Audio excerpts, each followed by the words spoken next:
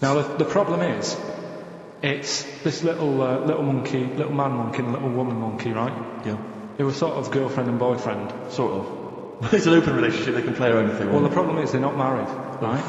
Now, trouble brewing. The lad monkey, fella monkey, he's getting quite old. And the problem is, because it's his name that's down on all the Karl, Let him finish. I'm getting scared now. Let him finish. It's his name on the business, and the problem is his missus is kind of like, what's going to happen? Sure. Where are you getting this from? Internet. Karl, I don't know where to start. No. Can we just hear the end? This is ridiculous. So the problem is, the female monkey is worried that the male monkey is going to die. What's going to happen with the business? What's going to happen? Of course. Right now. What do you mean the business? The health There is spa. the business. It's a joke. Rick, you're not listening. His name's on the form. The male monkey's name is in his name. Now the problem is, the woman monkey has got some kids, but because they're not blood relatives, it's not going to be handed down to them. And the court, they're kids from a previous monkey marriage. Yeah. Right. So they're not going to get it. Let me just check this out. Yeah, otherwise you don't want to check the facts, otherwise you could look like a twat spouting shit on the radio. Please check the facts for scientific security. And they're just a bit worried because they're saying that the people in Ohio, which is where they've got the little health thing going on. So that makes it more believable that it's Ohio. I thought you meant it was Berkshire, in which case it would be rubbish. It looks like the local people are trying to get in there. They've seen the success of it. Sure. And they're trying to go in and take it over and stuff. Yeah. So, give me the piece of paper. Throw it away. Play a record. That's the worst one I've ever heard. And there's something wrong with you. You're educationally subnormal. Final tune from us, Tim Buckley. Lovely song called Wings. Back next week?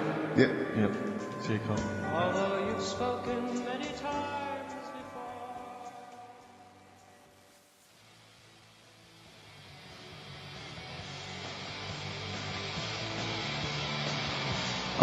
Proper rock band. Best band since Thin Lizzy. The Darkness. Big words. Growing on me. XFM 104.9. A bit rash, I think. R. Gervais, S. Merchant, Karl Pilkington.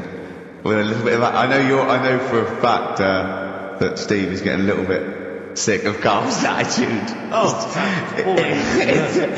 I quite like it though, because it's straight away friction, and he's sort of like, To be fair, I genuinely don't think I'm the culprit in this. I think I come in and I just ask him a simple request, and immediately on my back, whinging, moaning, whining.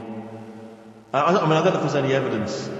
Well, it's funny you say that actually, because in a survey, it came up this week, it's quite extensive.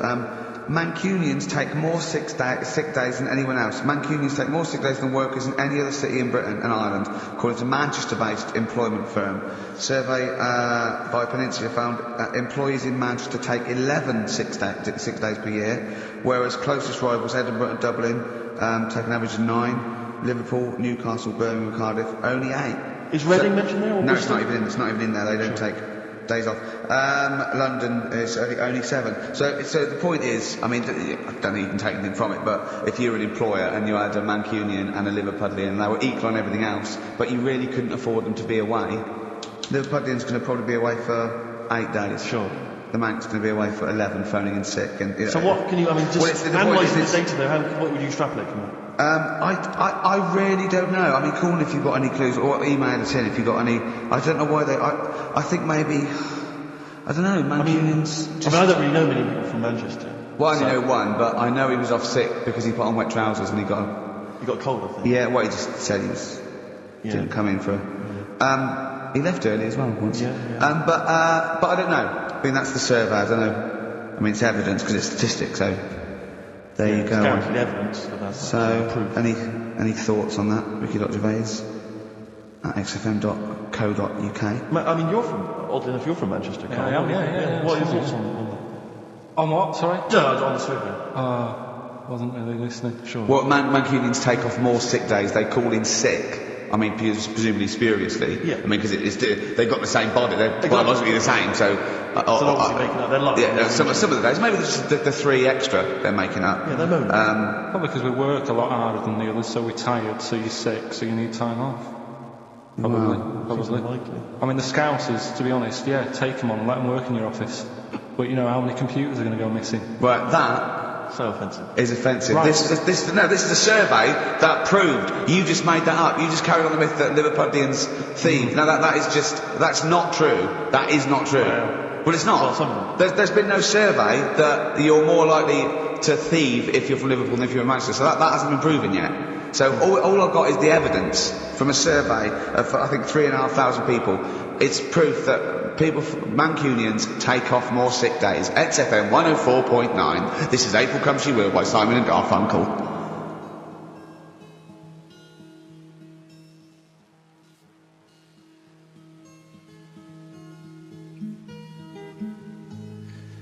Simon and Garfunkel, April Come She Will.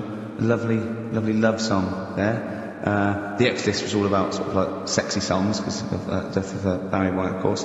And Carl and Steve having a little argument. Steve said, well, there are such things as sexy songs, of course. Carl said, I can't understand it. How can something be sexy?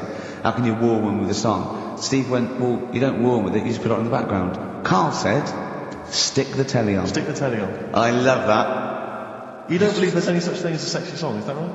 I don't think it can get you in the mood. You know what I mean? Right. You're either in with a chance or you're not. I don't think it matters what song you put on. Well, I don't think it ups your chances. I don't think if you take... It does. If you put Channel 5 on a Friday night, right, see a little bit of that action, gets anyone going. And it's worked for me, and that's all. What's on when pets go mad? No, you know, like... I don't know the titles of them. I don't look at the titles. But that show with Chris Moyles? Do you mean the kind of erotic thrillers? Yeah, put one of them on. That gets you going a bit. What's she tired and that? But what does the woman go? Oh, that's an idea. Hey, that's an idea. They're normally called something like illegal briefs. And they're normally about some kind of female solicitor who's defending a guy who may or may not be a killer, but maybe in a former life they were lovers. It's always some nonsense like that, and presumably there's normally some gruesome murders. So how does that get you in the mood? It's plot development. Yes, the narrative. Yeah. I'll tell you what, that's a lovely twist. I've got the ornament. Yeah. Brilliant. So, if you're from Manchester, sorry about that. I mean, it is true. We weren't making that up. We weren't doing a stupid stereotype like Carl did with Liverpudlians. It's just a survey that Mancunians take off more sick days. But they might be genuine. They might be sort of an iller people, or it might just be people who are in Manchester go, oh, I can't be bothered to go to work, it's rubbish. Whereas if you're in London, you go, I can't wait to go to work. What a lovely place this is. Great job, don't you? Great job, don't you? Rick, I know you're always looking just to keep you abreast of new developments in music, what's happening. Yeah. I don't know if you've got any plans this evening, but you might want to pop along to the Hope and Anchor in Islington. Why? Where playing tonight, Restless Diesel.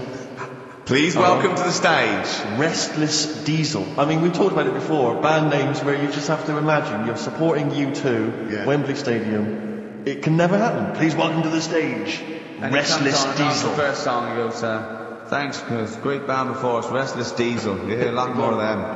Exactly. Yeah, it won't happen, will it? Sure, they're a great band. I think. What's the tax on that? £5 in, is it? It's not telling us actually, but to put in the Hoop and Anchor, maybe tell us how Restless Diesel was, isn't it? Yeah, just call in. Maybe call in on Christian show Monday. Just tell us how Restless Diesel were. We can make that a regular feature. Now, what's coming up on today's show? Well, listen, we got all the usual favourites. We got and some new ones. We got Monkey News. That's sorted. Carl told me. People are guaranteed Monkey News. He called in. He said, "I've got some Monkey News." He's done that. I had to make sure. Yeah, we got that. We've got some great tunes. I've got a great song from Tupac, some Cat Stevens, some Jimmy Webb, some Thin Lizzy. Can I surprise you with something from Aerosmith? Brilliant. And a little treat from Evan Dando. We're quite rocky today, aren't we? There's a threat that there won't be Rockbusters. Good. That's no threat. But we can bring back Educating Ricky. Oh. I mean, because it's sort of like seasonal, isn't it, our show? We don't want to, it's not like Ant and Dec's takeaways on all through the year. Yeah. They go away for a few weeks and we get something else like Ian Wright's, Friends Like These or something. Exactly. You know what I mean? And so maybe Rockbusters, maybe not. Rockbusters on hiatus, but Educating Ricky always. That's what's coming up. And I'll tell you what, Jane's Addiction, just because they rock as well, don't they? Brilliant. XFM 104.9.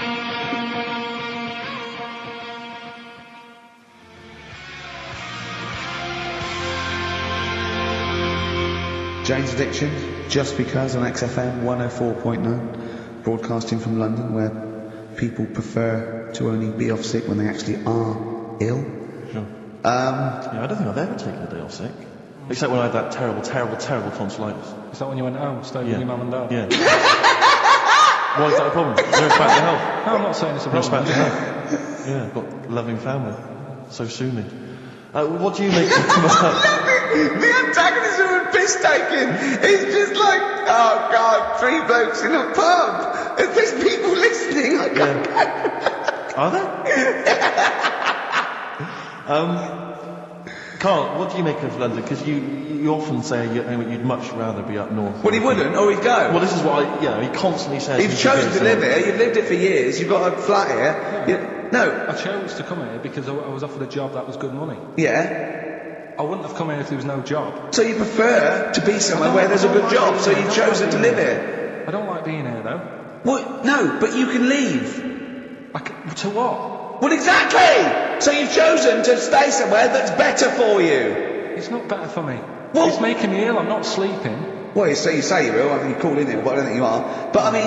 Are there any stats to prove that? Well, yeah, because, you know, out of the 11 days that he calls in sick, I reckon probably 7 of them are genuine. I'd love it to drop down dead tonight. Honestly, I'd love it. If you drop down dead tonight, yeah. Why are you sleeping? What, you're feeling ill now, are you? That's funny, you weren't feeling ill earlier, but you read that, and you're suddenly ill. I'm run down. Well, you should take a holiday. Oh yeah, you just had about 8 in the last 6 months.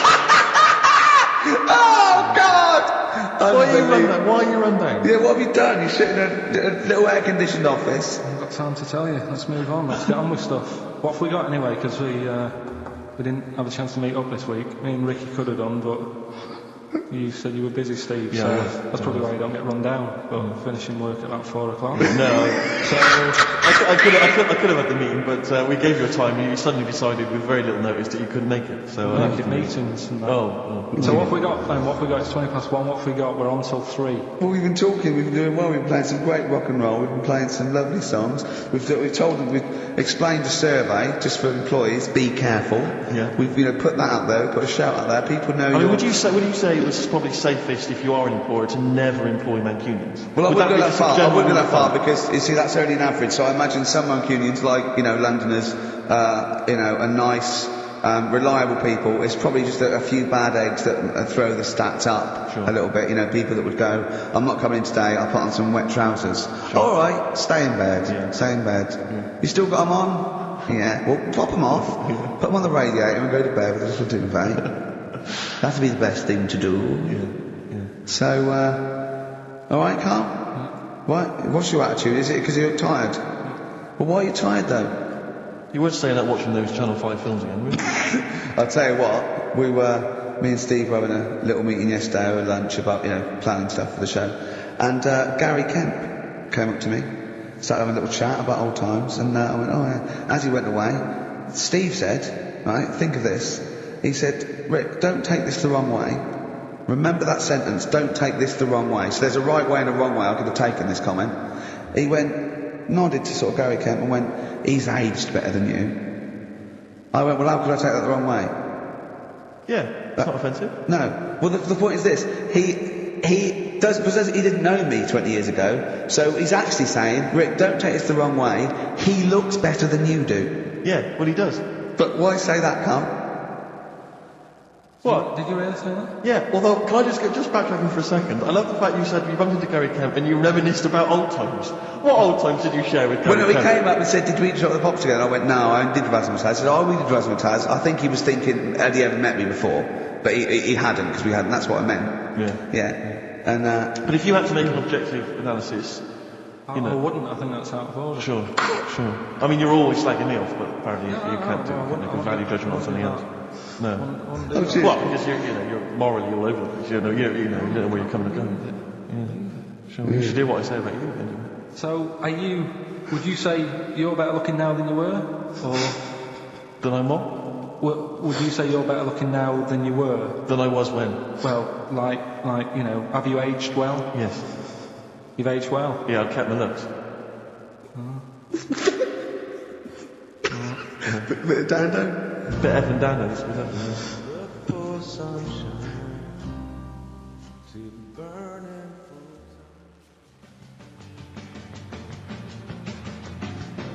Radiohead, Go to Sleep. That's good, isn't it? On XFM 104.9. Brilliant. No, Great DJing there. Well, I've Good. heard it before. Good, isn't it? Yeah. No, it was good. It was very good. It was very good. I was just watching cable TV. I do a lot of that. And there's an advert I've noticed. It reminded me of the sort of adverts you used to see when I was a kid.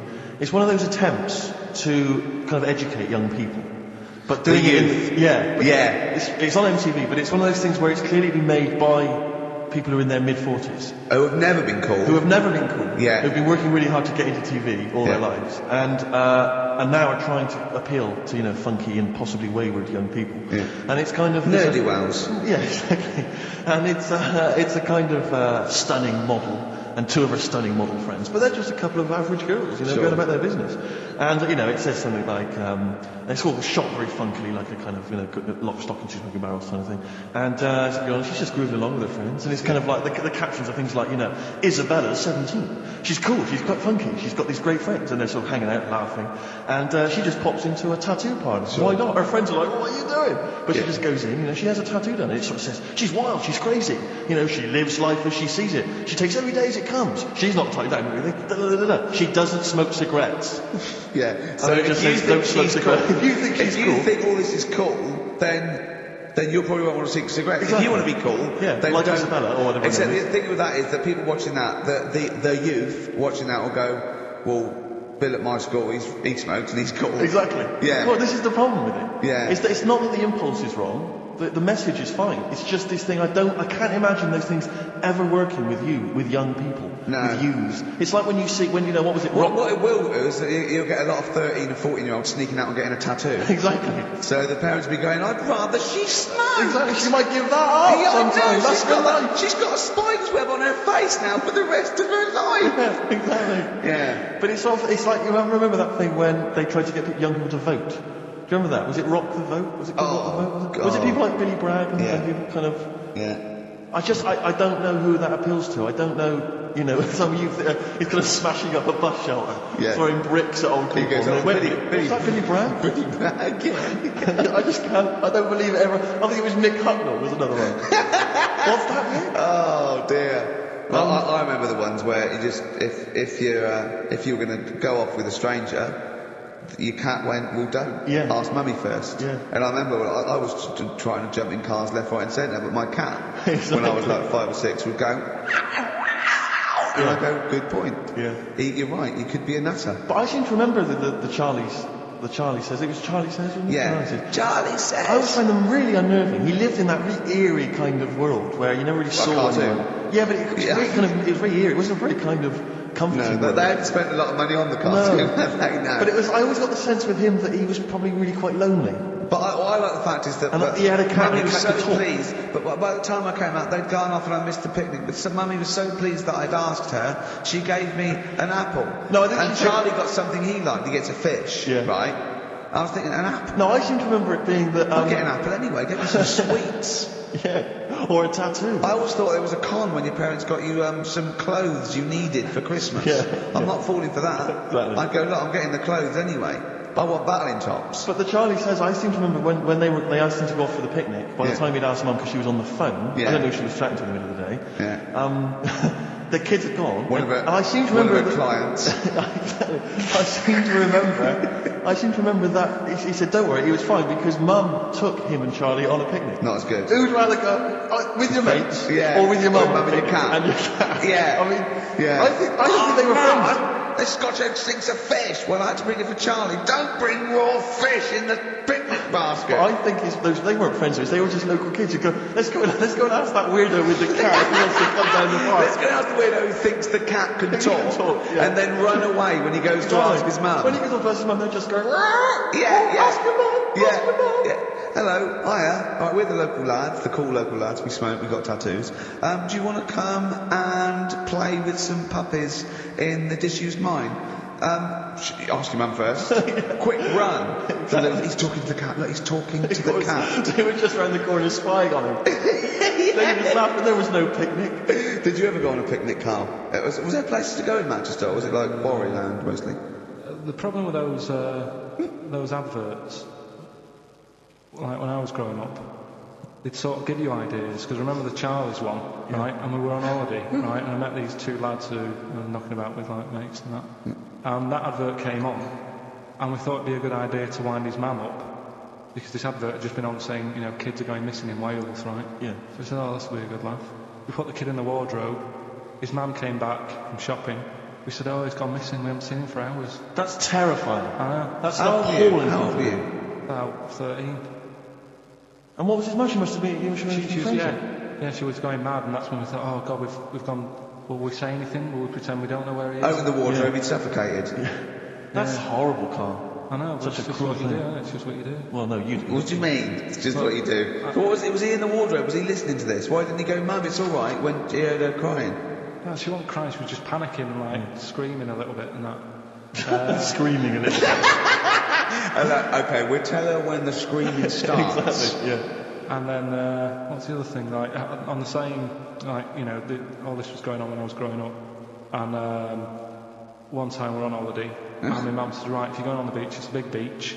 But, you know, if you're going to go out and play there, I need to know where you are. So where are these bells? Where this cowbell round your neck? She gave me a balloon.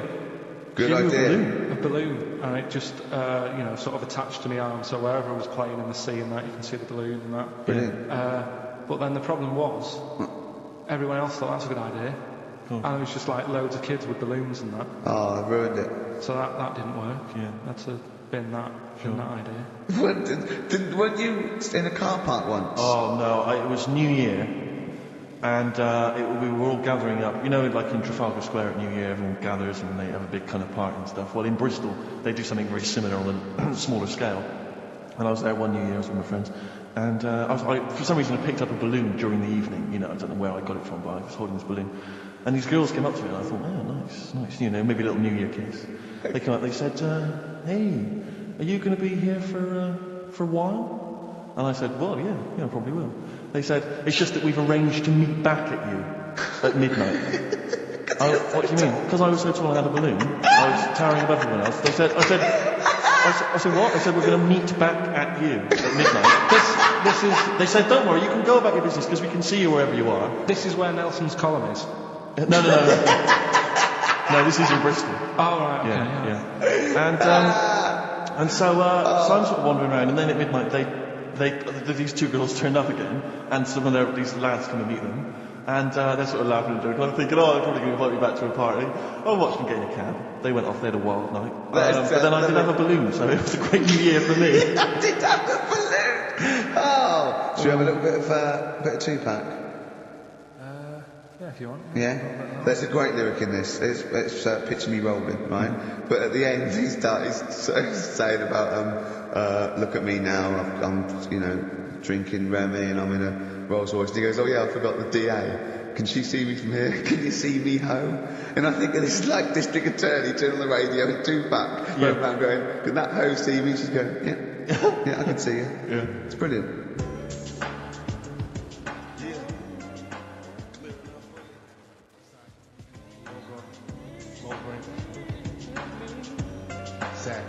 Tupac. I'll tell you what, we should get rolling. Rockbusters. No. All right? No. Well, he has done it. He just said that he was worried about it because we said it's the last one. What do you think, Carl? I just don't think... I mean, can I just say now, Carl, seriously, I'm only responding to what we're getting on the email, which is people do not want Rockbusters. They really... There's one guy here he says, it's James Pooley, he says he's preempted Carl by giving my answers to this week's quiz. I don't know what the clue would be, but his answer is no van ear. Nirvana. Yeah, good. Nirvana, yeah. That sounds like one. Number 2, he's just guessed. I don't know again what the clue would be, but the answer is Kid Creosote. Yeah, that's good. That's a typical Rockbuster. That is brilliant. That's a better game. And the last one is Harry Seacombe. Yeah, that'd be good. So, I mean, maybe we should reverse it. So people and we have to come up with a clue for them. And we win the prizes. Yeah. Have you got prizes ready as well? But... Oh, I feel sorry for him now. Read what the prizes would have been. I'd rather just give them away to the first person to email in. They'd have to go through the torrent of Oh, God! Look at Carl's face! I wish you... Oh, can't we get this on telly just for Carl's face? Hey, I'll tell you what we could do, Steve. You know, like Smiley Miley and that used to take the Radio 1 Roadshow out? Oh, man, that would be amazing. Come on, should we take it out? Hello, Bournemouth! Yeah, how many miles have I done? Don't care. No, should we do this? How many miles have we done? Well, XFM's down the road. Yeah. 1, yeah. Should we take it out the road so they can see Karl Pilkington? To be fair, though, I mean, you're not really keen to leave W1, are you? Well, we wouldn't. Right, so where exactly would we take the roadshow? We'd do it outside. Outside the building? Yeah. Right, okay. And what would we It's do? called a roadshow because it's in the road, you know, imagine, isn't it? And we'd give away t-shirts? Throw in t-shirts and then we'd have a Any band. other We'd have band playing. What was that band playing tonight?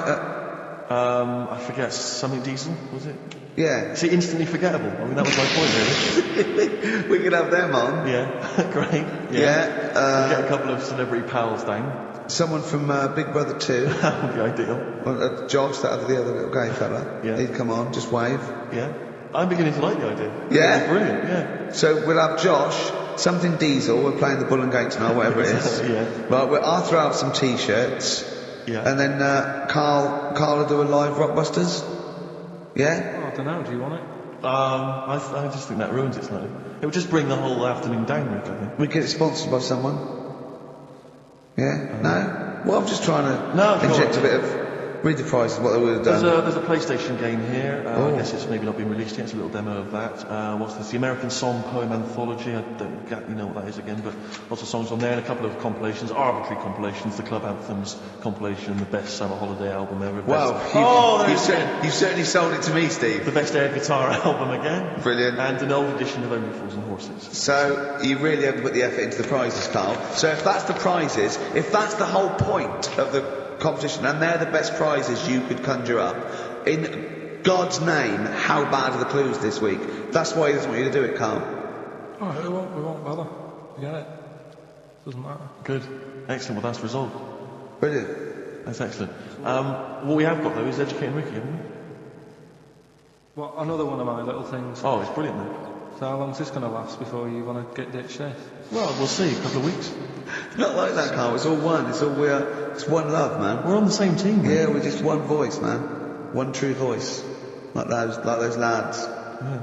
They could play. Right, well, the Educating Ricky, They could right? play. Well, why don't we play a record and come back with Educating The Ricky? Wind, Cat Stevens. We need to get the jingle Beautiful song. queued up as well.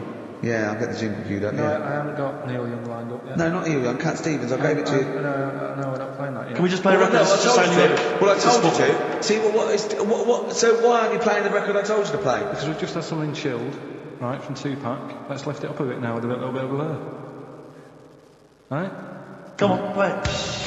Oh, how much you on? I just have.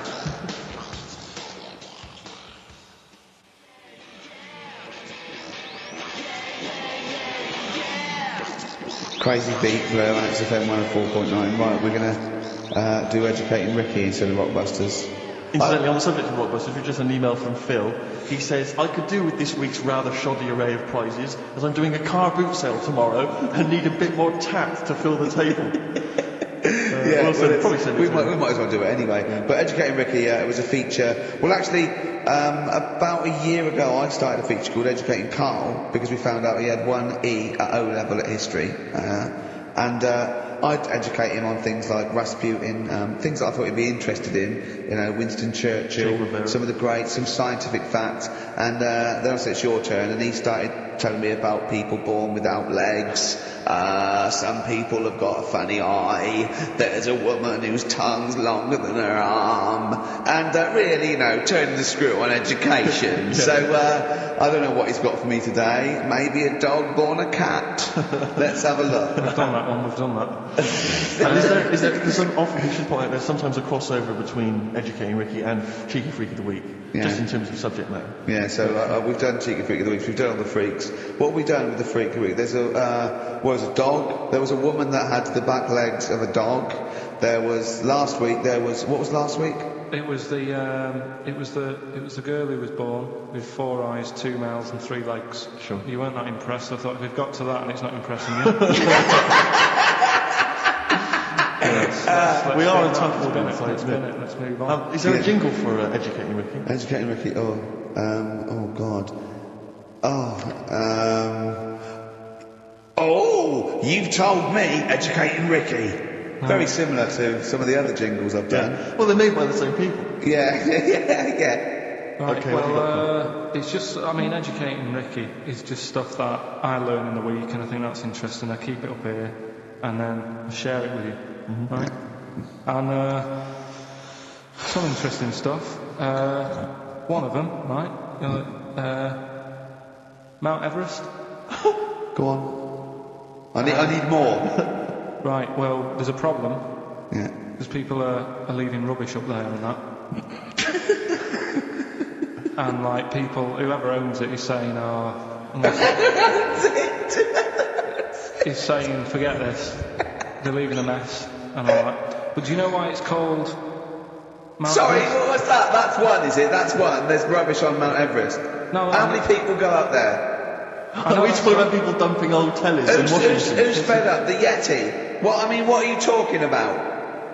No, that isn't what I'm educating you. I'm just telling, this is part of the story, I'm just telling you. Just a bit of context for you. That they're leaving loads of rubbish up there. Well, they're not leaving loads of rubbish up there, are they? No, they are. They're apparently not like crabs and washing machines and seagulls flying everywhere. I don't know. Anyway. But anyway, do you know why it's called that? You know why it's called Mount Everest? Why it's called Mount Everest? I know the mount bit. It's because it's a large mount, and if you climb it, by the time you get to the top, you need to have a rest. And that isn't the educating bit. I'm just telling you. It's not true. Well, we'll leave that. Well, no, Carl. In the name of everything holy, do you think that anyone named it because you have to have a rest when you climbed it? Well, we'll see. You'll see what people say on email. But well, it's definitely not. But anyway, that's one thing that kind of thing. That's interesting. I'll remember that. I'll teach Ricky that, so you've learned that. Right, now, are you familiar with this thing that they can do if you're dead, right? No, not if you're dead. It's like if you're ill and you know you're going to die, right? I don't know what this is doing anymore. Extraordinary. Have a rest. Himalayas. Himalaya. What? Listen, this is an interesting fact. Come on. If you're ill but you know you're going to die. Yeah, you can have this thing done in Detroit where you get put in a fridge. Right. And if they work out, what's wrong with you in 20 years' time, you go, right, that fella is in the fridge. He had that. We can sort it. Let's get him out. And we sort you out. Yeah. Is this the first time you've come across this idea? Yeah, I read it the other day. I didn't know. You've never heard of this before? It's cryogenically preserved. Good, isn't it? They put you at sort of like sub-zero temperatures, so they stop all cellular activity.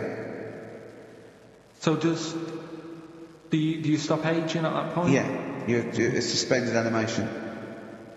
So, well, what's the law on it, right? Because say if I had something, right? Yeah. And I said, put me in a fridge, and when you've got the cure and that, wheel me out, sort me out. Say if they did that, yeah, and it was like 40 years, yeah, and in 40 years' time they get a cure for me. Yeah. Would I have to stay with Suzanne?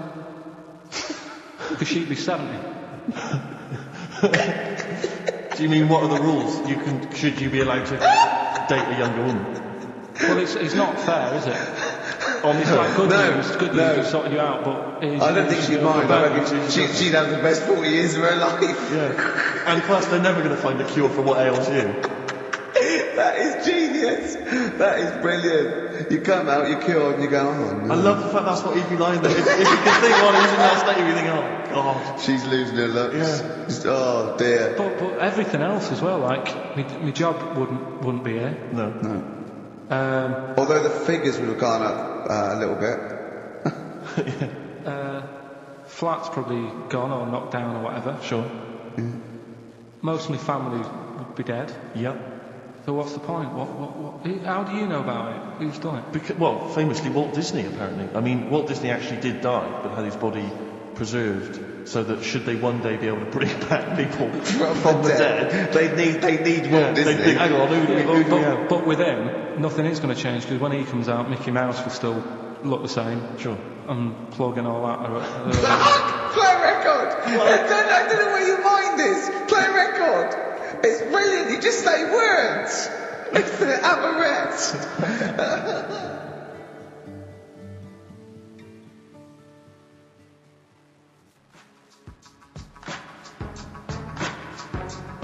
Cent in the club on XFM 104.9.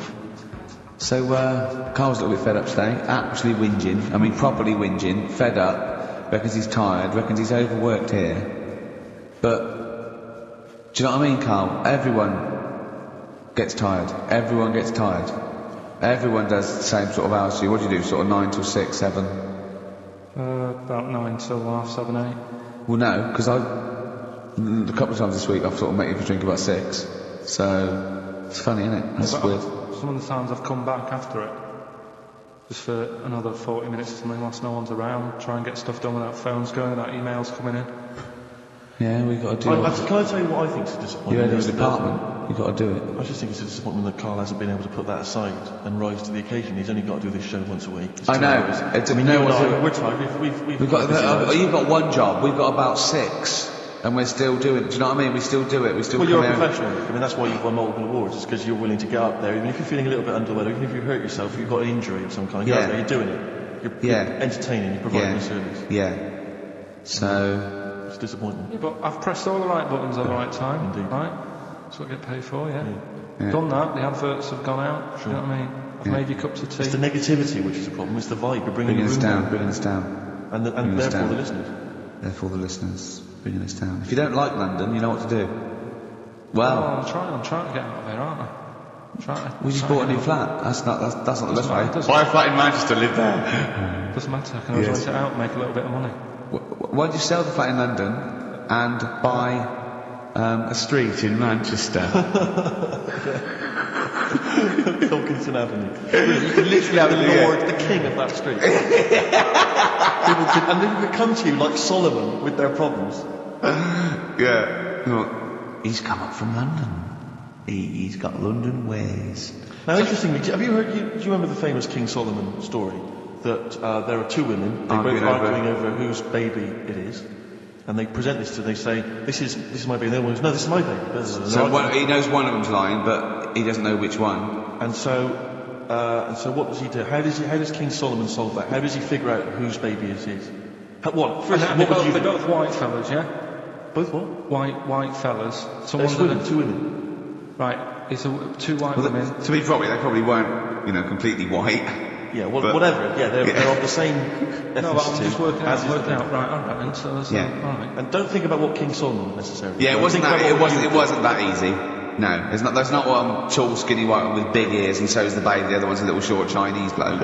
It's two women for a start. Yeah. Two women. Okay. The baby to look at could be either. He doesn't know which, but he knows one of them's lying, obviously. And is the one lying saying it's hers or saying it's not hers? Right, okay, this isn't worth it, Steve. I'm going to tell you what he said, and you tell me if you think it was good or not. He says, then what we do is, as king, he said, what we do is, I'll take a sword, I'll cut the baby into 2, and you can have half each. And one of the women says, no, don't do that. And one of them says, yeah, that's fair. Right. Do you see? So which one was it? Sorry? Well, no, my guess is the one that didn't want it done probably was the mother of the child. The one that didn't mind having the baby cut in half probably wasn't a mother of the child. Why don't you think, you bald little mank twat, play a record? Well, I'm just, alright. Although, it's not a very good solution. No, that's not the woman who was lying could have come up with something better than, cut it in half. What she should have done is, I'll give it to the other one as well. Yeah.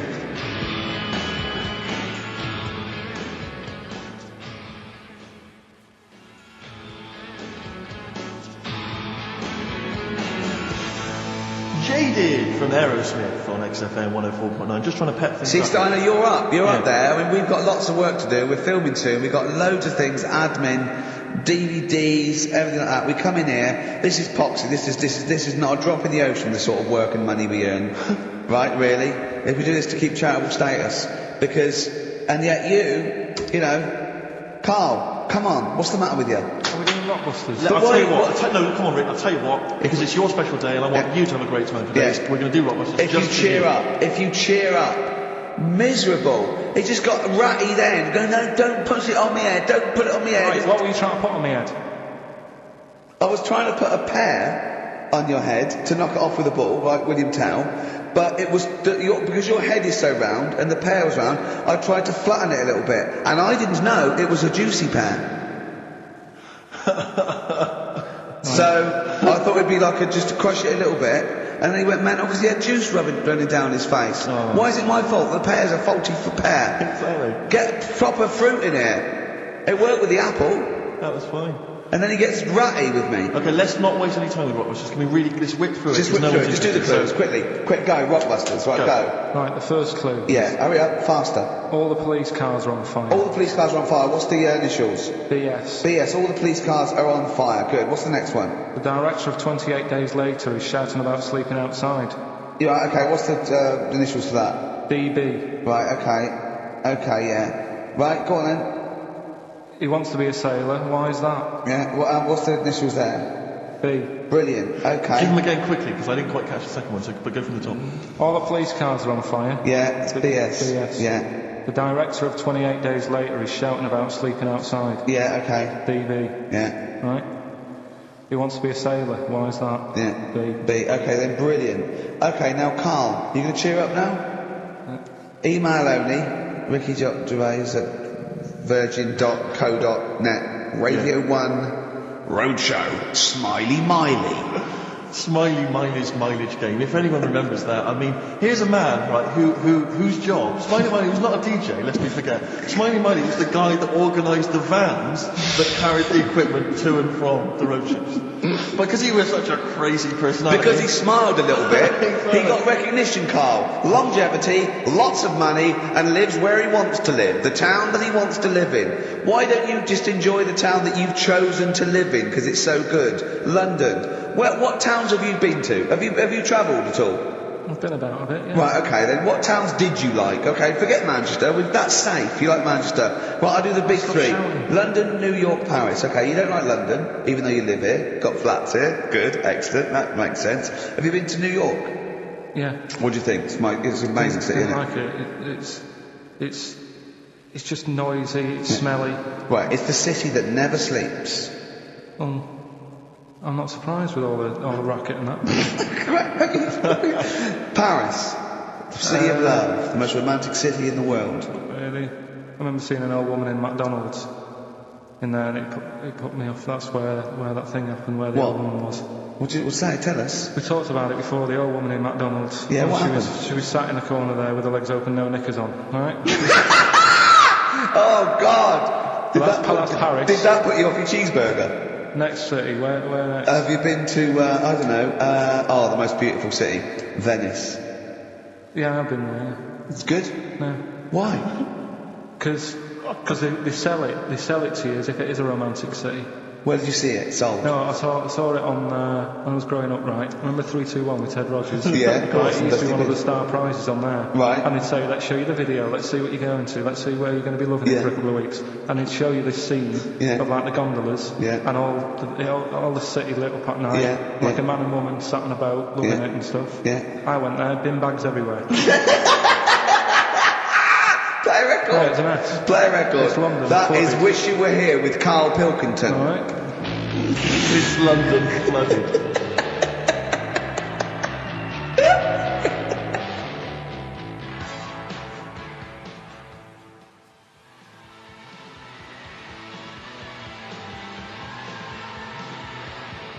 Black Rebel Motorcycle Club. Stop.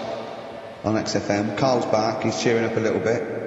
Because I think he's vented his spleen a little bit on cities around the world that aren't as good as Manchester. So, is there any of your family left in Manchester? Because they all moved away, didn't they? You came here, your dad's moved to Wales, for Christ's sake. Well, your family are all around brother joined the army to get anywhere, just take me anywhere. I don't know where he is. His sister's moved away, so no one... Yeah, there you go, you see? So, that's just one family. That's one family who love Manchester. Exactly. Alright? Tell you what, Steve. Go on. I did find out in the week. Yeah. World record, right? Person with the longest trump. With the longest what? Wind, fart. Right. Right? 2 minutes 42 is the world record. Okay. Right? Well, I'm immediately thinking about a relative of yours who I'm sure did longer than Who this. still lives in Manchester. Auntie Nora. Now, Auntie Nora did it for her in 5 minutes. Reportedly, start fight for 5 minutes. But unfortunately, she was the only person in the room. Whereas I think, which one's alive? Ross or Norris McWhirter? I don't know, actually. He has to be there. Yeah, I think he actually has to He'd be have present. to be there. Would you want to be there?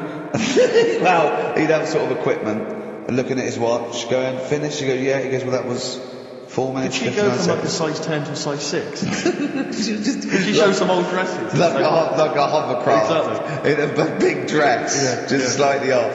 Yeah. So it has to be invigilated.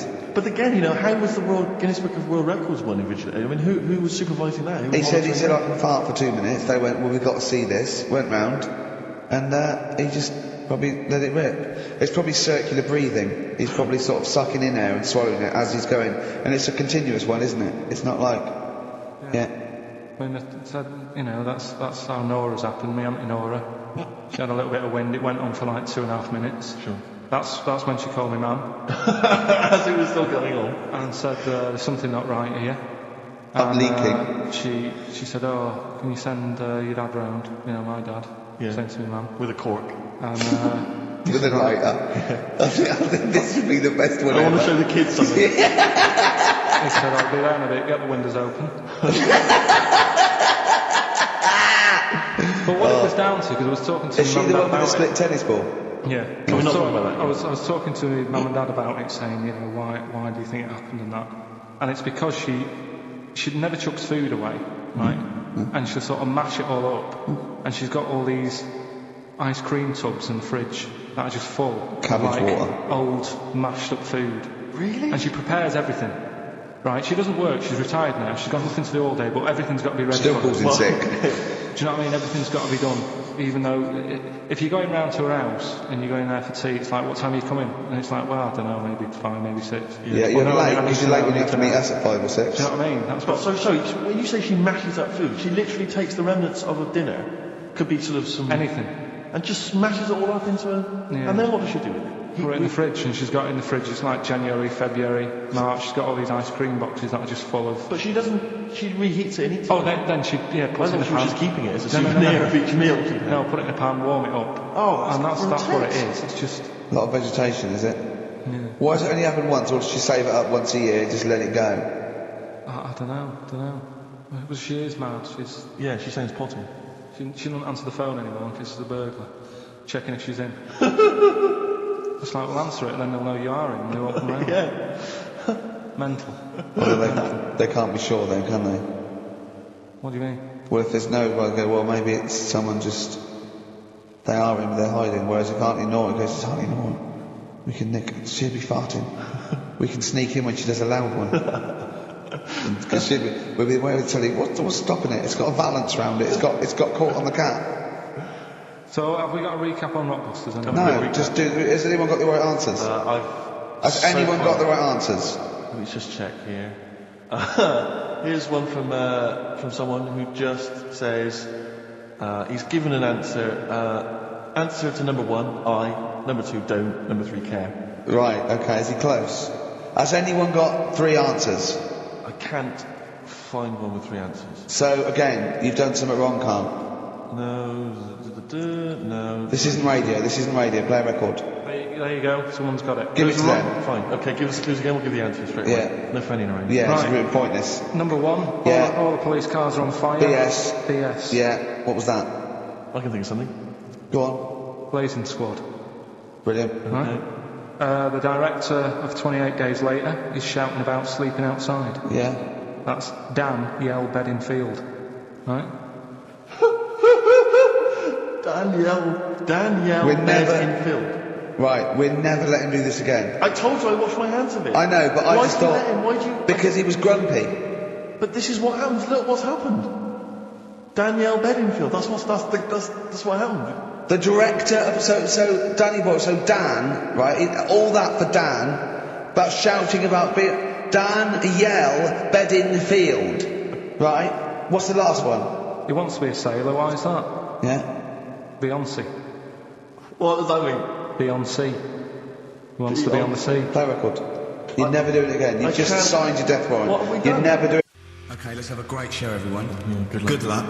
Right, that was Jane's Addiction, Just Because, on XFM 104.9. Right, everybody up, let's give them a great show, yeah? 2 hours of, like, fun, chat. Let's keep it, let's keep it cutting edge. Let's not be too... I mean, that's what the listeners of XFM would... Oh, no, it isn't, is it? No, because... Hold on, wait a minute, because we came in yesterday and did this little skit, didn't we, where we bleeped it out. A little sketch. It was quite naughty, it was quite And then controversial. Carl called me last night, and... We're not allowed to play it out. Oh, but we've been censored? Yeah. Interesting. Yeah. So it's a cutting-edge alternative station. Wants to push the boundaries, wants to be thought of as rock and roll, a bit punk rock. Yeah, because I said something about the radio authority. I bleeped it out, what I called them. Yeah. But couldn't do it. Done it before. Censored. Couldn't do it. Censored. Carl agrees, though. What's your thoughts, Carl? You agree with that? Yeah, I agree, yeah. Why? Well, what's the point? Well, it was funny, wasn't it? And it wasn't offensive. Not really. It's not some of the best stuff that would have ever gone out on this show, but, Right, what are you putting up against, exactly? Cheeky Freak of the Week? Well, that springs to mind. Yeah. And Rockbusters? But I mean, the thing is, the things that you have put out there, I mean, we better be really careful. Who's worried about complaints? I mean, it's not just swearing, is it? It's taste and decency and everything. Yeah. So we can't laugh about the disabled anymore in the Cheeky Freak of the Week. Can't do stories about elderly relatives with genitals looking like a split tennis ball. Can't do a bad dad putting a child with learning difficulties in a bin. So, what should we just play music? I think that's all it's going to have to be, yeah. Accidents Will Happen by Elvis Costello on XFM 104.9. Carl's a little bit stressed, but it's not his fault. It was the boss that overruled him. He came along. What did he do? He heard you listening to it? Yeah. What did he say? He said, what's that? He said, it's what Ricky wants to play out tomorrow. Yeah. And he said, well, can't go out like that. Too many... But they're all bleeped. We bleeped the swear words. Yeah, but he didn't want it to go out. I mean, you got to remember, right, you came in yesterday to have a chat about what we're going to do. Yeah. One of the topics that I said, let's talk about, which I came up with, was... Let's talk about swearing. No, you said you never had a problem with swearing. It was normal. Yeah, that's right. And then we did the thing about, isn't it funny that you can, the thing about you can bleep a swear word by taking out the vowel. So we're going, so it's the vowel that's offensive, and we did a little sketch around that, and then ended, and he wanted to completely obliterate the word in the end. Didn't want to put the thing that we said about the radio authority, which I think it was valid and wouldn't have got a complaint. Yeah, but at the end of the day, he's the boss, and what he says goes, doesn't it? Sure. So, yeah, I was just going to say, right. But what you got to remember is what he also said is if you want to pay the 70 grand fine, then go ahead and do it, Steve. There wouldn't be a 70 grand fine there, would there? Well, you don't know what it'd be. But will you pay it? Will you pay for my mortgage? Will you pay for his mortgage? Will you feed his kids? He wouldn't be fined. What do you mean? Well, I tell you what, if it's not a fine, we'd lose the licence, then we'd all be fired. Right. When you're Do you at home. seriously think you'd lose the licence for that sketch? Well, does he really seriously think you'd lose the licence? But it is not the worst thing we've ever put out or done or ever will do. Yeah, but it's the fact that he said don't put it out, and you're like, throwing your toys out the pram. I want to say it. How old are you? But you still want to put swearing out. It's a discussion about the radio authority and the way people are interested. Leave it. Let's Don't move get on. annoyed. Yeah, but I'm annoyed because you've been at it since about 12:30. I know. I like to get in early to plan the show. Yeah, but there's been no planning. So to be honest, I'd turn off today. Anyone listening, because there's nothing. Carl, there's never anything. There's sometimes some good things, but today, seriously, What is there? I'd leave It was it. something half decent that's been on this show. Loads of little interesting topics. Go on, I can't remember any. Right, gays in toilets. Yeah, not particularly, which is fascinating to you, perhaps. Right, well, I'd prefer to hear that than just a load of swear words. We wouldn't have heard any swear words. We'd have heard some bleeping. Right then, so that's entertaining, isn't it? Load of bleeps. It's because you don't want to stand up to your boss or say anything. Don't get annoyed with us. I'd stand up to all if they agree with what I'm arguing about, but I'm not falling out with him over some crappy thing you want to play out. Don't say crappy. Well, it doesn't matter, because I'm not here next week, I tell you that. I've canned this in. Don't say so crappy. if Andrew is listening... Don't say crappy. Play a record. We apologise for the word crap. That's out of order, we should be. Big Sir, the Thrills on XFM 104.9. Started off another nice atmosphere again in the studio. Don't blame me, it's not my fault. No, I know. Well, it's your fault, mate. Yeah. You are bad, you are quite bad. Well, come on. Come on, you are. Don't try and win him round just because he scared you. I don't know who's that against. I don't know. It's you. Right, well, I'm not a coward. No. I'm not a coward. Okay, I'm just thinking of the listeners, Rick, and I just want them to be entertained. Yeah. Luckily, that's not a big problem for us. What, you mean we're effortlessly entertaining while there's no listeners? Well, yeah, somewhere in between. Yeah. Carl, what's happened to you this week, mate? That's happened. Come on. Nothing's happened. Come on. I came in, and he had an hour lunch break. You know, he's sort of like he never gets a break. I came in one day. He was out for an hour, and I had a little chat with Andrew Phillips about, you know, where we were going with the show. And, you know, Where are we going with it? You got anything? Is that how far we can run it into the ground? Yeah, no. If we go off air, it certainly won't be through being cutting edge or controversial, because people are just turned off because it's too boring to listen to. But he was out for an hour. Having a lunch break for an hour. I said he's too busy. I know, yeah. It's interesting. So, Actually, on the subject of that, I noticed Dan here has emailed in. He says, I was listening to last week's show, and I think Carl has taken his job for granted. I'd love to swap with him for a week. My qualifications are that I can press play on a CD player and stop. Carl, what do you think of that? You can come in next week, seriously. It says here... Don't get ratty, Carl. I'm not being ratty. Dan, email me. You know my address, email, it'll be sorted out. You can be here next week. Dan suggested we could call it Carl Idol, where people audition each week, or perhaps Bone Idol. I like that. Bone Idol. Brilliant. Have you got a monkey news, Carl? Don't know if I can be bothered. Play a record. Pretenders. Kids. Oh, dear. On XFM 104.9. That's professionalism, isn't it? Yeah, that is unbelievable. Ricky, I don't know if I can describe it really. You were going mental, you were shouting, you were really being quite an unpleasant character. Well, it's the mic's come on, Rick, and you're a charmer. Funny how people get annoyed. Carl said that we don't have to be here next week if Andrew gets annoyed. I went, this is entertainment. He pays us to entertain. We haven't done anything against the law yet, have we? Or offensive, or against the regulatory. Carl said crap, but I think we'll get away with that. Yeah. So what is there to worry about? Exactly. Right, let's just draw a line under the beginning of the show. Start again. Seriously. Come on. Can we just help and make up? Can we just have a quiz? Yeah, come on. No, don't do that. Just, Carl, what have we got? What's on the list? We've done swearing, that's sorted out. Well, no, your point was more that weren't you interested in why swearing people find it offensive? Yeah, a little bit. Because that seems obvious to me. Because you were saying yesterday that you never understood why people find it offensive, weren't you? That's right. Yeah. But I know. Well, carry on. Yeah, but that's what I was saying to you, why you can't do it on the radio, because people find it offensive for some reason. I don't agree with it, but some people do. Yeah. I'm saying everyone swears. Bleep it out, I would. Bleep it out. Bleep it out, that's my theory. But you say that everyone swears. Not everyone does swear. I don't know why you've got this in your head that everyone swears. I'm convinced everyone. What? Everyone? Like, religious people, the Pope, leaders? Jesus. I bet Jesus swore. Right. What's your evidence for that? No, I'm just thinking, things are better now than they were back then. Right? He's wandering about in his sandals, getting pebbles stuck in there and stuff, and that's annoying. Nails in his hand, that must have hurt. What I'm saying is that's offensive. No, it's not that. That's blasphemous. No, but what I'm Don't laugh at the crucifixion. Play a record. I'm not laughing at that though. That is terrible. I'm just saying. No, you can email in if you want to complain. Carl. Yeah. Not talking to xfm.co.uk. Wasn't offensive though. I'm just saying it's a fact. When you stub your little toe, you let out a little effing and jeffing. And what do you think is he effing and jeffing? So the kind of ancient Hebrew version of effing and jeffing.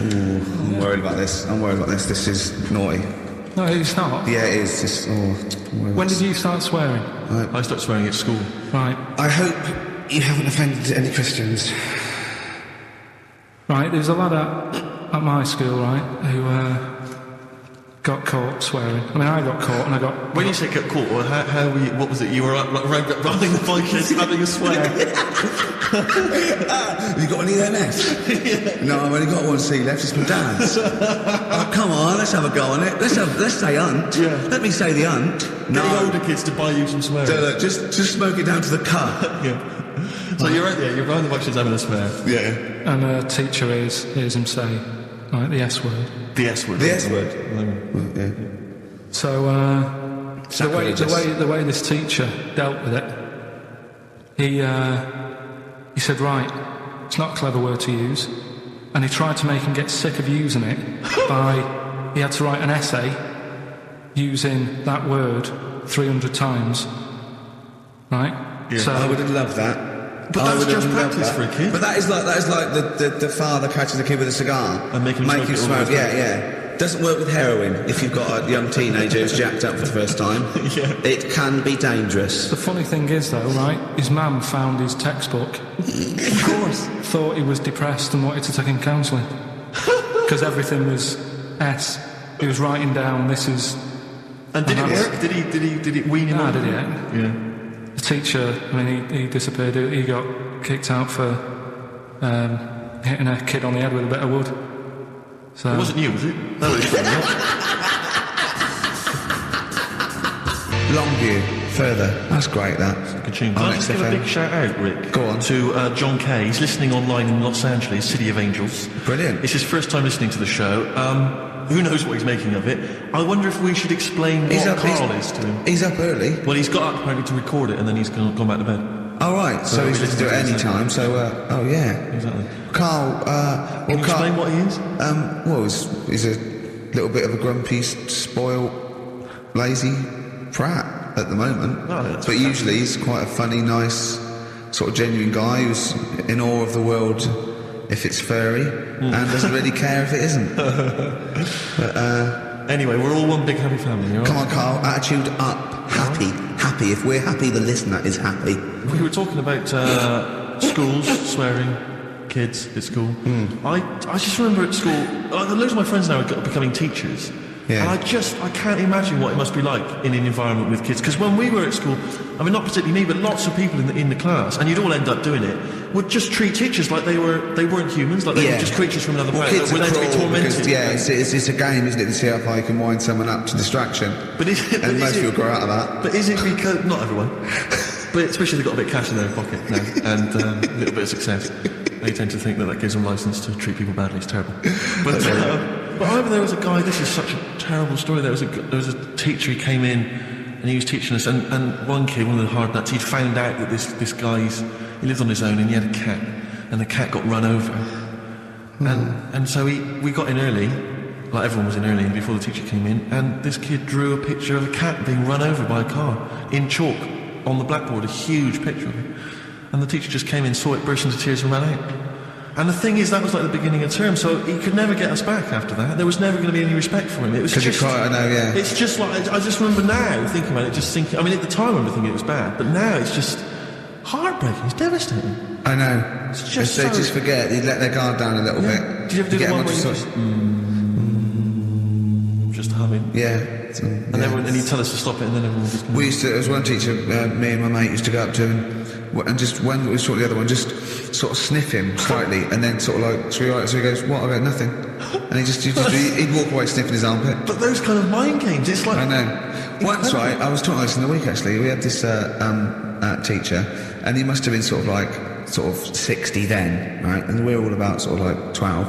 We had to do French, you had to put your thing on the booth, and it was I told you something, le chat est you know, all that, right? And répété, cats on the wall, right?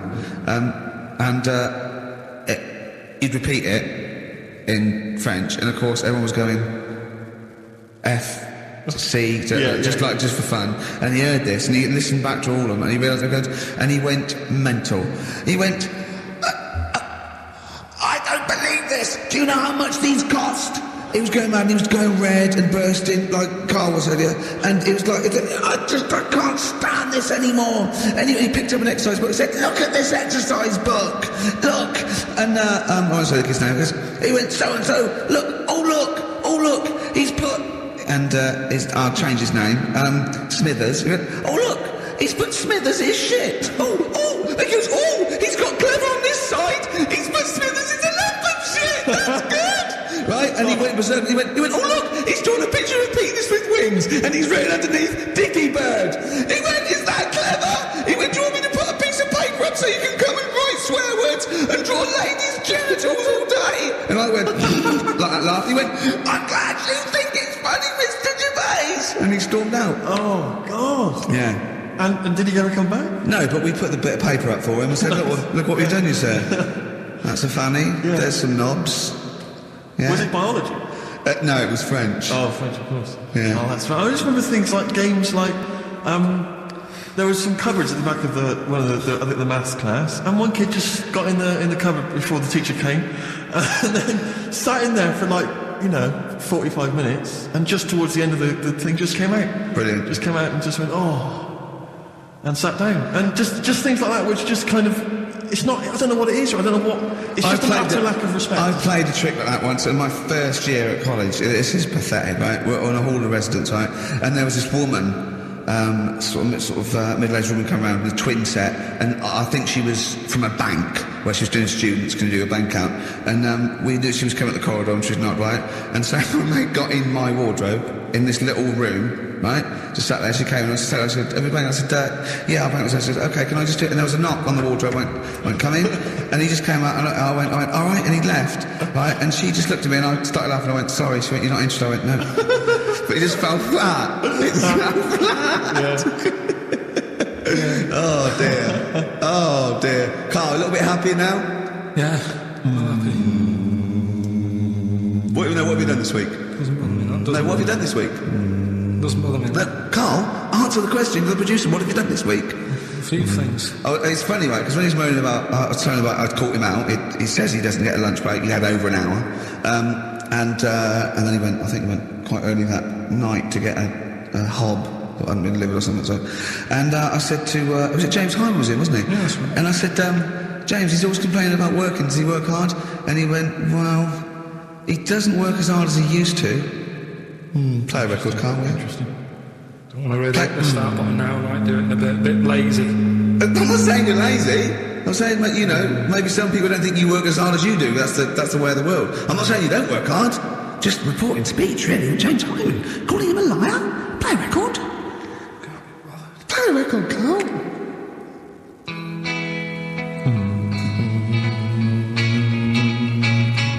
I reckon we could do this all the way through, Billy Bragg. Play a record, though. It's not ruined. It's not Billy Bragg's fault. No, not bad. He's written some good tunes, old Billy Bragg. That's one of them. Yeah. Waiting for the great leap forward. What station are we on? XFM 104.9. Yeah, with Karl Pilkington. Carl, what do you think of it so far? What? You weren't up for it, and now it's turned out great, and are you a little bit happier? Yeah. Yeah? Yeah, it's good, yeah. Good. Just talking earlier about teachers, weren't they? Have you got any amusing anecdotes about teachers or anything around that subject? I didn't go to school that much. Go on. When I did, it was. I was talking to Suzanne about it the other day. How she goes out with me now and she thinks I'm great. She's lucky what she's got. no, she's done well. Yeah. Right? But I was the sort of kid who she would have hated at school because I never had a pen. Oh, yeah, I know what the sort of. Never a pencil case or any stuff. I'd start off the term I would, and have a brand new carrier bag with my stuff in. Carrier bag, classy. And well, you've got to have somewhere to put the stuff you've nicked from Woolworths in, haven't you? Right, so that'd be there. But then by the time a couple of weeks down, I'd put my pen down, I would have lost it, and then I'm sort of going around saying, "Can I borrow a pen?" You didn't try sticking it up your nose. It's not still lodged up there. It's like no. But the funny thing with you were talking about teachers and stuff. Were you disruptive? Were you a disruptive kid? Were Not you really. Causing trouble? No, not really. He wouldn't cause trouble. He was terrified of the boss here, wasn't he? No, it's not that. It's just that what's the point in winding people up? I find it quite annoying if people do that. So I don't wish it upon anyone else. Why'd you wind Steve up then? I don't wind him up. You do. You have done, but no, come on, let's not argue. We're getting on well then. Come on, Carl. And the teachers, because I lived on this estate, right, loads of stuff used to get nicked and go missing and what have you. Blackboards. And their way, no, it's like the telly and the video really? and stuff like that, and the projector thing and all that. So the way they used to try and find it, right, my little conspiracy, because I'm good at that. Yeah, yeah. What they used to do is set your own work and say, right, draw like a bird's eye view of your house. Right? But draw everything you've got in your house as well. So if you've got anything in the loft, make sure you draw it. Right. So kids would come in with overhead projectors. Well, that was the idea, I think, behind guns. it. Anti-aircraft guns in the shed. So the picture you did for your home, presumably got nothing from me. Nothing. I didn't do it. I'm not, he used to hand it in, empty house, I'm not a grass. yeah. And nor the illegal immigrants living in the Just kitchen. a picture of your Auntie Nora. Yeah. What's that? Is that? Have you been stealing tennis balls? Yeah. No, that's not a split tennis ball. That's my Auntie Nora's. But what about all the stuff? What, didn't you have to draw all the stuff that your father had nicked? All the stuff, you know. Listen, we're doing Songs of Phrase today because Rockbusters has gone. What Songs of Phrase again? I can't remember. I think I've blanked it out. Yeah. When we do something that's been said a few times on the show. Right. It's been said a few times. I'm scared of Andrew Phillips. I need my job. Go on, sorry, you were speaking, Carl. So we take a phrase from the show, right, and just get songs, like the words from the songs, edit them together so something it says like that phrase. Yeah, something like that. Yeah, okay. No, just go on. Sorry, go on, Carl. Come on. So how are we doing it? Sorry, so what's the phrase you've come up with? The phrase is no more cheeky freak of the week. No more cheeky freak of the week. Is there not? We're not having that anymore. Well, no, because it's offensive, and if we're worried about offending people, to talk about people with disabilities, well, yeah, that's like conjoined twins and women who are born with like deformed legs, and you call them dog woman. So you know, you've got to be careful. You've already insulted Christ. Let's not do disability. Let's do Songs of Phrase, shall we? Cheeky freak of the week was never out to offend anyone. No, it was to make you realise. We don't try and offend people. We try and entertain them. Right. Do you know the funny thing is? Right. You're saying about being cruel about people and stuff. It goes on all the time. On the news the other night, do you know those Siamese twins that didn't make it through the operation? Yes, yeah. Right? And this is why I'm stopping it, because I don't want people to think we're having a go at disabled people and stuff. Right? On the news, right? Yes. Before that operation, the doctors said, we're going to try and sort this out. All the doctors are going to get their heads together. Is that a good phrase to use? Yeah. See what I'm saying? Carl, play a record. No, I'm just... Are you offended, Rick? Are you offended, Rick? You're the one that's... Yeah, but I'm saying, we're not out to offend anyone yet. It's always going on. People are always going to entertain. Please don't bring it down. Play a record. I hate it. Darkness. Growing on me. You love the darkness, don't you? Yeah. I was lucky enough to see him. They were doing I like the album as well. Is it People good? told me it's a bit too jokey or a bit too tongue-in-cheek, but it isn't really. If you don't know that, it sounds great. It just sounds like sort of retro 70s rock. It's great. I think it's brilliant. It's nice to have rock back. I think you'll agree. Big time. Yeah. High five, man. Yeah. Sweet. Sweet, mate. Sweet. Songs of Phrase. It's the mighty return of Songs of Phrase. No one has requested that. It's not due to public appeal. A lot of people have requested some swearing. They have indeed. We had a lot of emails for that. But go on, Carl. And remind us again what exactly Songs of Phrase is and why we should care. It's just a phrase that we take from the show, make up by taking words out of a song, edited it together. Right? The phrase that we're doing is no more cheeky freak of the week. No more cheeky freak. It sounds like this. No more cheeky freak of the week. Right, so... No, that's nigh on impossible. Play again. Play again. I didn't hear that. You've got to email in with all the songs that you can hear there. Right? I think it's 5 songs. And we just want the names of the songs? Yeah, that'll do. Okay. Right. Do we just hear it again? No more cheeky freak of the week. Right? Yeah, it is good. It's probably one of the best you've done. It's very tricky though. That's not too tricky. Play it again. No more cheeky freak of the week. How many have you got, do you think, Rick? Just well, I've noticed the same person singing twice. Is that right? In a band and solo. Yeah. And I know one track straight away from the word. Can I just say, I do think naming the songs is a bit tricky. Let's just name the artists. Is that right? What's the artist? Just the artists. Just change the rules slightly. Yeah. Before we play it again, just let you know what the prizes are. We've got on DVD Later with Jules Holland Louder. Lots of the alternative acts he's had on there. A DVD, a couple of DVDs. With Boogie Woogie piano over the top. Let's hope so. Brilliant. I can't wait. Chainer on there, Stereophonics. We've got Sonic Youth, Ash, Hole, Queens of the Stone Age, Foo Fighters. Quite good.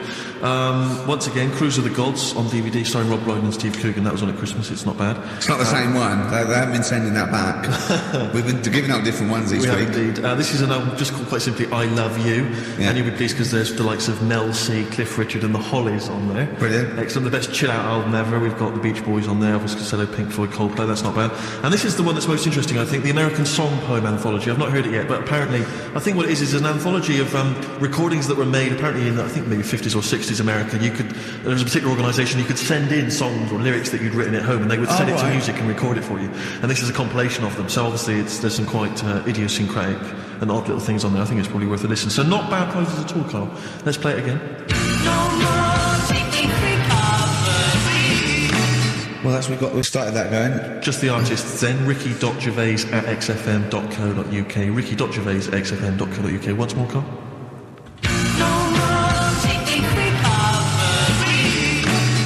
See, it's just great. Yeah, not bad at all. A little bit of Elbow. Nice to hear them again. This is Dawn Red. XFM 104.9 with Gervais. Sure. Elbow, Red. Good tune. The old Spanish archer. Alright? Yeah, Elbow. Oh, sorry, you've lost me. I wasn't listening. Elbow. Alright? Sony award-winning from Ricky Gervais. Well, we're not allowed to do anything. Sure, Andrew likes those sort of things. Rick, I can tell you now that the answers to songs of phrase are quite literally dribbling in. I think there's 2, maybe 3 answers so far. So I'm very excited about that. And we just had an email from Dan. He says, my Mrs. Lynn is pregnant and is 8 days overdue. Carl, could you offer any words of encouragement to coax the baby down the birth canal? I've sat Lynn only inches away from the speaker to allow optimum audio transfer to the uterus. What would you say to that child there, just to lure it out to the wide world, Carl? I wouldn't rush out, to be honest. Right. It's not good, is it? Out here. Sure. And I don't really want to talk about kids either, because Suzanne's mate's just had one and now she wants one. Oh, God. Yeah. Please never bring a child into the world, Carl. Promise us that. They just bore me. Have you seen, there's loads of people in the office who have got them now and they've all got baby pictures everywhere. And they're all like, isn't it nice looking? And it's like, no, it's not. They all look the same. Do you know what I mean? All like Mel Smith. Just... Don't they? But it's that theory, actually, right? Do you know how I've said before about babies, right? Yeah. But like little old people. Yeah. There was, no. Another of the great theories.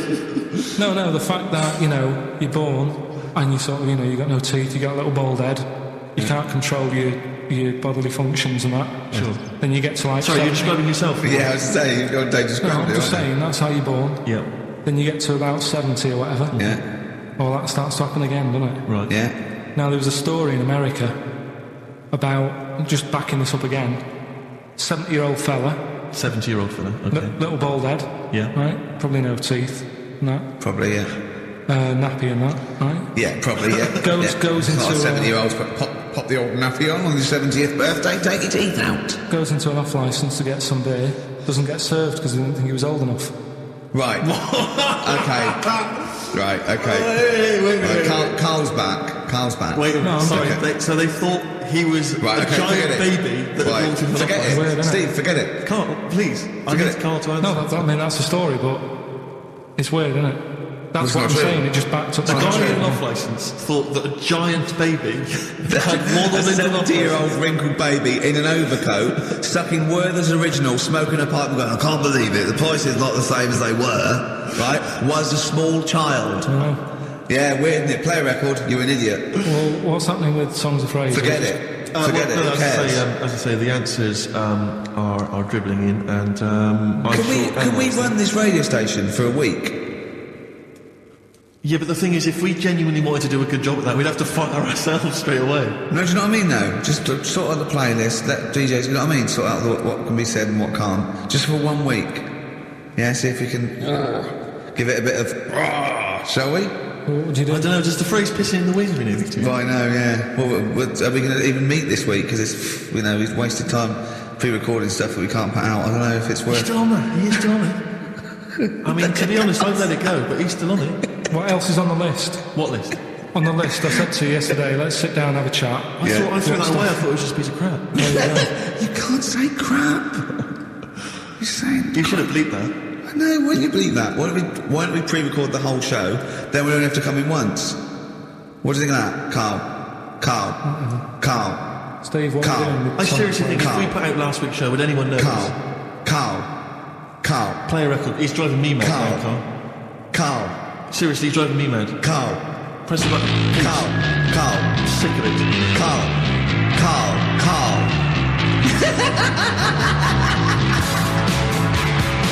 Black Rebel Motorcycle Club. Stop. On XFM 104.9. I reckon we could run it for a week just to do a few little things. No, but I mean, just like, you know, have a look at the playlist a little bit. Get some.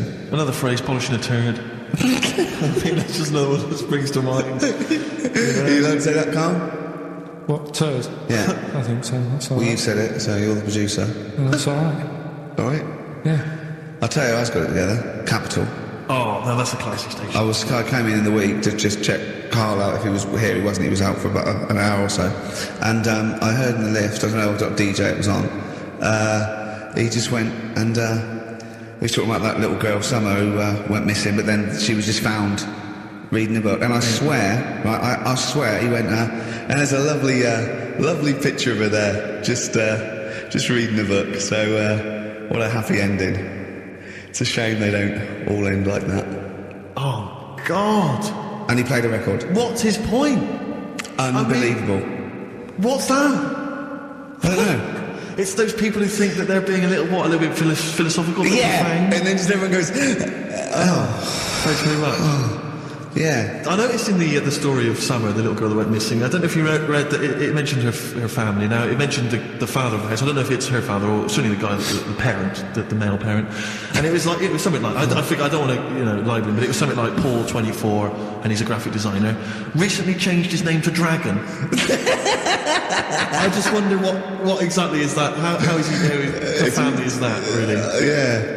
I don't want to... I'm always a little bit worried about people who change their name to someone to really, really cool. Yeah. Because, Kevin Smethurst isn't, it's not sexy enough. Exactly. So I call myself Clint Iron. Yeah.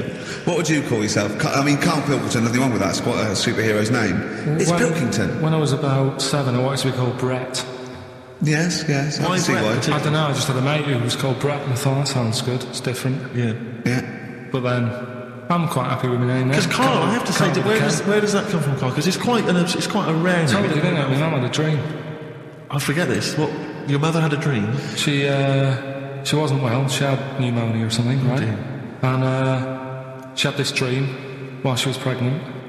That some doctor sort of, she was going off to another place, she was going to die or something, and this doctor went, I can sort this out, I know what to do here.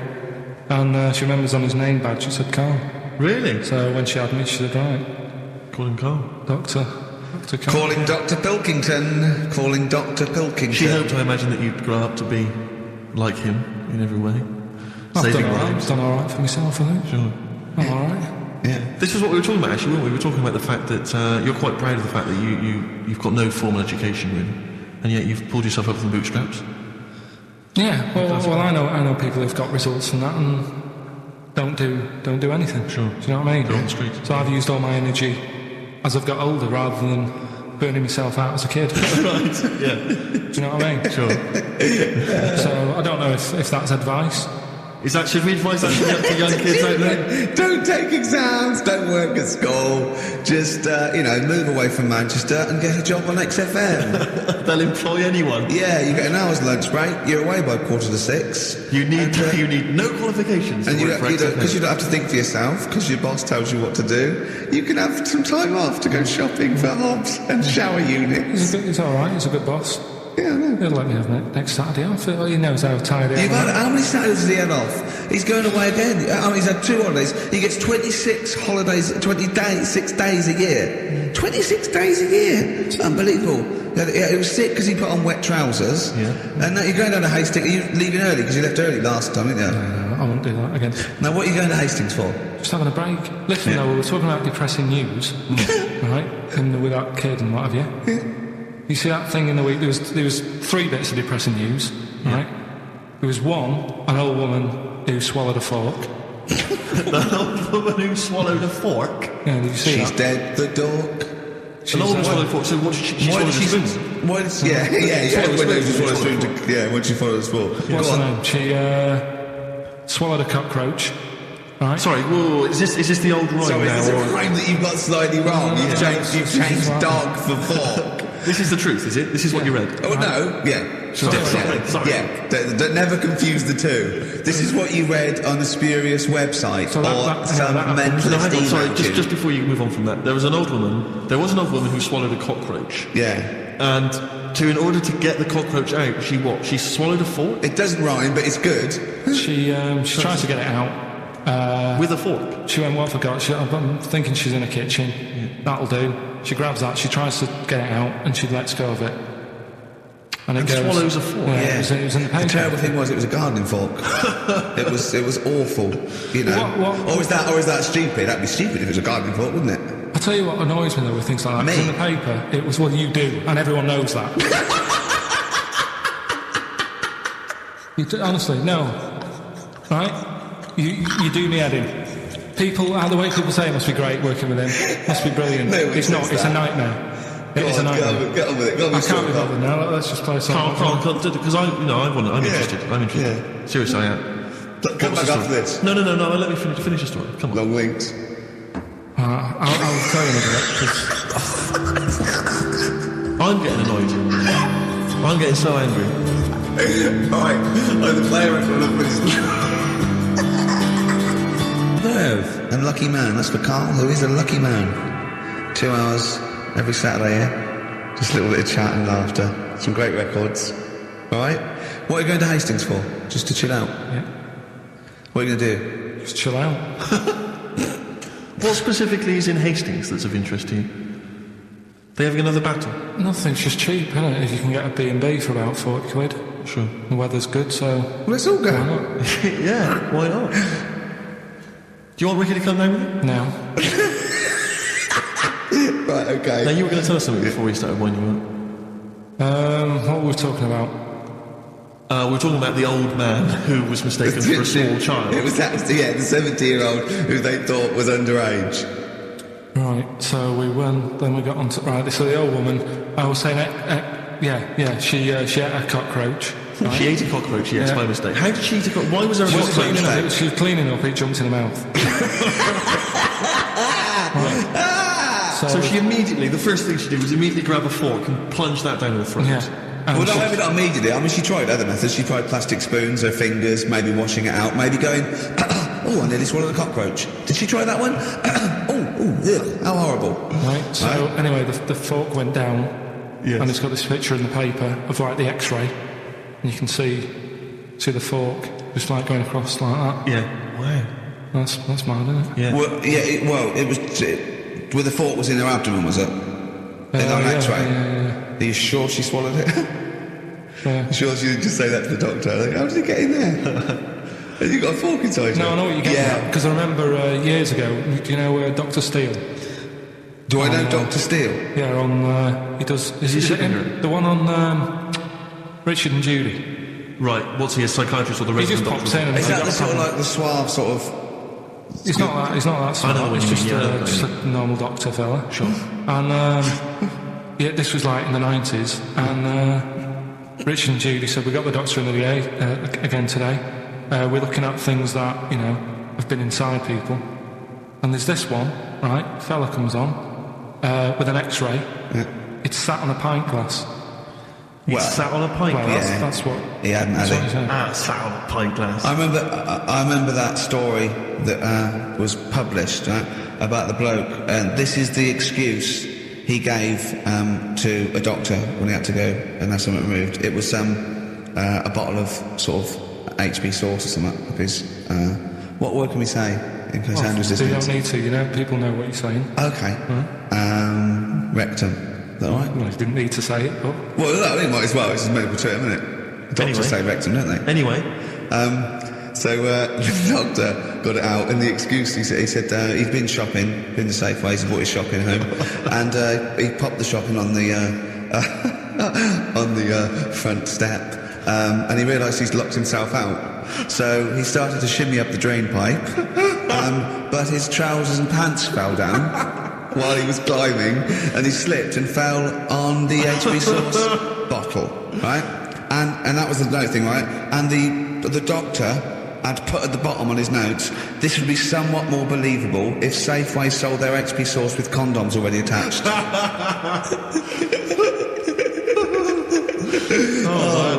Why did he put a condom on it? No idea. To use it again on his chips.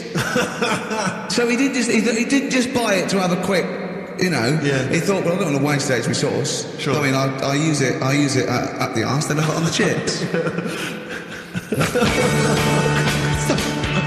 Safe sauce. I always practice safe sauce. Always have safe sauce. Red Hot Chili Peppers, universally speaking, on XFM 104.9, Steve. I'm just going to make every single one of our listeners shrug and kind of give a who cares look by saying that after the ads, Songs of Phrase answers. We've still got Monkey News, haven't we? Oh, Monkey News as well, yeah. Helen, you're supposed to say something that will keep people listening during the advert. Should we bring back no, can't do Cheeky Figure of the Week. Play some ads. Blackalicious and Deception on XFM 104.9 with Gervais, Karl Pilkington, Steve Merchant. Well, we were talking just before the ads about I think we're talking about objects being stuck up people's arses. Okay. I think that was the someone link, can just wasn't confirm it? that. It was objet d'art. What objet d'art? RCS. Objet d'art. Objet d'art. Which maybe that's a new feature. Objet d'art. Objet d'art. Using objects you've stuck up your French for stuffing stuff up your arse. Yeah. But I remember when it's not really, it was just about objects and odd things in odd places. I used to work for a magazine when I lived in Bristol, and I remember the editor said to me once, he said, "Oh, we got half a page to fill. Do the usual. Phone up a hotel and ask them what the weirdest objects they've ever found left behind in a hotel room are." This was something they did every year. They just did they would phone up the local hotel, and I found out. I can only remember two of them, but they have stuck in my mind. These were found. I think it was the Marriott Hotel in Bristol. Yeah. They were found by cleaners. A chicken. A live chicken? Yeah, a live chicken in a hotel room. And that was just left behind. And a false leg. I mean, I don't know who leaves behind a false leg. I mean, presumably you'd notice if you didn't have your false leg, because you'd be lying on the floor. But I just remember, I don't know where else you'd find those two objects, except perhaps Paul McCartney's farm. But I've always thought to myself, who left behind a false leg? Maybe the chicken pecked it off. Yeah, well, possibly. The person with it just went and goes, so much different, I keep falling over. I don't know why, and where's my chicken? Yeah. She probably called later and said, did the cleaners find chicken and false leg? I'll check. Yeah. We haven't had them handed in. Yeah. I don't know, we get a lot of chickens and false legs left behind. What was it like? Yeah. It was just a wooden thing with a foot. Has it got a foot on the end? Well, yeah. Yeah, we might have found it. It might be yours. In pirate films, the pirates would have the peg leg, which was just a piece of wood. There was no effort to make it look like a leg. I don't know why it didn't dawn on them then to make it look more like a leg. I mean, I don't know at what point. I quite like a big. Do you know why? I wouldn't really be that interested, but I'd be marginally interested to see the history of. It was fashion leg. Because they didn't wear long trousers then, so they all stopped to the knee. So why are you wearing long trousers? No reason. Let's have a look at your legs. Yeah. Oh, it's more embarrassing, you see, if you hide it. Yeah. It's like they had a hook. Why didn't they have a glove? A hook is never a glove. It's not a practical enough thing. It is if you're abseiling between two buildings in a hurry, because then you can just use it straight down the wire. But a hook is such a grotesque thing. I mean, because I don't have a go on. But I mean, there's no one except that weird guy who was up in North London who's still got a hook for a hand. Well, I think it is useful. Because it's good. Well, no, it's good for carrying bags. Yeah, carrying shopping. Do you think that was the concern of pirates? Well, like Tesco. Well, they didn't have animatronic sort of stuff then, did they? I know, but it's just so. It's just not very flattering, is it? A hook. Jane was at school with a kid who had lots of different things, like knife, fork. He could screw onto the end of it. That's brilliant. That is brilliant. That's good. That's almost as good as having a hand. Yeah. For the canteen. But at school, you'd be the coolest kid in school, sure. Bit more frightening in the swimming pool or in a bouncy castle. Yeah. But yeah, for chopping up a bit. I imagine him being banned from the bouncy castle. At the fate. You can't let him on. Oi, hooky, get on. You're not welcome on here. I'd like to apologise for some of the things said in today's show. But what happened when he started asking girls out and stuff? I imagine he spent a lot of time with his hands behind his back. Oh, God, with a sore spot on him one. Probably. And I can get it out with this one. Yeah. Doctor, that's handy. There's a fella in Ward 2 that's got a shopping bag up his arse. Just pop it up there, pull it out. Shopping intact. Done. Anyway, Hastings to soon. Rockbusters. He's going to Hastings in 10 minutes, isn't you? Can't wait. He's looking forward to it. Lovely day, lovely town, nice little trip. Chill out, come back refreshed. Monday. Let's do some work. Ooh, you'll sleep tonight. What does the boss want me to do? He's done you there, Carl. I was letting it lie, and he comes back with that after we were getting on. So, who's the winner? Answers. Well, let's give the answers first. Right, This was this is how it sounded. No, it wasn't Stop Rockbusters. I'm calling it Rockbusters because But it's all weird. they're all interchangeable at the moment. Right, Paul McCartney, Cheeky Girls, Sugar Babes, Space and Beatles. Okay. Right? Brilliant. You've really... I mean, if you're not interested in it, Carl... seriously, mate. Anyway, we're going to give the prizes, which were pretty good this week, to James Waters from Colchester. Well done to him. He's got them pretty much right. Where's Dickie Anderson? Not heard from Dickie Anders for a long, long time. Because I wanted to... if there's one show I'd wanted to hear, it's this one. Because we've pulled out some of the stops, haven't we? He's excited because he's going away, so he's putting an extra bit of... Come on, let's play a record. Let's play a tune, then let's come out with Monkey News. Can we have some Monkey News to end with? He's excited. Placebo in this picture on XFM 104.9. 8 minutes to go. Let's make it a good 8 minutes, and then we can all chill out. Yeah, enjoy the rest of the weekend. Play the jingle. Chimpanzee that Monkey News. Excellent. A particularly aggressive jingle this week. Wow. Yeah, looking forward to this Monkey News. Carl. Right. Come on. So, what's her name? What? We've done...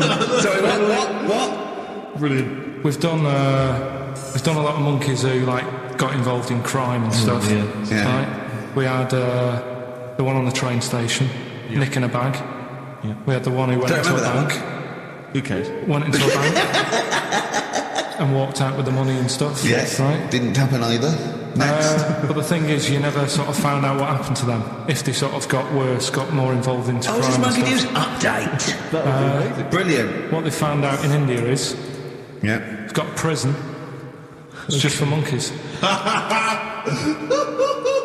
You mean wild animals? You mean a zoo? Yeah, a zoo or a kennel or something that where they've been gone mental or something. No, it's a prison. Yeah, does it have fraud cases?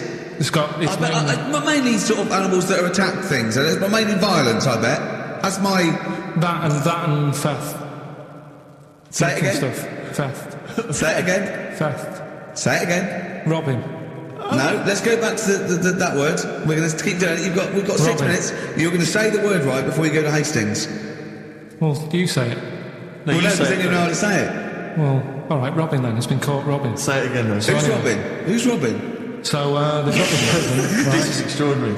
Say it again. No, you're not going to say it? No, go on then. So they got a prison for them, right? And there's 11 of them in there, 11 monkeys, that are in there for life. Because that's... I think there's one just got out on parole, right? No time off. But there's 11. I'll give you the bit of paper because I thought this was... Weird. You thought it was a bit weird. Now, Carl, what are they in there for then? Because, I mean, they're in there for life, so I'm assuming it's murder, is it? Premeditated murder? They're not crime bosses, are they? They're not... Are they prostitution and gambling? Are you sure they're not just the pawns and the head sort of like orangutans up a tree going, remember, you don't know me. You're on your own. If I go down, you're all coming with me. You take some of your gorillas down there and sort him out. Oh, the great banana robbery. I wondered if they'd get them. Right, go on then. Okay, let me see. Now, I don't know what source this is, as ever. Is it just the back of a fag packet found in the toilet? Well, no, I mean, someone's clearly... If this is nonsense, then someone's clearly gone to a lot of effort, because it does open with the headline, Parole Unlikely for Inmates of Monkey Prison. Yeah! Officials say 11 inmates at India's only monkey jail. Officials? Now, what kind of people work at a monkey jail? Where do you work? It says officials say 11 inmates at India's only monkey jail are unlikely to ever be released. The prison in Patilia houses monkeys apprehended by game wardens in Punjab state for thieving and attacking people.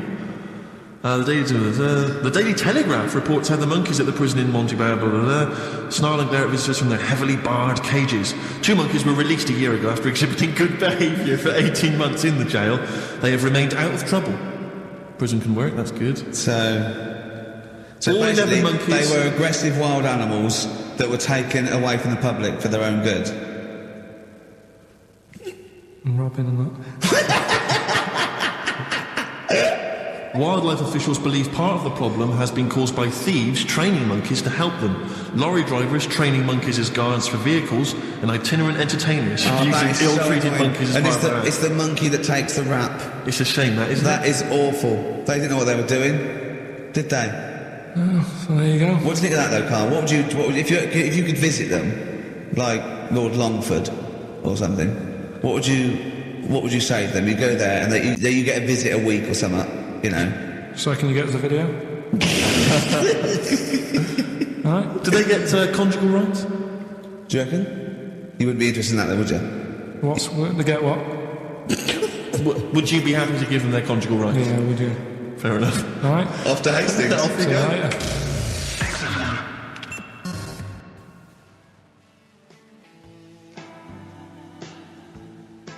Tom put in the Heartbreakers Breakdown, and that's for Karl's behaviour last week. Karl, you seem to be a little bit happier. Last week, I mean, we were worried about you. You sort of slipped into some sort of like weird depression. You played placebo twice, so you weren't concentrating. I know you're going to say that me and Steve were annoying you, but, you know, that's an easy excuse. I mean, I think the listener can make up their own minds. No, it's just like I say, though, it's like a murderer. Right? He might not have done that if it was a different day, if the sun was out or whatever, and everything just happened at once that wound me up. Right, so it was like a crime of passion. You'd be let off because those sort of circumstances. You'd never put yourself, say, in a position again where you'd have 2 people trying to wind you up for, you know, the sake of fun and laughter for the public on a tin pot radio station between 1 and 3 every Saturday. Yeah, you'd never do that again, would you? Last week it wasn't just for the listeners, it was for you as well, between 12 and 1, before we even on there. Why? You were winding me up then, do you know what I mean? Having a discussion. It's alright, I'm used to it, so it doesn't matter. But I found out that I can't do this job anymore, I can't do these sort of jobs where you've got to be happy all the time. Well, you don't have to be happy all the time. No, you do. You really. forget that for the...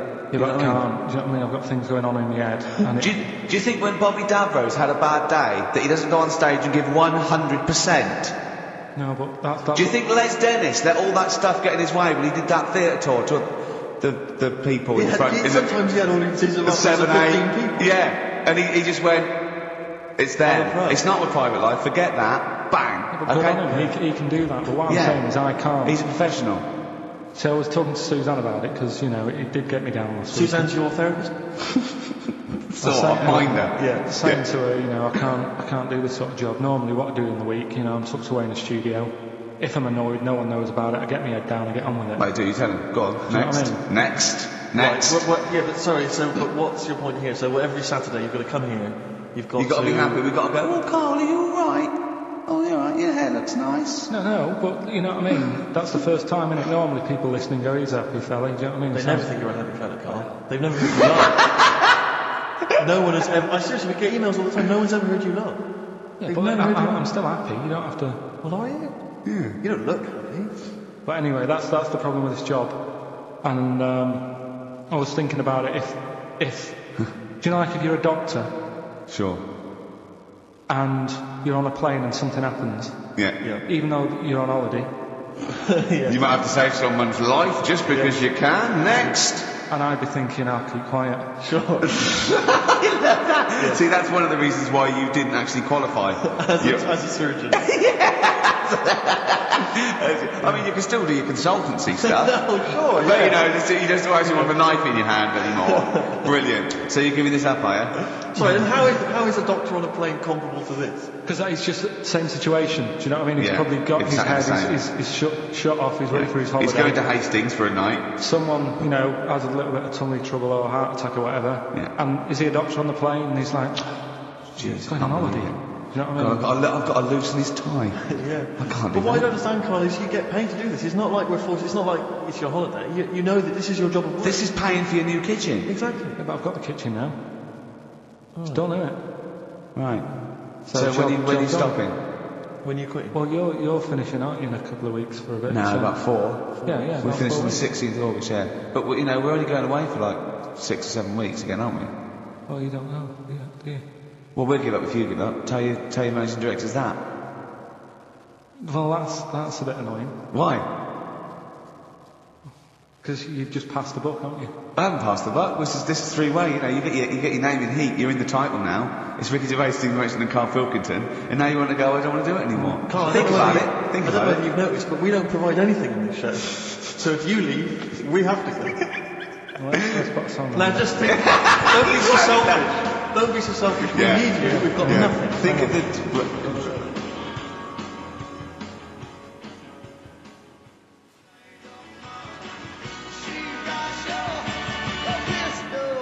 Molly's Chambers, Kings of Leon. Brilliant. On XFM 104.9. So I'm not going to put pressure on you, Carl. I know you're scared to be saying this, right? But I'll tell you what we do, right? We're stopping this show on the 16th of August. We're going to film the Office specials, okay? And we'd be coming back, I don't know, August, September, middle October, if Carl does. Yeah. No, I know that's pressure, but that's it. I think it is. I think this is a 3-way show, so you don't have to do it. What should we do? Because I know we've been approached by a couple of others. What would you do? We've been approached by obviously better radio stations. I mean, just think of. I mean, if you're a listener, just think of any of the radio stations you prefer to listen to. That's some of the ones that have offered us gigs. So we could toy with those. Or we stay and we see this through. We get XFM on the map. We get a few songs I next know, year. Rick, that I know you've had a passion since you started working at XFM to get the listeners into double figures. I know that's been one of your ambitions, and I think it would be a shame to give up so soon because you've done so much hard work. Yeah. So that's what we need to think about. I think so we've got what? So we've got 4 weeks left. That might be 4 weeks forever and never coming back, or 4 weeks for like an 8-week period. And that's for you to think about. So think if you enjoyed the next 4 weeks, Carl. Yeah, but like I said to you though, the reason I did this Yeah. was to get that kitchen, right? Now, Brilliant. as we speak now, right? Builder's in the flat. He's been annoying me. Of course he has. Of course he has. What's he been doing? When he turned up on Monday, right? Yeah. Wanders in, and the first thing he says to me is, said, the pub across the road, is it any good? I said, well, it doesn't matter, does it? You're working on the kitchen. Think of saying that to a builder. Probably making conversation. Probably meant, do they do a toasted sandwich? Because I've got a half-hour lunch break. Not an hour, like Karl Pilkington. So I'll pop in there and get a nice, cheese and tomato sandwich. Is that Sack of crisps. genuinely what you said to me? Yeah. Yeah, so Suzanne had to go at me saying, why have you said that? He hasn't even started on it yet. I cannot believe that. You're unbelievable, Carl. And you say it's us that are rude, crass, I wasn't being thoughtless. rude. I just was letting him know. Do you know what I mean? I know what He I'm up knows to. what he was there for. He had it down on his little docket. Do the kitchen this week. Yeah. He didn't come there and go, what did I come out for? Was it to go to the pub for a week? Why am I wearing these overalls? Yeah. Who's the little bald mate twat insulting me? Let me just check. Let me call head office. I wasn't having a go though. I mean, they should have finished it yesterday, and they're Yeah. there now, right, Yeah. on their own. And what annoyed me is they turned up late today. Hold on, Carl. I've just realised something. They're probably listening to the radio. That's, I assume, tuned to XFM, isn't it, in your kitchen? Yeah, but they don't know it's me, do they? You know what I mean? No. They'd go, he's got a whiny mate voice as well. So's the bloke who owns this place.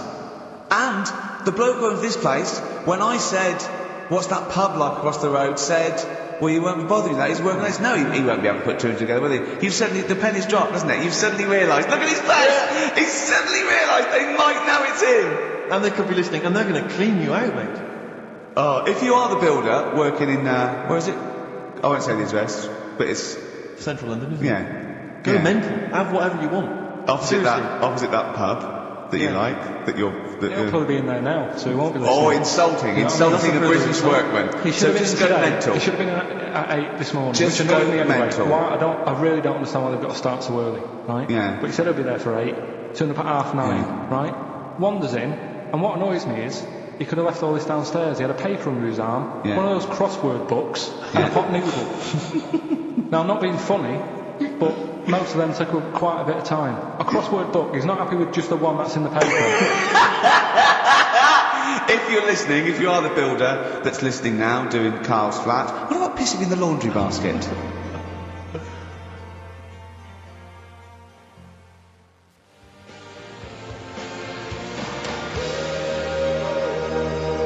Lonesome Day, Bruce Springsteen on XFM 104.9. So, you've realised now that the builder could well be listening, knowing exactly who you're talking about.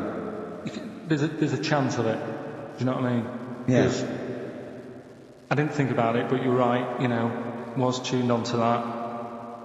I think he did flick it on, thinking about it, thinking back. If so, yeah, he's probably listening now. No, he probably isn't. He probably listens to about half hour. If he's got any sense, he turned it to Heart or Virgin or Magic or something, but... You know, there is a chance. Good advice to the listeners. Yeah. If you've got any sense, if you finish your crossword puzzles. I think, you know, according to our figures, there's a 5% chance of him listening to it. Yeah. So, if we want to be accurate.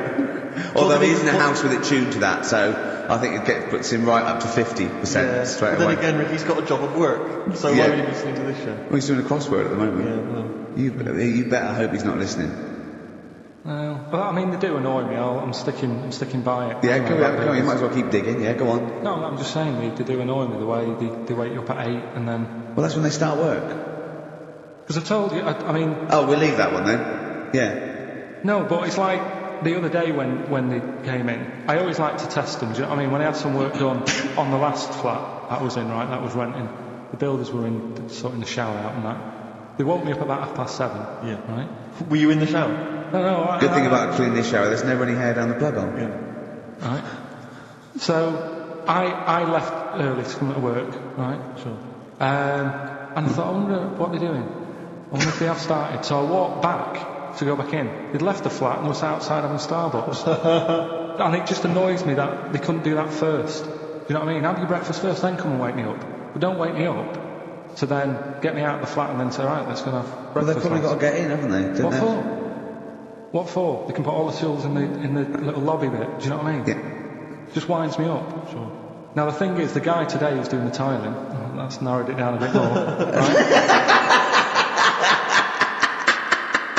When I knew he was in there, I went out for a bit, had a cup of tea and a bacon butty, right, at a cafe. And I went back and I was really quiet, put the key in the door and opened it really quick to see what he'd be doing. And he had actually started work, so fair play to him.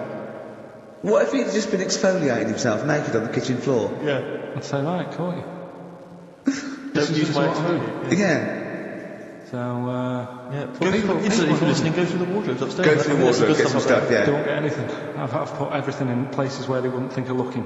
Jewellery and stuff. So you're thinking that Where have you put the jewellery? Can't say, I'm not saying. Go on. So you're thinking that they're going to thieve from you as well? Okay, so if you're listening, don't think about the obvious places when you're looking for the jewellery. No. But I do things, I would do things like, you know, just pop a little bit of urine, maybe in the salt cellar or something. Yeah. Just do something. I'd say what I do is I take the toothbrushes in the bathroom, just pop them in the toilet, flush it, and then take them back again, just pop them back in there. Leave them nothing, leave them out. When they were coming last week, I brought the biscuits to work. Suzanne was like, no, you didn't really? No, mate. You brought your biscuits to work? No, they wanted to. It was just a packet of good quality cookies. Good quality cookies! Yeah, you thought I'd be down for it. Oh, God. That's what Suzanne always says, don't know, you know, why you like this, because, you know, it's not as if you've been sort of harmed as a kid or anything. But I like the fact that you once said to us that you don't need friends. You don't like friends because they're a bit of a pain. Because they call you up and they want to be with you. Yeah, but mates are a hassle. I woke up today, right, and I think it was might have been on 5 Live or something this morning in the bedroom, right? And they were talking about, it's Nelson Mandela's birthday, 80 odd, 20,000 people turning up at his party. I thought, I'm glad I'm not in. I couldn't be doing with that. 20,000 people. Think of the carpet afterwards. I mean, a good percentage of them were putting out fag butts on his carpet. Yeah. After Tommy Walsh and Charlie Dimmock, what's her name, did lovely patio and a water feature, he's going to come back and he's going to go, oh, it's ruined. And what's he doing for his birthday? Karaoke? Chinese meal, bit of karaoke? I wonder what Nelson Mandela's birthday party is like. Big cake. Bit of an enormous cake. Yeah. The Spice Girls jumping out. Yeah, the Spice Girls, isn't it? Well, everyone. I don't know. Yeah. We are the only three people that hasn't met him. I thought everyone's fire would have been in the cake. Yeah. Just in case, you never know.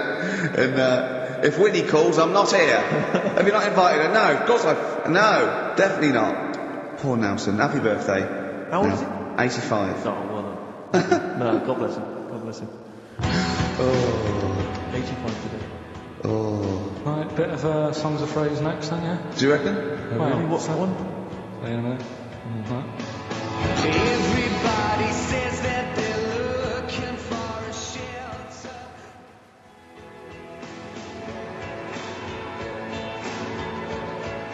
Silence is Easy by Star Sailor on XFM 104.9. Sorry, just suddenly struck me something. I don't know if I mentioned it before. You mentioned that you tried to catch your guy out when you came back. Once you opened the door really quickly to see what he was up to. Did I ever tell you when I was at university? Now I'm very tall and I've got enormous feet. Size 14. Size 14 shoes. And when I was at university, everyone, it seemed to me, was wearing Dr. Martens. It was like you had to wear a pair of Dr. Martens. It was kind of the rule. Dr. Martens was big for you. Yeah, so that's a big pair of Dr. Martens. That's where the myth of the old woman who lived in a shoe. I know. People with my size shoes. Anyway, I just literally kind of moved to university. I'd been there for literally a couple of months. And obviously in that first period, you're quite keen to kind of, reinvent yourself, strike yourself, try and give an impression of perhaps being quite sophisticated, worldly, cool, all those things that, you've left behind all your childhood friends, so you're trying to, develop something. But you didn't new. bother, you didn't? What was that? You didn't bother? No, I was working hard on it, and I was kind of, I was doing alright, and I had my tie-dye shirt, I was looking good. And, so I was trying, working hard to try and seem kind of cool and not freakish. And I came back from studies once, and I came in, and there's a little old cleaning lady that kind of would always come in every day and clean up our halls of residence. And I came back, and my door of my room was open, and there was like a little huddle of people just peering in, right? And I thought, this is odd, that my door's open and I'm not in there, and there's people staring in the door. And I looked in, and the little cleaning lady had my Dr. Martens on and was clumping around, making them all laugh, doing an impression of me. That's amazing. Imagine that. Imagine the psychological scars that has. I love that she's more popular than you. Yeah, and they go, come on, Maud, let's go to the JCR. Exactly. They carry her down. They go, drink.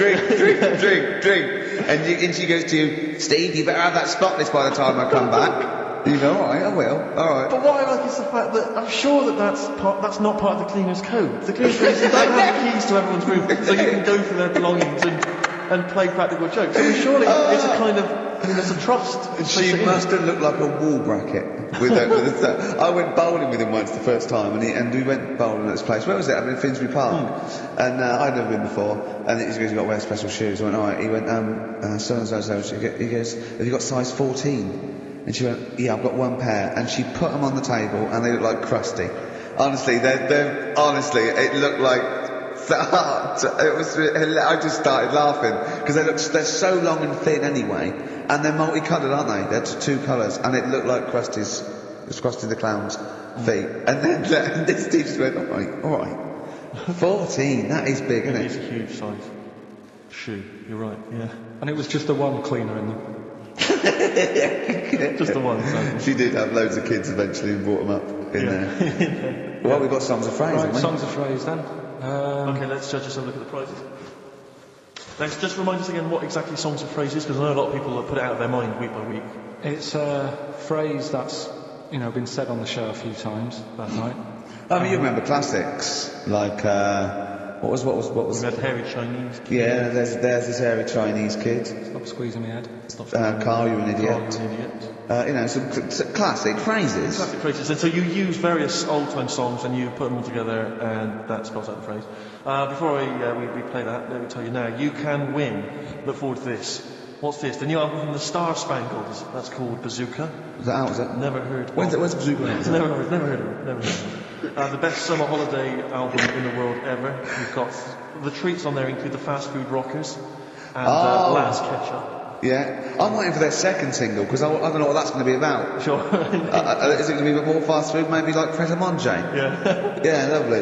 This is very good. Yeah, 2 disc set, Best of David Bowie. Inspiral Carpet's the best of them. Still don't know how they string that over 3 seasons. No idea. Bowie's is one. Yeah. We mentioned it last week, the American Songclub Anthology. That's kind of a kooky collection of songs. And we've also got a couple of DVDs here. Stephen King's Rose Red. I've never heard of it. Straight to video. Yeah, made for television. Yeah. Will never be seen at the cinema. And I'm sure there's a lot of nerdlingers listening, so they will be loving Richard Dean Anderson in Stargate SG-1. Free inside, there's a collector's card, plus you can win some exclusive memorabilia.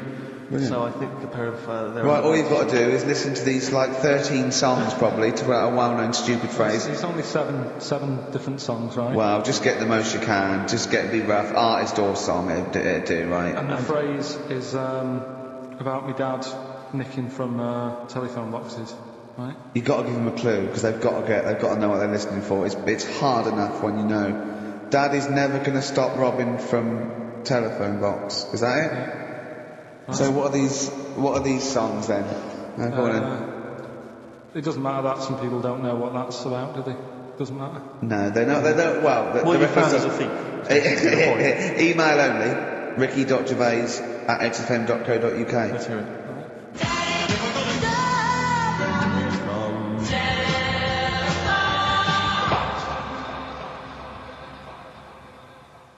Also not grammatically correct, but so it's Daddy never gonna stop robbing from telephone box.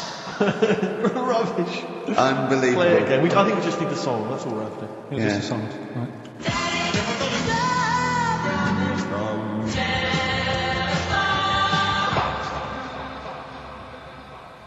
Just again?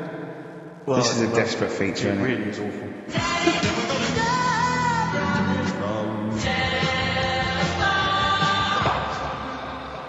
See, Rick, if we took more of an interest in this show, we'd have come in, listened to that. We'd have said no way. We'd have said no way. I don't care how long we spent. We've got a reputation. Yeah. We've won awards. We've won major awards. We're not putting that tat out. But, yeah, no. You know, that's what. But we just give the listener what they're used to. Exactly. So I think more fool them for listening. Ricky.gervais@xfm.co.uk. Business on XFM 104.9. Carl, can I ask, because after last week's show, when you had your breakdown, you went off to Hastings with your girlfriend, stroke carer, Suzanne. Now, what does she... Because whenever we meet Suzanne, we bumped into Suzanne recently at the BBC, Ricky and I. She's always very nice to us, very polite, we have a nice little chat. But I'm always wondering, what is it that she thinks of us, really? You know, because I'm assuming you immediately go home and whinge. So, but they tortured me. You saw they tortured me on air. Now, what does she make of us? Did she listen to the show last week? Yeah, she did, yeah. She knew I was annoyed. Right. So... she sort of gave me a look like, you know what I mean, like that, because we went to Hastings. That wasn't because you had like Marmite or something over your face. No, it was that. So we didn't talk for a bit, I just was like, getting over it, thinking I'm sick of this, right? Is the new kitchen really worth it and all that? I phoned him up, left a message after the show, I said, you seemed a bit quiet when you left, I just want to make sure it wasn't anything I said. But no, you're still doing your Samaritan? yeah. And did it ring, or did you just ignore it, let it go to answer machine? I think I turned it off. I left it off, didn't I? Just left it off all day. But what does she make of us? Does she genuinely think, does she not really like us? I said it's weird, because there's no one who she doesn't really like, which annoys me, because she says to me, I'm the opposite, do you know what I mean? I'm like, oh, everybody annoys you. Yeah. And it's like, well...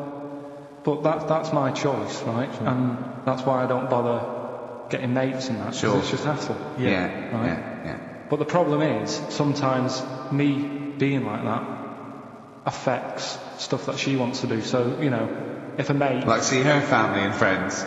Well, let's not say her family or friends, but say if one of the mates had a baby. Right. I mean, Naming no names. So this happened? Well, I've just got to... watch what I'm doing, haven't I now? The builder who knows you're slapping him off and saying he nicked stuff. Yeah. So, she's got a few mates who have had kids recently. Right. Yeah. So one of them had a kid, yeah, go on. Right. And she wanted to go and see it, right? And she said, you can come with us. And I was like, you know what I feel about babies. Sure, you've seen one, you've seen more. Yeah. They all look like Mouse Smith. Why do I need to see another one? Right. And she's like, yeah, but come and see it. You know, you get on with them. Come and see them. And I was like, it's a long way away. Yeah. Do you know what I mean? That's probably narrowed it down again. Yeah.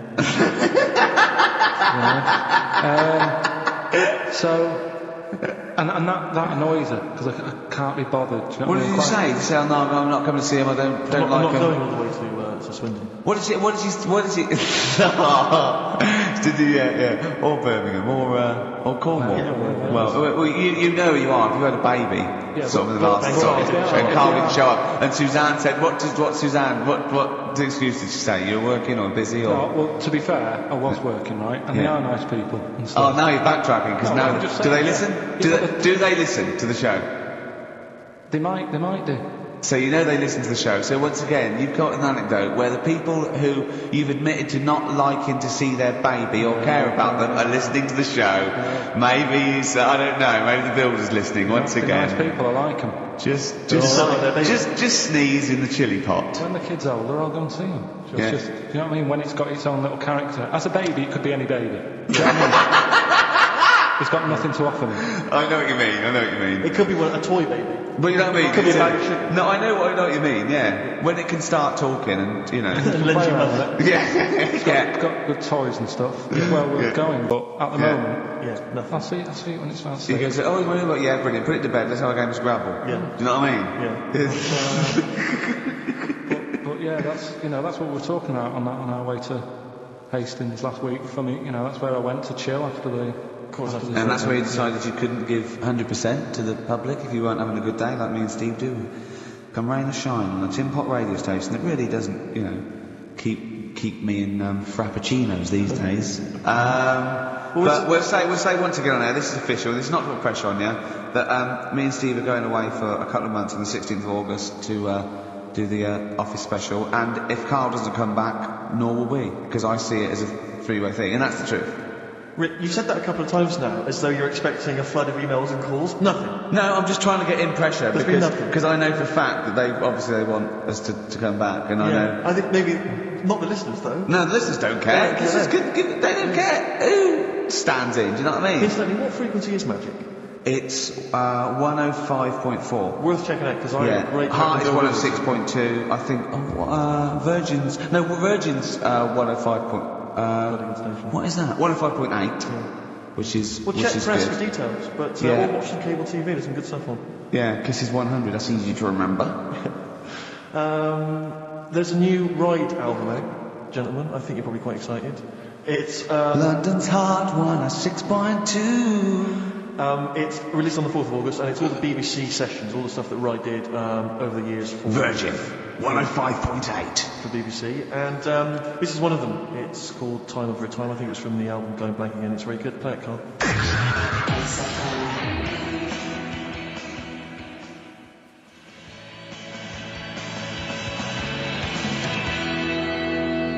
I play that for Pippa, who requested some Ride. That's from a new compilation called Waves, and it's the BBC recordings that Ride made during the 90s, and I think that was originally recorded for BBC Radio 1. That's a good station. Bloody good station. That's a good station if you're interested. Radio 1. It's not one of the... I think they pay quite well as well. Well, I enjoyed working for them. I know we used to work for them for a period of time. Until we got fired for slagging off. Simon Mayo. I think it was Simon Mayo. Do you remember that? Can't quite remember it. Well, we used to do this thing at Marion Hobbs at night, and we were getting a bit busy, so we were constantly handing in shoddier work.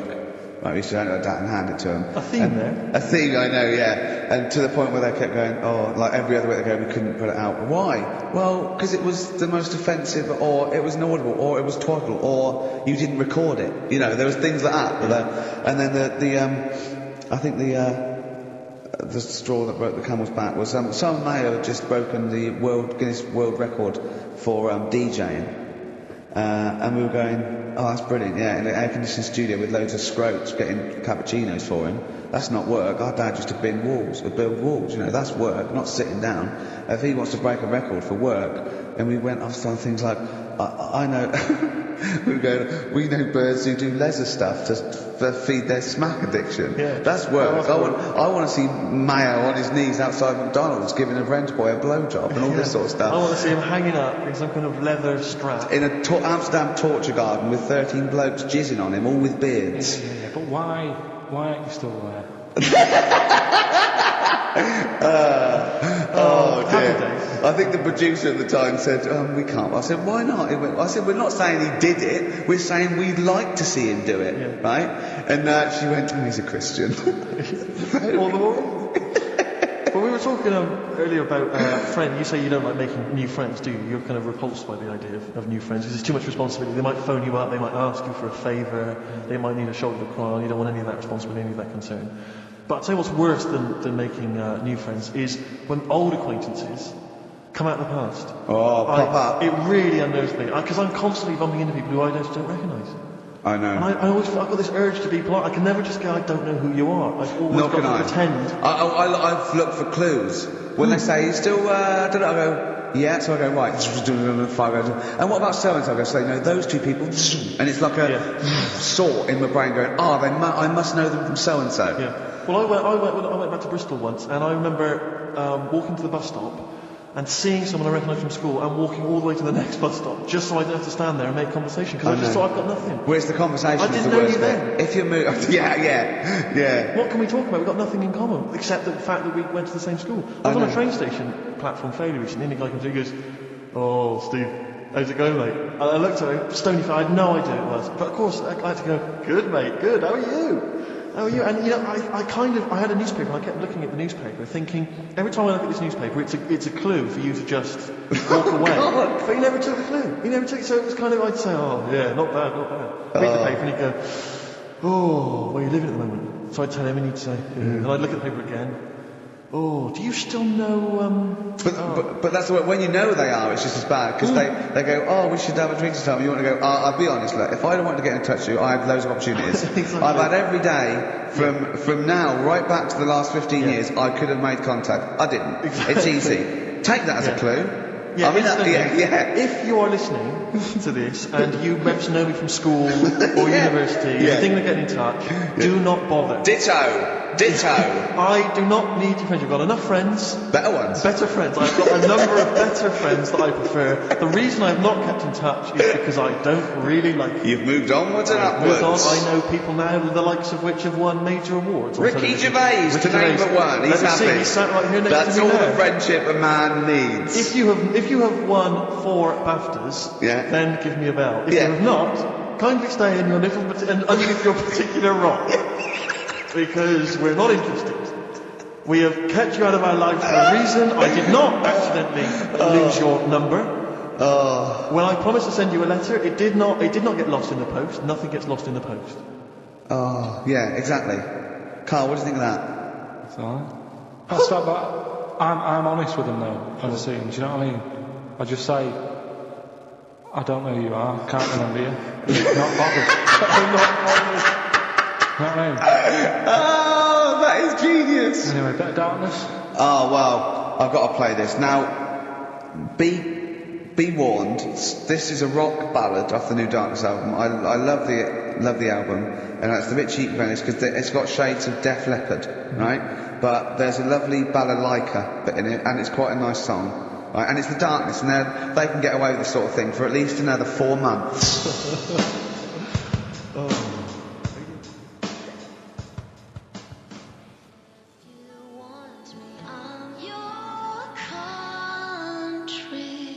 Cardigans, You're the Storm on XFM 104.9. If anyone from Heart or Magic or Radio 1 or Radio 2 is listening, could well be available come October. Alright? Get in touch. Yeah. I think that my new TV is too big, Rick. I said that I know, when you bought I it. was thinking. But I can't believe it. He talked about this buying it. It's got a bit of cash now, of course. And what is it? 42 inches? 42-inch plasma screen. What did it cost you? $3 or something? Don't tell us. That's wow, it's ridiculous. Yeah. £3.5, big spender. Of course it's too big. Well, I can't get far enough back in my living room for it. You know, you're meant to be, I think, 4 times the screen size away from it. Really? To get off in the air. So that's 4 times 42 inches you're meant to be sitting away from it, which is impossible. Yeah. I'll have to just get friendly with the neighbours. Yeah, watch it through a hat. If that's the case, though, aren't you better off just getting a portable? What? I don't understand that rule. What are you saying? Well, you're meant to be 4 times the screen size away from the TV. Well, then what's the point in having a big telly if you've got to keep moving further back? Get a portable and sit near it. Is that how they sell it? Is that what they say to you? Well, no, it's a rule, but I do see your point. Why do people go to the cinema then? Did you see films that are out yet? Fair enough, he's got you there. Done. I tell you this though, I had it delivered, and are you supposed to tip delivery men? Of course you are. I don't know. I've never had anything delivered before. Not if it's a courier with an envelope, but if it's a bloke who's struggled up the stairs, two fat blokes with a fridge, then give him a £5 for a drink. The problem was, I didn't realise, and I was thinking to myself, I wonder if I've got to tip him. And the guy was leaving, and my mobile phone went off in my pocket, and I reached in to get it. He put his hand out thinking it was a tip. I went, oh, it's just my phone. And I felt terrible after he left. I didn't know. What was I going to do? Run down the street and offer him a £5? No, of course not. No. I'm not made money. I just spent it on TV. Yeah, I got no money, mate. No. I just spent it all on this. I had to clean out my jars, the drawers. Yeah, it takes me, bottles back. The problem was, it took me forever to wire it in. I thought, I'm not going to pay for someone to wire it up, So it took me about 3 hours to wire it in, and it was huge. And I got it switched on, and the first programme that was on when I got it wired in was Bargain Hunt. I'll tell you this, David Dickinson's tan almost took the eyeballs out. It was incredible. It was like X-rays. So close. I know a huge plasma screen with this orange thing coming out, and he keeps turning to the camera, doesn't he? Just to get you. Yeah, he turns away. You get a bit closer. They go, "What's he doing?" And he just turns around, takes the cornea off. What do you think, Bargain Hunt? Oh dear, that's why I buy a plasma screen to watch Bargain Hunt. I mean, it's stupid, but this is the problem, is because what do you watch? Have you watched anything that's been worth having? The only thing I've watched really worth watching. 24. Well, 24 looks great, but also films. Obviously, that's the main reason I bought it, because films just look amazing on the DVD on the plasma screen. So if you're into films and that, it's just that I only, I've just got the 5 channels and flicking about. And I'm not impressed. I mean, I can understand why more people listen to radio and stuff. Yeah. Well, not this one, but go on. Well, when was it? When was the last time I sort of sat down and had time? Because I'm always busy doing stuff and that. Sure. Moaning takes up about 3 hours a day. When did Wimbledon finish? A couple of weeks ago. Right. Found myself sat there, right? I'm not having a go. I know we've stopped Cheeky Freak of the Week and all that, right? So I'm not going to be having a go. Christ, I sat there. I'm scared. No, I'm not having a go. You've always got to remember that. Go on, just get on with it. Get on with it. I'll apologise after. I'm just saying, watching Wimbledon, it wasn't, one of the major games. It was little fellas in a wheelchair having a game. Little fellas in a wheelchair. Right. But for me, I mean, great, you're doing the sport and everything. Don't put it on the telly. What was up with it? It wasn't like a rally going on. No, do you know what I mean? Do you know normally, like with the well, not Tim Enman, but with some of the other, with some of the other players and that, they're playing for ages, aren't they? It's like, who's going to win this and that? Yeah. None of that. It was just like, hit it, net. Oh Christ! Oh God! I don't know what to do. And people were like sat there watching it as well when they've got other games going on in there. That's what I can't understand. If you've paid your money to get in. Yeah. I mean, like I say, good on them if they. Do you know what I mean? But it would have been. And they always start first in the marathon. I just thought it would have, give them a game of swing ball or something. Yeah. You know what I mean? No, yeah, I understand. Oh, God. There's never anything. XFM in the community. Can anyone confirm, actually, I had an email earlier. Swing ball? No, I'm not having a go though. Tell them. This is what I'm like, aren't I? Sorry, this is recording you as well. What do you mean I'm not going to go tell them? Think you just said that to me? Do you think you haven't got a microphone? You just said to London, keep wheelchair sport off the telly because they can't get a rally going. You called them little fellas in wheelchairs. What? And I meant to go, what Carl meant was... What? I mean, what? They can hear you as well. Yeah, I know, it's just that they might think that I'm having a go, and I don't want to. That's why I stopped Cheeky Freak of the Week, because some people got the wrong end of the stick. Right. And what have you. So, it was funny that a woman was born with deformed legs. They might think you were taking the mick. Anyway, I just was wondering if anyone could confirm. We had an email earlier, I forget who sent it in, but thanks very much indeed for it. They said that the Paralympics began this week, and apparently during the opening show, the entertainment was provided by Riverdance. Now, I don't know if that, I can neither confirm nor deny that, but it does seem rather tactless. Let's play a tune. Ricky Gervais, Ricky Gervais. Don't put my name to this last link. Don't put my name to this last link. Ricky.Gervais, xfm.co.uk. Oh. Magic, Virgin, if you're listening, we are available probably sooner than we thought.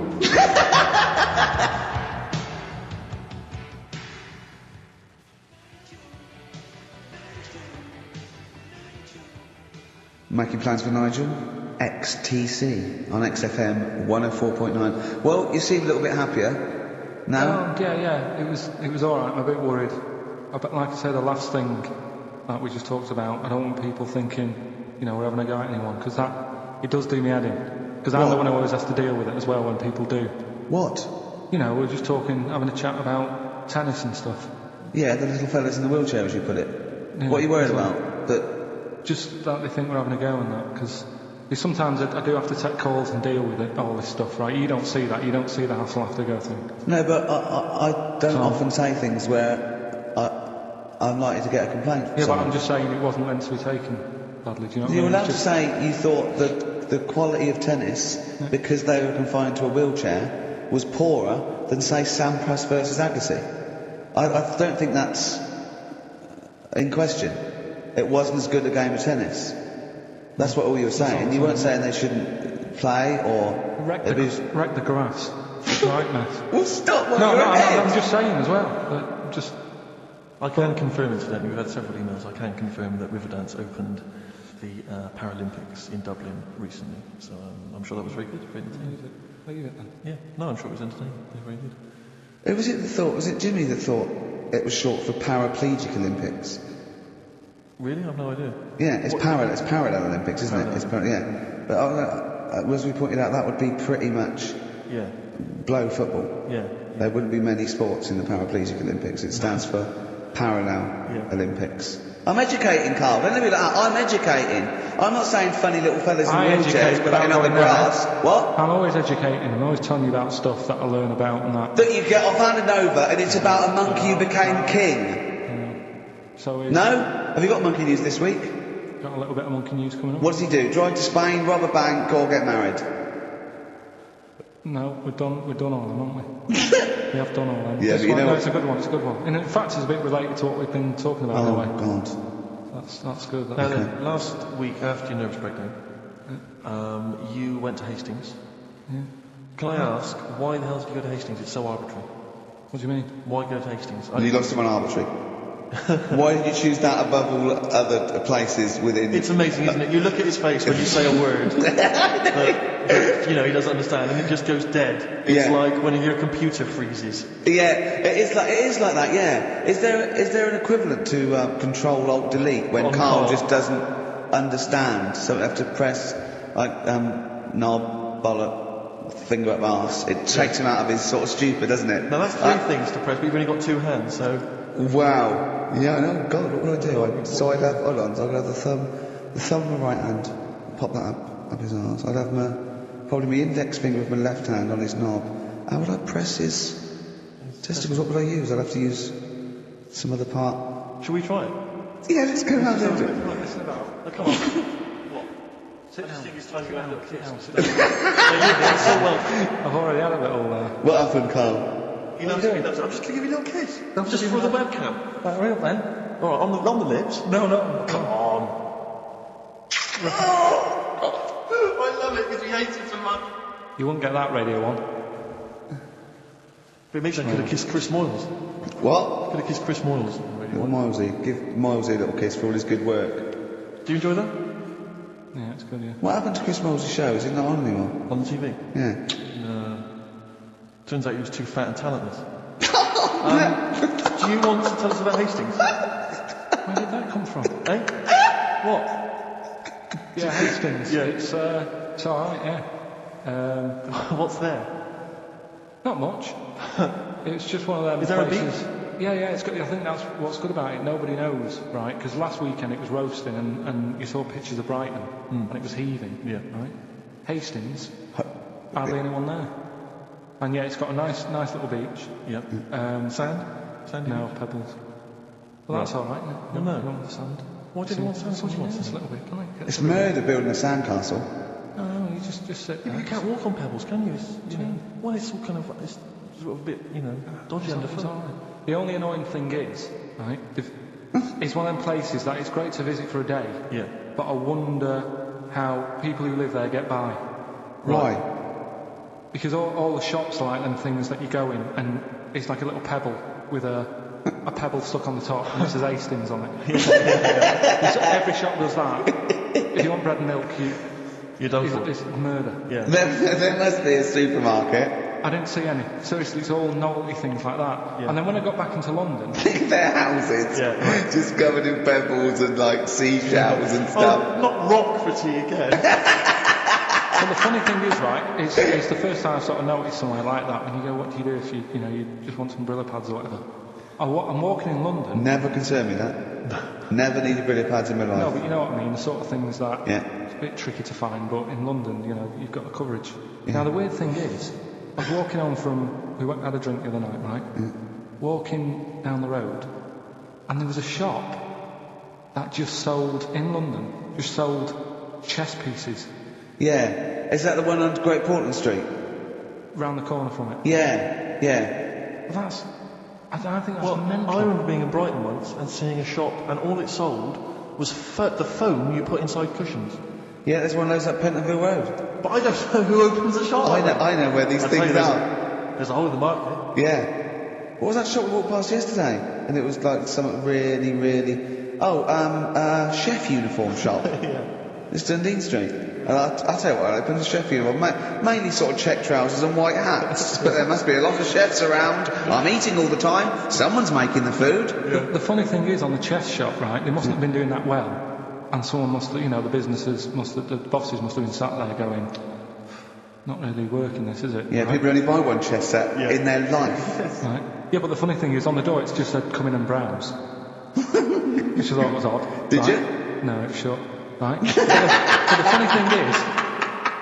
the funny thing is, right, so you can imagine them sat there going, oh, I'm not doing that well. And it's changed, they've actually changed the name of the shop now. Yeah.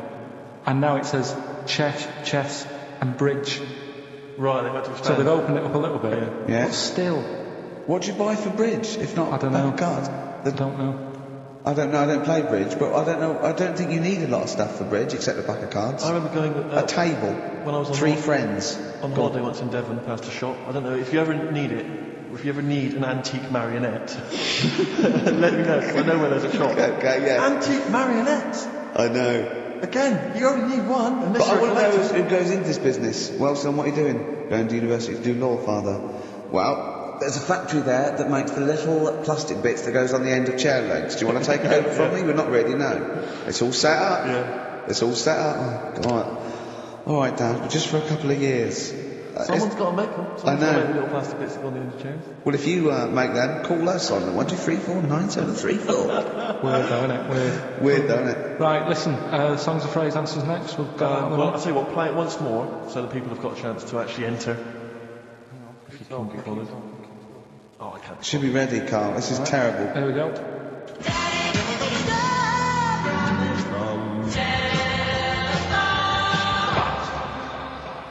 Right. That is the well-known phrase, Daddy's never going to stop robbing telephone box. The well-known phrase. And we're looking for the songs, I think. I don't care. Well, tell me where it all went.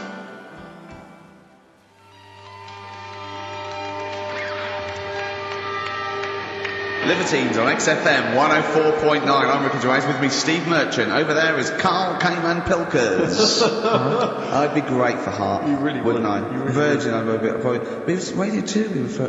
All one. Late night one would be good. All good stations, all professional stations. Yeah, 4 All weeks to have go. audience. 4 weeks to go before we may give up or we may come back. Who knows? It's all up to Karl Pilkington. Can I just extend an apology? I was a little bit crass earlier, and I made some unsavoury remarks about Radio 1 DJ Chris Moyles. I'd like to apologise. Funny man Chris Moyles. I'd like to apologise for that, but it gave me an idea. You, the listeners, who do you hate? Email in ricky.gervais@xfm.co.uk. I just think that we've never really used XFM as a kind of, as a research tool, really, and it seems to me that we can get a great opportunity. And it's this, we don't sort of do this thing, we don't go on there and sort of like slag off other people and people in the public eye. Well, we pick on targets that are can't fight back. helpless, the elderly, people suffering in some way, that really, and particularly we don't want to pick on people like Chris Moyles, who's got a big platform, much bigger platform. We want people who can't answer back. Yeah, so who do you hate? That's us. Who do you hate? And I don't want people you went to school with or your Do you know what I hate, Steve? Who do you hate? Right, my top three, just in the top three, would be Hitler, Mussolini, and General Pinochet. Really? No, probably Milesy, Harry Potter and Jamie Oliver. Nice. But what are your top three? Now, don't make them comical. These are the people that wind you up. When you see them on TV, if you hear them on the radio, if you see them in a magazine, they make your kind of blood boil. Might be us. It could be us. I'm expecting that. We know that. Yeah, we're not stupid. We could take it as read that it's us. Yeah. And then let's assume it's us, so we want other people. Yeah. But I want to drop the top 5 people. I don't want to hear things like Tony Blair and Jeffrey Archer and fascism. No. Just people who make your flesh crawl for no fault of their own. Well, really? Well, sometimes they do. They're talentless or fat. But that'd be good. That'd be a good long-term poll, wouldn't it, over the next 4 weeks? And then in 4 weeks' time we go, well, we're off. We're in the top 10. Exactly. But here are the other 9. So I think it's just genuinely going to be quite interesting. So ricky.gervais@xfm.co.uk. Maybe who you hate and why. It's like giving a reason in the diary room. Yeah. You can't just nominate someone. You've got to say and why. Sure. But if you can't be bothered to write and why, just nominate. Yeah. Because that means we've got a lot of reading to do if they start doing that, Rick. Yeah. Keep it down to one sentence. Yeah. So the reason to be so and so because they can't walk, something like that. Sure. Maybe. Now then, we were playing earlier songs of phrase. We have had. The answers I could literally count on the fingers of one hand. Now the right answers even less so. But do you want to play it once more, Carl? Oh God.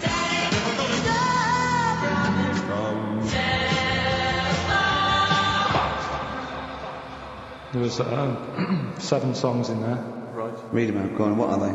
It was Oh, have you got it written down? I can remember them. Daddy Cool. Boney M. Boney M. Yeah. Never Gonna. Gives you up. Rick Astley. Write them down! Stop, Sam Brown. Right. Robin was Miss Robinson by Simon and Garfunkel. Mrs. Robinson. Yeah, hang on a minute. That's not Robin. Oh. From Russia with Love, Matt Monroe. Right. Telephone, hanging on the telephone, Blondie. Right. And then Box, Living in a Box. Living in a box. Well, listen, no, I don't think anyone got them all right. No. If you did get them all right, I'm sorry, but I gave up checking the emails a long time ago. So I'm going to give it to Michelle Flower because she got a few of them right. She got a lot right there, actually, well done. Good, well done. She got 5 out of 7, so well done, Michelle. And you get all those great prizes. Incidentally, we mentioned that Stargate SG-1, I'm sure you look forward to that, Michelle. That features Richard Dean Anderson. Had a lot of emails, people saying, is that the same Richard Dean Anderson or Dickie Anders that used to email in and said he loved the show? What's happened to Dickie No, Anders? I've not heard from Dickie for ages. So, Dickie, if you're listening, Richard Anderson, if anyone knows Richard Anderson, what's happened to him? Well, I think we know his top 3. Yeah. So, Dickie Anders, if you're still out there, get in touch with Anders.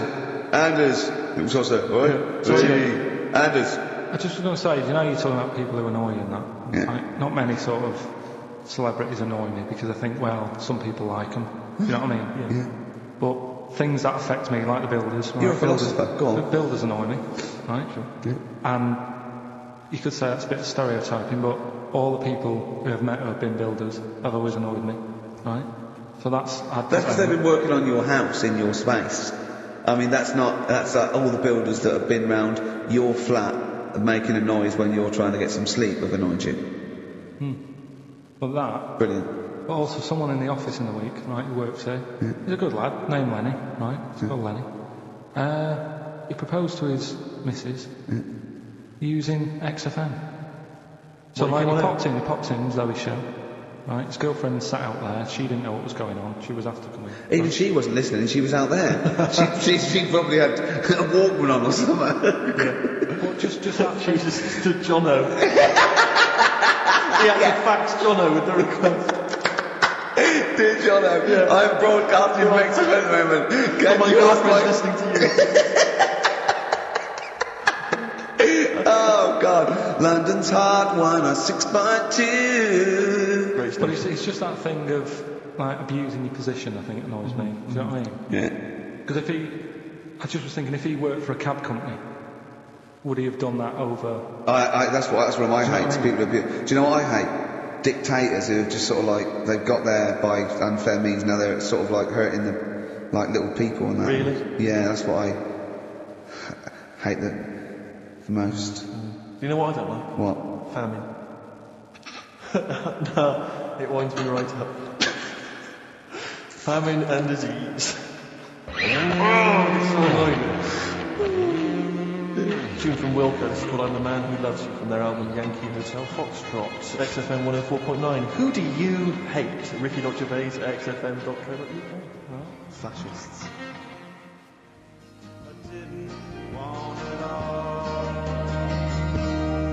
Ain't that brilliant? Van Dando, All My Life. Beautiful. On XFM 104.9. Well, that's nearly it.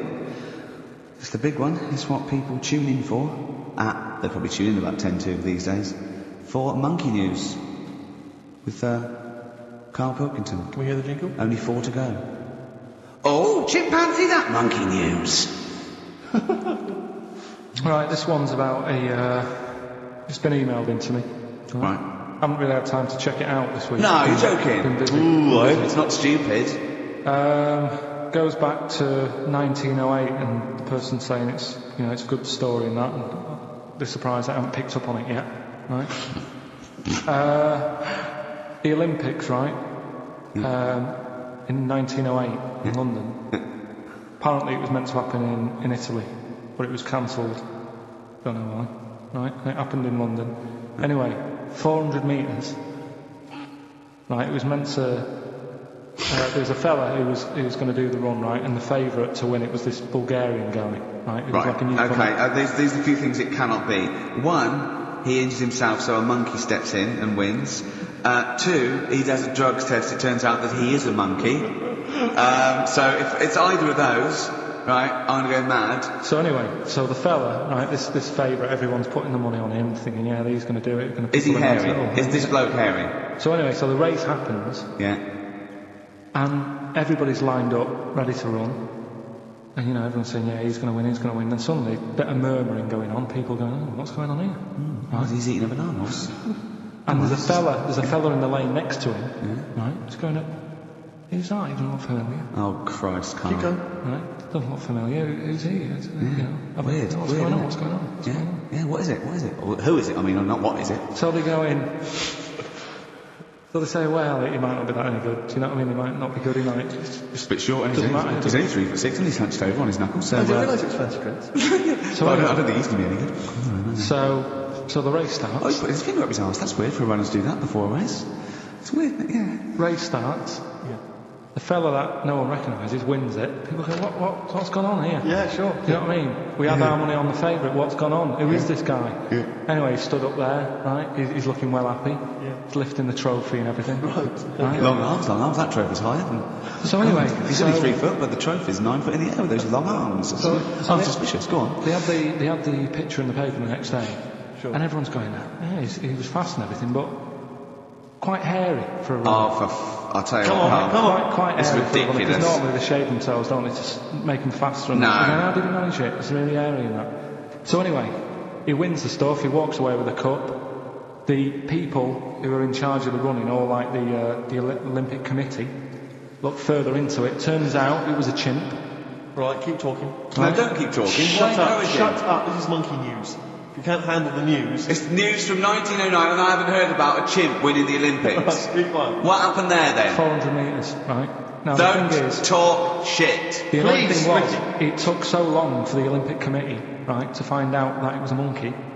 It was going manic. It was like going like manic. It went into loads of races. It was picking up loads of like. Oh, shut up! He became a celebrity. He was doing endorsements on TV. Don't talk shit. It said he managed to win the same race 4 years later in Athens because... How did he get to Well, Athens? it's a joke. They're winding you up, Carl. Weird. It's not weird. Right. I do not believe it. Well, that's okay. There's only 3 of them to go then. Right, because we're probably all leaving in 4 weeks' time, and that's the end. I've got to get onto a sort of mainstream radio station because I don't think there's any other sort of tin pot place like this, is there? No. So I'm going to clear up my act a little bit. I've got an album from the Capitol Radio Library, and it's the best punk album in the world ever. So if Cap's listening, I'm just going to show that I can do a mainstream. I'm going to play a classic song and I'm going to announce it right and everything. So if you get a job on a decent station, you'll take me with you, will you? We're a pair. Brilliant. So okay, here we go. Right, if anyone's listening, just to show that I can do mainstream radio. Okay. Well, that's all. Okay. You're getting nervous. Okay. Come on. Shall I get a mic into it? It's all right. Okay. Well, that's about all there is time for today. You've been listening to Ricky Gervais with me, Stephen Merchant. Across the way, K-Man Pilkers. We're going all the way back now, a classic song from the late 1970s, and this is Devo with Mongoloid.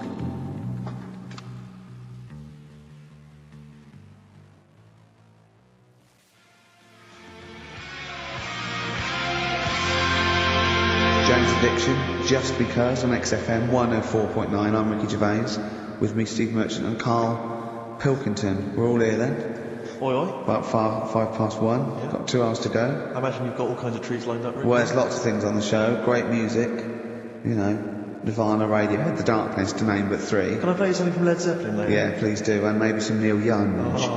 Now, coming up also on the show, we're continuing a thing we started. We've only got 4 weeks to go before maybe we either give it all together or go away for a couple of months. Is it 3 weeks now? Is it 3 weeks? Oh, I don't know. I think it's the 16th of August, isn't it? Cannot end soon enough. Wow. Might be that. It'd be a shame to end it forever, but it's all up to Carl. So, again, he's in a grumpy mood. We've tried to try and up his attitude. And it's them. It's the listener that counts, Carl, not us. We may be feeling bad, but you, the listener, count. You come first, yeah?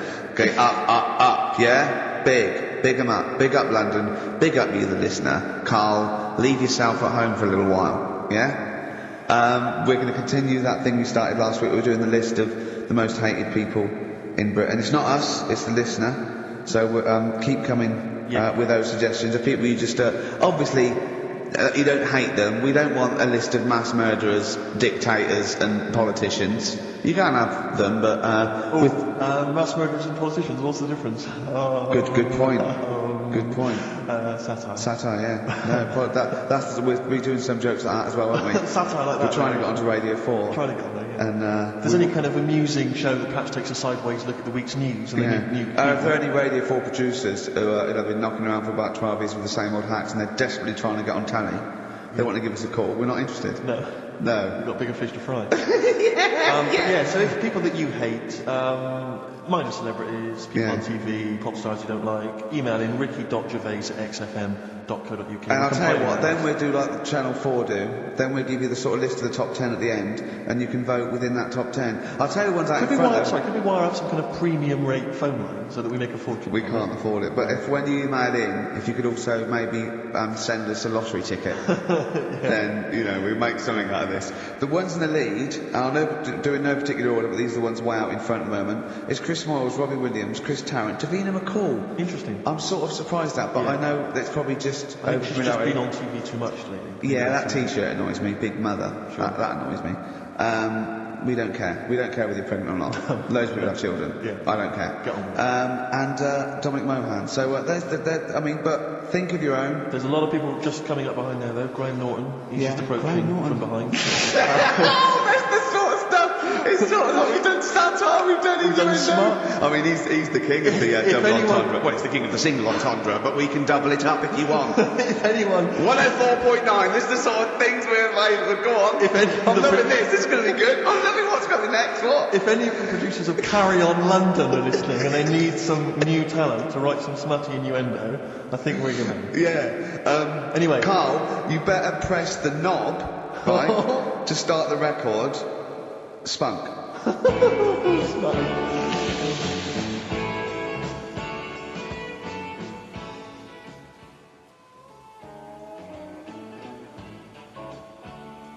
Ricky, I know you're a Neil Young fan. Love him. You probably won't have this album. It has basically not been available for years. It's never been available on CD before. It was part of this kind of trilogy of albums he did that were very depressing, and they've just been re-released. This is absolute dynamite. It's On the Beach. On the Beach, yeah.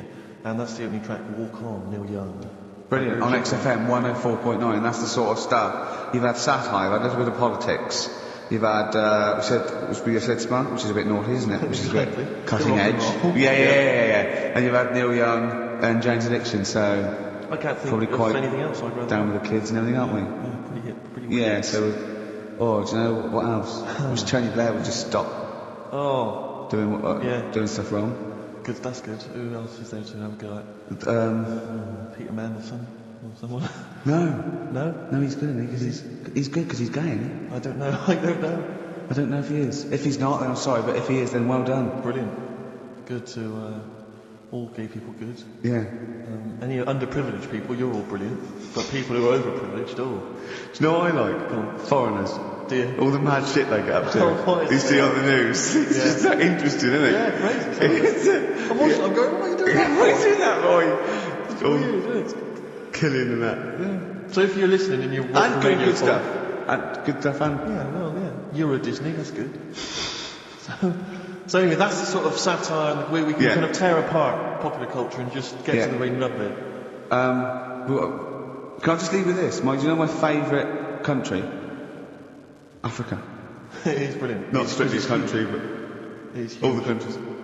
Except the bad ones. Remember the bad ones? The little evil ones. So, anyone at Radio 4 is listening. Yeah, we would like to get on some kind of satire show, please.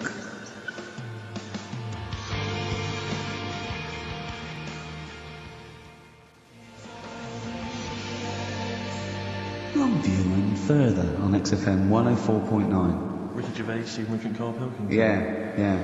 The Holy Trinity. Yeah, going well at the moment. Not bad, not bad. You were just talking about foreigners. Love them. I'll tell you something, I've been meaning to ask you this for a while, because I know you're very well informed. Yeah, political and sort of liberal and that. Yeah. How does Chinese work? With the language? I can't figure it out. No one knows. I can't figure it out. No one knows. It's not like any other language. No, it's not. It's not. You know. Either spoken or written down. Well, it's not written down, it's...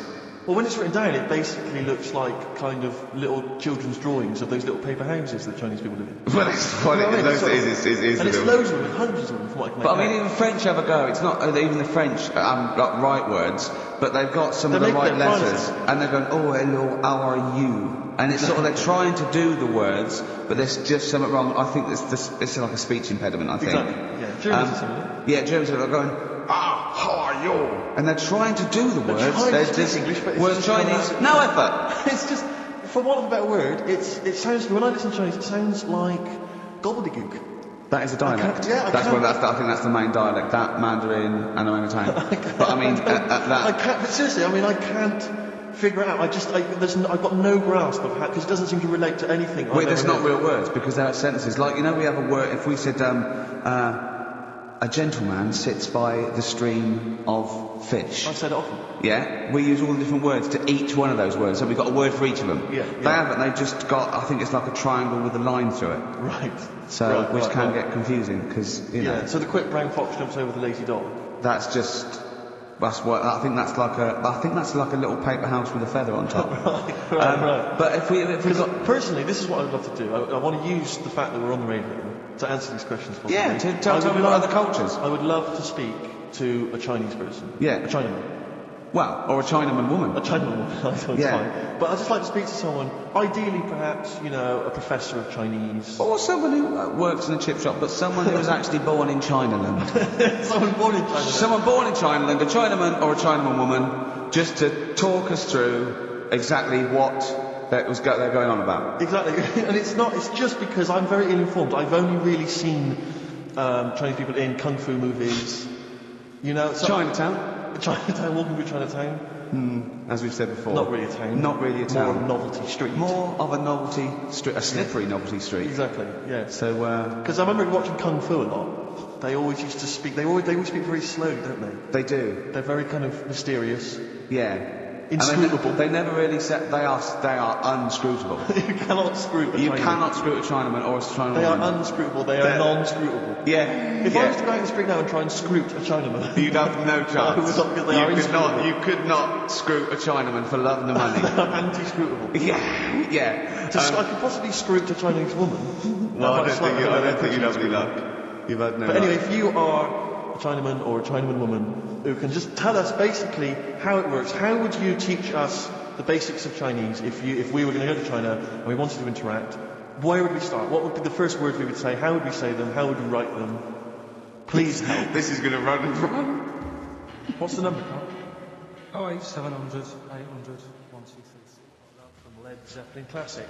On XFM 104.9, I'm Ricky Gervais, with me Steve Merchant, Karl Pilkington. We've not heard much from Carl this week. We haven't heard much from anyone who can speak Chinese for us either, so we're not that one on the head. I don't think we'll be learning Chinese today, Steve. What annoys me is I'm going to go out into the world still ignorant. I know, yeah. The only Chinese I learned was from Benny Hill. Now, Benny Hill can speak fluent Chinese. Well, the only ones I know is you silly idiot is Siri Iria. Yes. And bloody foreigners is bloody foreigner. Yeah. That's all. I mean, that's it's just a matter of it. Get you by in Peking, but I mean, you come in, you hit a dialect, and your worms meet. Sure. Carl, yeah, we haven't heard a lot about from you. We've been going there. We've done a few features already. We've talked about different parts of the world, different parts of the. Do you speak any languages? No, not really. Well, still struggling with English. Yeah. Yep. A few words. I mean, literally. About 4,000, I think he's got. I've had a lot of emails actually, people saying, Carl, please don't leave, we don't want to see the show ending, blah, blah, blah, blah. And we've had a couple of calls by bringing back Cheeky Freak of the Week. And do you know what Carl said? He said, the bloke on the phone said, oh, bring back Cheeky Freak of the Week. He went, we can't, not allowed to, I don't know, And he went, oh, go on. He went, well, no, I had a story today. A fella born with 2 dicks, but I can't do it. Now, Carl, you cannot not do a feature about a fella born with 2 dicks. Well, look if we need it. I mean, how much more have you got on the Chinese? We've done that. We've nailed Chinese. We've done it. That's done. That's put to bed. Fella with 2 dicks, please. No, we might get round to it later. But like I say, Cheeky Freak of the Week. Sort of, we've put that on hold at the moment. Sure. Right. So, what have we got? What are you providing then today? Have you got a quiz for us? Yeah, we've got, what's the name if you want? We've got what? What's the name? What's the name? No, don't Is that a new one? Don't know. Yeah, what's the name? Yeah. What girl am I thinking of? Songs of Phrase. Songs of Phrase. We've got that coming up. Monkey News is safe, isn't it? That's Monkey News, that goes well. I told a bit of Monkey News. I did a photo shoot at the zoo this week, and one of the people in charge. They told me that they used to have an orangutan, right? But it escaped. It worked out. It lifted up a drain, got up the drains, and got out up into the zoo. It actually did a cold type escape, right? And Carl goes, what happened? I said, well, they sort of like surrounded it and sort of got it back in. He went, that's no good though. I mean, it's not Monkey News unless it steals a car and goes to Spain. Exactly, yeah, or opens a small... I mean, that's real. That actually happened. Yeah. But it's not real unless it, takes a gun, gets mistaken from a president, and, runs a country for years. There's some more news about London Zoo this week about it. They're all excited because we've got an anteater in there. Right. This week. So. Is that good? Is that exciting? No, I think they've had an okapi born. It's got a long nose. It's like a sort of tapir type thing. Interesting. I've said to you before about if an animal is named after what it eats, how interesting is it? Do you know what I mean? But an anteater is the only one, isn't it? Well, get rid of them. There's lots in there. What other ones are there? Well, there's flycatchers. There's lots of animals that are named after what they eat. What's a flycatcher? That's bird, isn't it? Seems ill-informed. I can't think of many beyond anteater. You're talking about, because you're talking about zoo though, and I was watching the news last night and it had a feature about Madame Tussauds. And they were saying that they scrapped many of the royal family. Now, I don't mean this, but I've never understood the appeal of Madame Tussauds. I just genuinely, with no irony, cannot see the appeal of sort of having my photo taken next to a waxwork of J-Lo. I know. I can't compute why that would be fun. I don't know. What is it? Do they move? They don't move, do they? No, Just of course they stand don't. there. I know. So genuinely, I mean, it's so crowds of people queuing up and people queuing to have a photo taken with the Royals. And the queue would put me off immediately. Well, yeah. I mean, it's just down the road, isn't it? So you go home to your friend and go, there's me, there's me with Kylie. It's not Kylie, is it? Her eyes Oh, look no, a it's bit just a funny. wax effigy. Oh, I thought you met her. No, it's just a wax one. Right. It's not even the real person. If you've been to Adam Two Swords, if you have any understanding of why the appeal there, email and tell me. Let's not diss them, because they might melt down Ricky Tomlinson one day to do me. Sure. You never know, you know. Or Rick Waller. Yeah. So I don't want to put them off. But seriously, I mean, I'm not... You know, Roy Kinnear might be in there. What is the appeal? Genuinely, what is the appeal? To walk around a number of... But that's the same as lookalikes. When I see it at the back of the stage and it's got like, I don't know, Susan Gooding is Caprice. Yeah.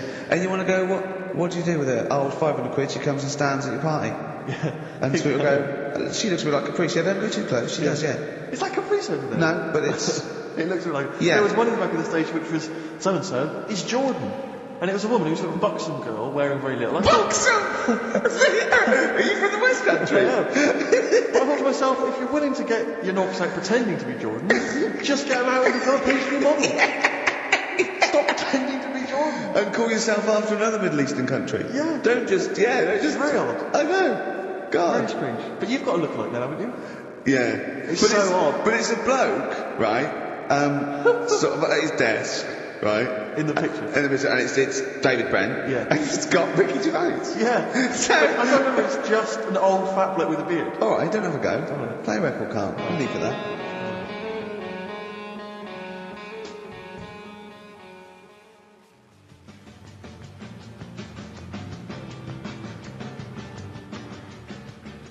Radiohead, there, and Go to Sleep on XFM 104.9. Don't go to sleep, we've got some more fun and great tunes coming up. Alright? Just to let you know that we've had a few new entrants on the listeners' hate poll. I noticed Chris Evans is cropping up. Chris Evans has snuck in a couple of times.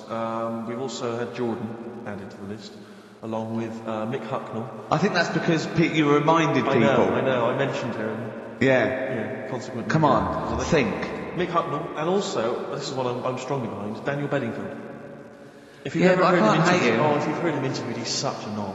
Is he? He really is a bit. Don't get involved. We see the good about this is we don't get involved. This is not does not necessarily reflect our opinions. There are a couple of people that are cropping up that I'm right behind, but I'm not going to give that away. So don't give your opinion, Steve, because then our hands are Do you know clean. who I love? Daniel Bedingfield. He's bloody brilliant. Do you know I think he's a comedy genius? Chris Miles. But let's move on. Let's not. So anyway, listen, we'll be giving the top 10 of you, the listeners, votes. Probably about 2 o'clock, and then from that list, If we remember. If Carl doesn't lose the list. Yeah. Yeah. And from that list, we'll probably try and drop the top 3, maybe. Yeah. Okay, so quiz time. I know everyone's been looking forward to this. Which quiz is it? Well, we're going to play along because he's done Songs of Phrase, where he cuts up bits and pieces from records. You have to guess the title or the artist, and makes a well-known phrase, i.e. a phrase that we've said a lot. And the challenge is that me and Steve have got to try and work out what it is as well before we will tell you the phrase, but let me just see if I can guess. Play it. Tell me why, tell me why, tell me why. Play the game of swing. Right, I know what that is. I didn't hear it. Can you play it once? Right. I know what that is. Right, it's why don't they play the game of swing ball? Because that's what he said when he turned on and saw people in wheelchairs playing tennis. And his point was... Tell me why, tell me why, tell me why. Play the game of swing. Oh dear. That is so naughty. This show's been a bit naughty, I think. I don't know what's happened to us. I think it's like sort of end of term sort of madness. But I think we've got to calm down here. We've been a bit naughty there. We've said, bloke with 2 dicks. We said Chinese people don't talk properly, which is a little bit offensive. Yeah. You know what I mean, Carl? Well, they don't know. Right, okay, let's leave it now. Okay, stop there, Carl. Carl does not necessarily reflect the opinions of XFM or any other human being. If you think that me and Steve are being offensive, we are strongly behind the guise of irony, satire, and ignorance. Carl only has ignorance and hate. No, but as long as you say something good about someone, you can also say something bad about them. Go on, give us an example. Well, Chinese. Yeah. Great people, right? Good. The women really good looking as younger people. No! What are you doing? I'm just saying, as long as you know what I mean, there's good and bad and everything. For every what are the old ones like? They don't age well. What do you mean? The fella in Karate Kid, the teacher, was only about 36. We started this. Oh. Fact. So, songs of praise, email in, ricky.gervais@xfm.co.uk, right? I mean, I have to say, Carl, it's very tricky this week. You've got some very obscure sounding songs there. Yeah, just all we want is the artists. I think just the song, Carl, mate. No, that's hard. Yeah, the artist. Just the artist. Okay, so these are the prizes this week. Well, let's play it again so they can hear it. Try and work out all the different artists. Yeah, why don't they play the game of Swingball? Right. Tell me why. Play the game of swing. That's tricky. It is tricky. That is good. But there's some great prizes, including, Carl, I can't help but notice, torn from the current, well, I think today's issue of the Daily Mirror. What, he's giving away a giveaway? It's a free CD from the Daily Mirror, which you can buy it, you spend 30p on the Mirror, you can get it anyway. But it's still in the piece of plastic that it came in. I love it's that. ripped. Anyway, there are some other treats. Oh, you'll be lovely to get that through the door. So there's the Jingly Jangly Sound of Summer, Good Vibes, a 2-CD set featuring music from Crowded House, R.E.M., Simon and Garfunkel and the Beach Boys. I'll tell you what, I've thought of another game.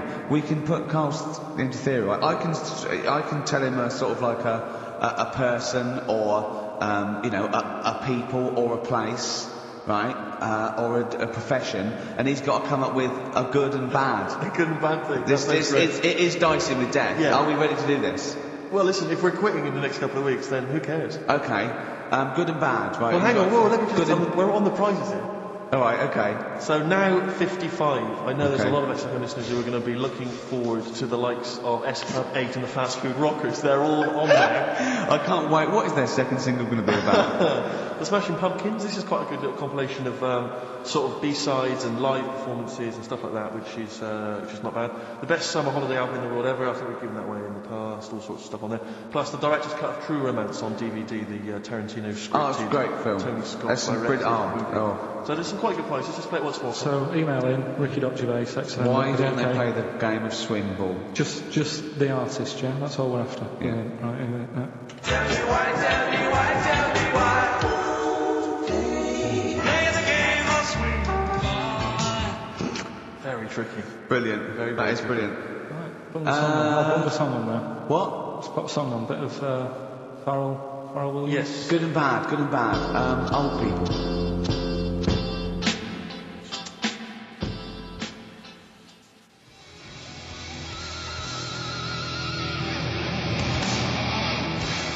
Darkness.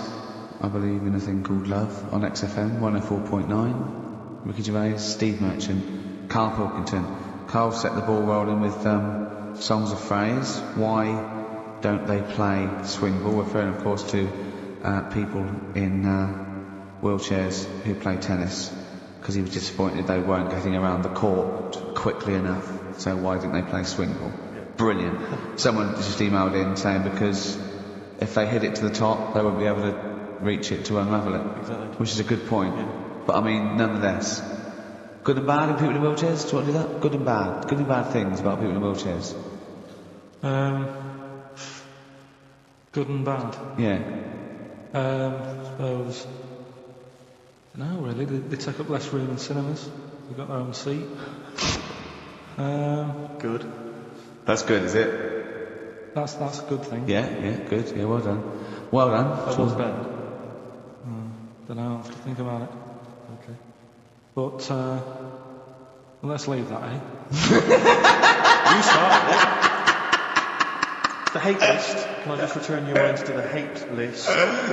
I said on the hour that we would give you basically the top 5. Now we have to stress, this is the top 5 most hated people that you, the XFM listeners, have suggested to us. We have not massaged these, we have not made these up, these are coming from you. Last week we began it, this week you've continued to email. So this is the list. We do not endorse this list. Some of them we may agree with, some of them maybe not, but it's the list that you have come up with. We are merely the messengers. I tell you, it was coming through recently, Cameron, but he didn't make the top 5. I'm afraid he was just a late... Williams dropped out of the top 5. Robbie Williams surprisingly dropped out of the top 5. Yeah. So let me tell you now, in no particular order, this is the top 5 that you're voting for. Well, I say XFM listeners, people who listen to this show. XFM listeners aren't typical radio listeners, and I think our listeners aren't typical XFM listeners. Right. So I don't know what this poll, what it's worth, what any poll's worth, but I mean, this one is probably worth very little. I think in a way it's worth less. Yeah. Go on, who's the top 5 in no particular order? We want you, the listener, to then just vote, email in with the one name that you hate the most, and then from this list, we can figure out the number 1. Okay. But this is in no particular order. Chris Tarrant. Yeah. Surprising anything. Davina McCall. Well, I don't think he's that surprising. Well, anyway, I mean, I'm not going to editorialise. No, I'm not saying. I'm saying I imagine XFM listeners pretty much despise someone like Chris Tarrant. Okay, well anyway, Chris Tarrant's on there. Davina McCall. Yeah. Patrick Kilty. Right. Graham Norton. Right. And Chris Moyles. Now, I'm not going to say anything. Those are the names that you have drawn up. There are lots of others that did make the top 5. Richard Madeley was on there. Michael Flatley. Vorderman, bizarrely. Michael Flatley's a weird one. Very strange. So Jamie Oliver, a lot of votes for him, but he's not made the top 5. So those are the top 5. Just email in with the number 1 that you hate. And we're talking about someone another pointless, inane poll. Exactly. And this time we did it. Oh, Moyles, Norton, Kilty, McCall, Tarrant. It's your choice. Who would you have out of this? Who would you have in your list, Carl? You're allowed to talk because people know your opinions don't matter. So what? I honestly don't really hate anyone. That's nice. I'm not that fussed. Do you know what I mean? We're not talking so much about hate. We're talking about someone that. Yeah, but don't mean hate. You can't hate any of these people. All they've done was pop them up on telly. But I think it's people who, as one listener, she put it. She sort of, I think she had some of those, and she said, I don't hate them. These are the people that if they pop on my telly, I have to turn over. You know what I mean? It's not. You don't hate them. You know. Sometimes it's not their fault. It's like Davina, right? I used to quite fancy her, and now because she's always on the telly, it's like I can't be dealing with her now. Sure. Right. But she's still the same presenter. It's just that I'm bored with it. Sure. You know what I mean? Yeah. So I'm not getting involved in it. Okay. Do you know what I mean? Don't want to offend anyone. Let me just give the email address. But let me just give the email address. I just said it. So look, talk over. Okay. I'm going to do Carl's top thing. ricky.gervais@xfm.co.uk. That's also the email address for your answers to this week's Songs of Phrase. Play it again. Go on. Tell me why, tell me why, tell me why. Play the game of swing. We just want the artists, is that right? Yeah, that was it. I've got 2 that you don't like. Not that you hate them, but that you sort of like don't agree with them. Would Liverpudlians be in your list? Probably. What about gay fellas in toilets looking at you? Well, I think they've sorted that out. So.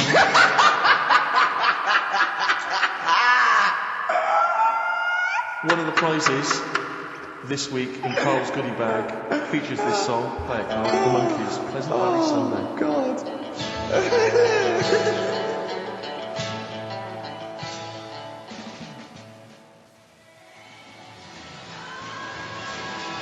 Monkeys, Pleasant Valley Sunday. Brilliant.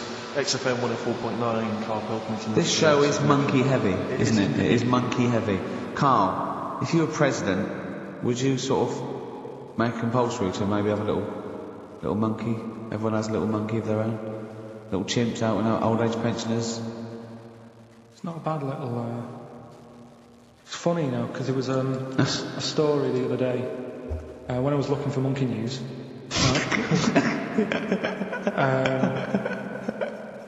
There's a story about a couple who couldn't have any kids, right?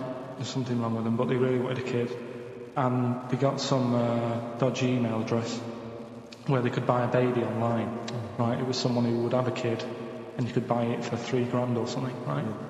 So anyway, they got one, they got picked, and like, brilliant, there's the money. Got the baby and everything, they were loving it. Playing with it and stuff. As it got older... Feeding it. It got airier.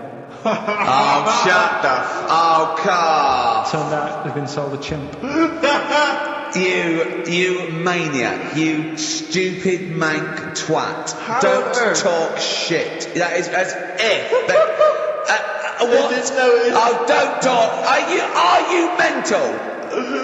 You stupid... That didn't make it into Monkey News. I know, yeah.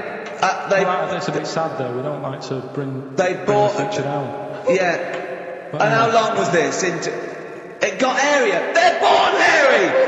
They're not born like humans then develop hair, because they go, hold on, we better get the chimp stuff kicking in now, because we're in the jungle. School photograph, they were like, hang on a minute, he looks a bit weird. Oh, you are just the rubbish. Mad, innit? Mad, innit? Imagine, oh God. Just imagine if he was in charge. We did put him in charge of the country. Terrifying. Wouldn't it be amazing? Let him run the country. Just for a week. Or the mayor. What would you do if you were the president or the Lord Mayor of London or the Prime Minister. I wouldn't do it like he's going to be offered it. It's a hypothetical question, Carl. No, but Suzanne was, right, my missus, if you're a new listener. You keep her, sure. Yeah, help her. She was watching the news, trying to follow some heavy stuff. And I'm like, The weather? You know, I just was like bored and I was reading about that mouse that had a hair on its back and stuff like that. So she said, will you take notice of this? Should be, you know what Ricky and Steve are like. They try to teach you stuff and you don't even want to learn. So to try and get me interested in it, she was like saying, what would you do if you're president and stuff? Yeah. And I can't be doing with any of it. What did you come up with? You must have been... What did you come up with? Did you come up with anything? I had a little, the design of it, right? I said I'd have like red and blue, for sort of, do you know what I mean? Both sort of major sides into one. Well, that's broken the back of it. That's a pretty good manifesto so far. Anything else? What's on the second page? I had like, KP looks after me. That would be the badge, isn't it? Yeah. That's good. I'm a KP nut. KP looks after me. Yeah, brilliant. That's about as far as I went with it. What would you do? What about, policies, transport, crime, just law and order? How would you deal with crime? What would your initial approach be? Would you introduce guns? Should police carry guns? No. Would I have to worry about that? Okay. Good point. No, what I'm saying is though, Tony Blair isn't sorting everything out, is he? No, but he has a say in those things. Does he? Well, go on then. What are the problems at the moment? I need sorting out. Well, generally, what's the best way to combat? Would you bolster up the prison system? Would you introduce more community service? Would you go harsher for say drugs? Would you go harsher or less harsh? There's pros and cons to both, isn't it? Because of course you can't see to condone it, but some people, you don't want to go through the court system and cost taxpayers thousands of pounds of money for someone. I don't know, the difference between smoking a spliff and dealing crack. Do you know what I mean? You have to all these things. Have I lost you? Yeah, I'd just think about it for a bit. Do you know what I mean? Brilliant. You think about it for a bit. Yeah. Probably ask Suzanne. This is amazing. Get her help on it. Yeah. What about the foreign situation? Would you have supported Bush in his war on terrorism? You're aware of this war that we had recently? Yeah. Sure. I mean, if I was new though, couldn't I just say, look, new slate? Do you know what I mean? Let's start again. Yeah, of course you can. I'm in charge now. Let's see if we can sort this out. What would you do then? And see what happens. Brilliant. Suck it and see. Brilliant. This is excellent. Now this is not really your jurisdiction. This is not really your area, but I imagine you'd have some powerful friends. You might have a say in it. Go on. Yeah. What would you do about single-sex marriages, same-sex marriages? See, this got Cameron. I thought Cameron had blown it on Big Brother because they said, what do you think about gay fellas getting married? And he went, oh no, in the Bible it says, a man and a woman. And I thought, he's put off a lot of... Yeah. I don't really think many Christians tune into Big Brother, but we know the gays love it. They love Big Brother, don't they, the gays? Yeah, so interesting. But what would your take be on that, same-sex marriages? And then what, having a kid? Well, let's start off with, That's alright, isn't it? Do you know what I mean? Just let them get on with it. It's not affecting anyone else. Sure. Yeah. Right? But it starts getting tricky Right.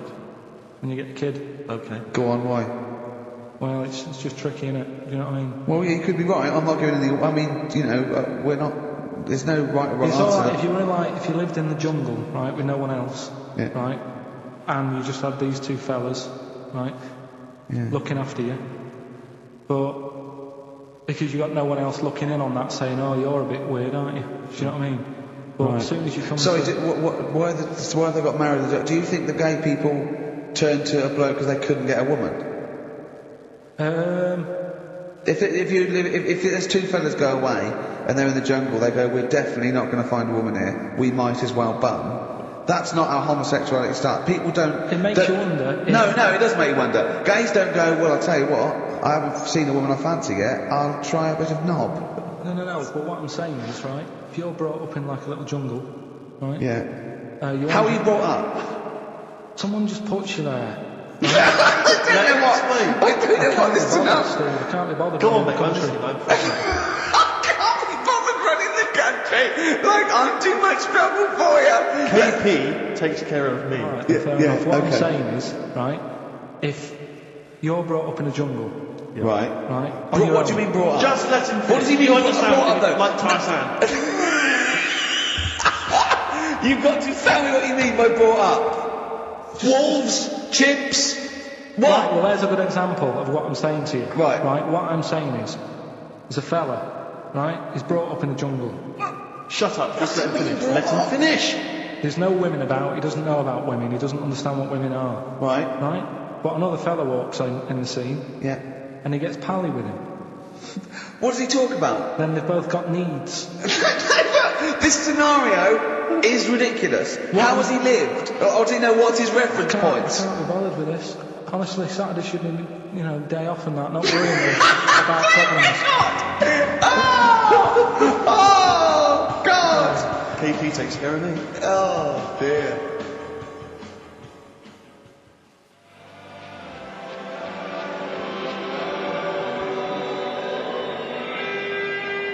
Elbow, Fallen Angel on XFM 104.9.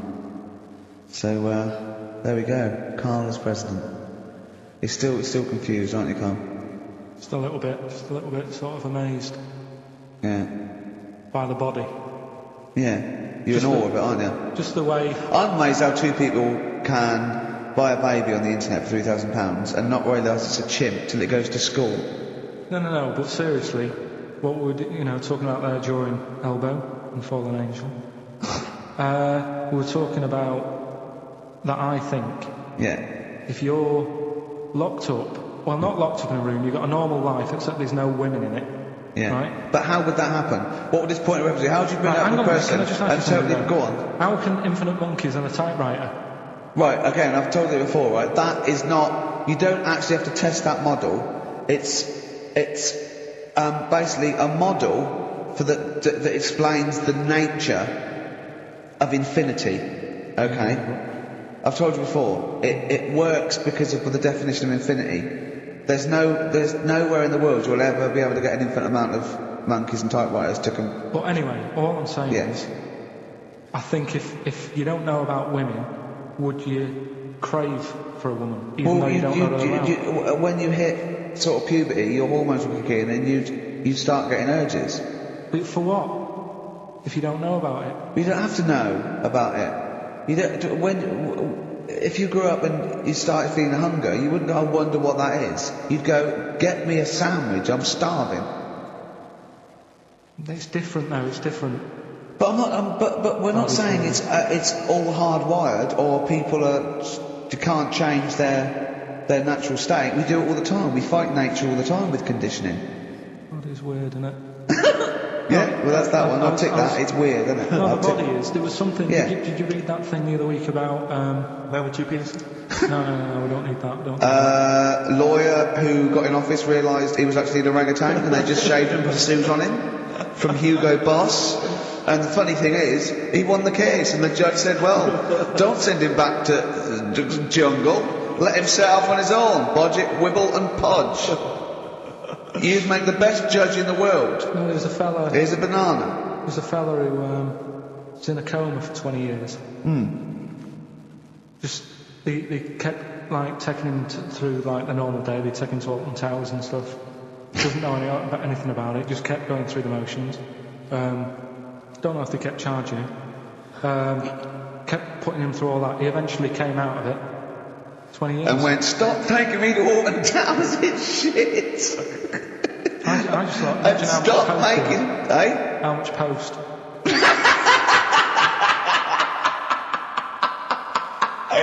Oh, Did you read about that guy in the paper, Carl? He, sorry, on the internet.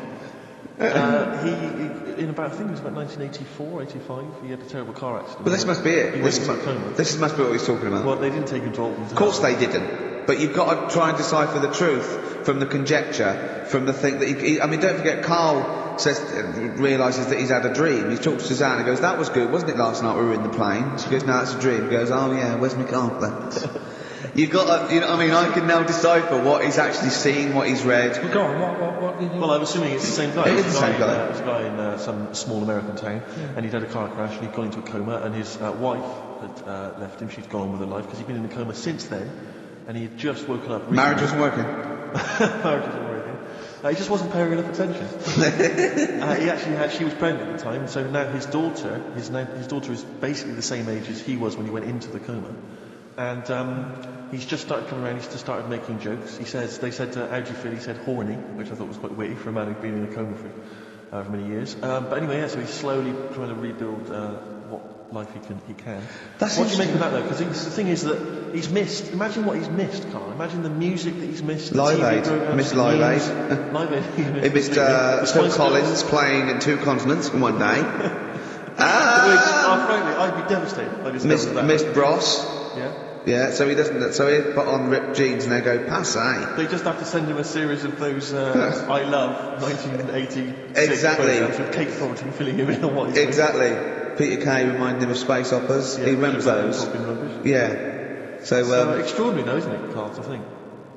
No. Obviously. So, had he aged much? Because he hadn't had any problems or anything. No worries. Well, he probably wouldn't have. Physiologically, he probably wouldn't have the wear and tear of a 43-year-old man, because he wouldn't have had sun, he wouldn't have had sort of nicotine, beer. Kings of Leon, Mollis Chambers on XFM 104.9. Thanks to Lauren Laverne for the last few hours. Coming up, we have got some great music, Steve. We've got Kings of Leon, as you heard. We've got Alba, we've got The Darks, we've got Coldplay, Coral, Rolling Stones, we've got some Springsteen, The Smiths. Do you know what I mean? Do you need any more? And with all that, we've still got Pete Skinner with his wacky weather. Excellent, good old Pete. First time in back. Good to see you. I've got some here brought in. It's just a normal soup. It's Rooster's Pride. What flavour soup is that, Steve? Oh, I know you feel that. And it's all it's a genuine article, and it's cock soup. Can I close look at that? Maybe there's some more humour I can draw. What, you want a closer look at my cock soup? Just cock soup. It says here delicious, appetizing. 3 to 4 servings. Because you know what I'm thinking of when you're talking about the soup? I'm thinking of innuendo. I'm just thinking of a man's cock. Penises, yeah. Let me just say. It's the darkness. Use Rooster's Pride cock soup as a snack with crackers or toast. Still thinking of a normal knob. An appetizer, again, or a soup base. That doesn't really work. No, whisper. That's disappointing. We'll work on that, though.